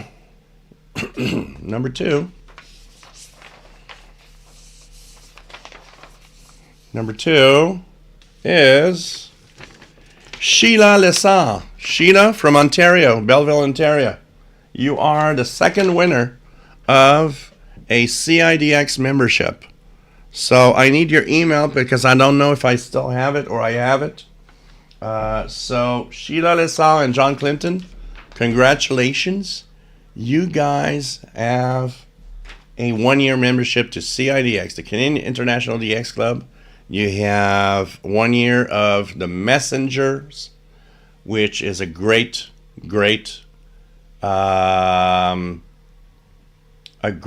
publication you'll have in your email every month. And hope to see you on the Zoom meetings. It will be great. So John Clinton and Sheila Lessard, congratulations. This is nice. And you know, it's fun. I'm actually happy that one of the names is a woman. I think it's cool. So, hey guys, we'll be having more of these CIDX memberships. Okay, as we go in through the next weeks, months, we'll have 2 more to give away in a few months' time. I'll be keeping track of all the names, and I think it's going to be great.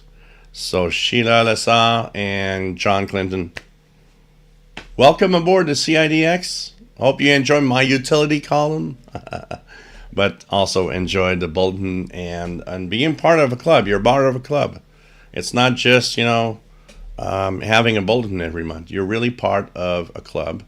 which is a club that's founded in 1962 here in Canada and still goes on. It's one of the rare clubs that survived all of the ups and downs of the shortwave hobby and the radio hobby in general. So hope that all of you are going to be happy in your membership. And hey, spread the word. CIDX is a great, great club to be in, and it's really a lot of fun. There you go, guys. See you next week. Oh,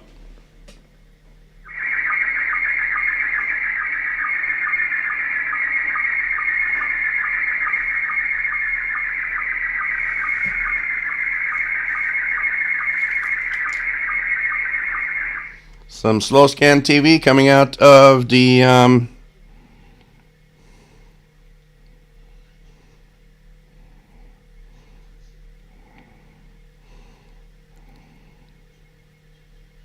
Wolverine Radio.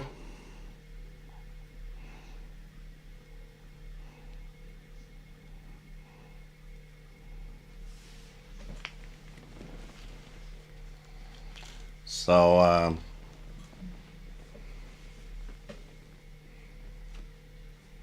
take care, guys. Thanks for being here. It was fun to be here, and I'm glad to be to feel better too also. So take care, everybody. Stay safe. See you next week. Now I've got to edit the International Radio Report show. Always fun to have you guys here. Take care, okay? Love you all. Really, really, sincerely. We're all the same kind. We are people that love each other and have and share an amazing hobby. And it's a privilege. I mean, we share such a unique hobby too. Take care, guys.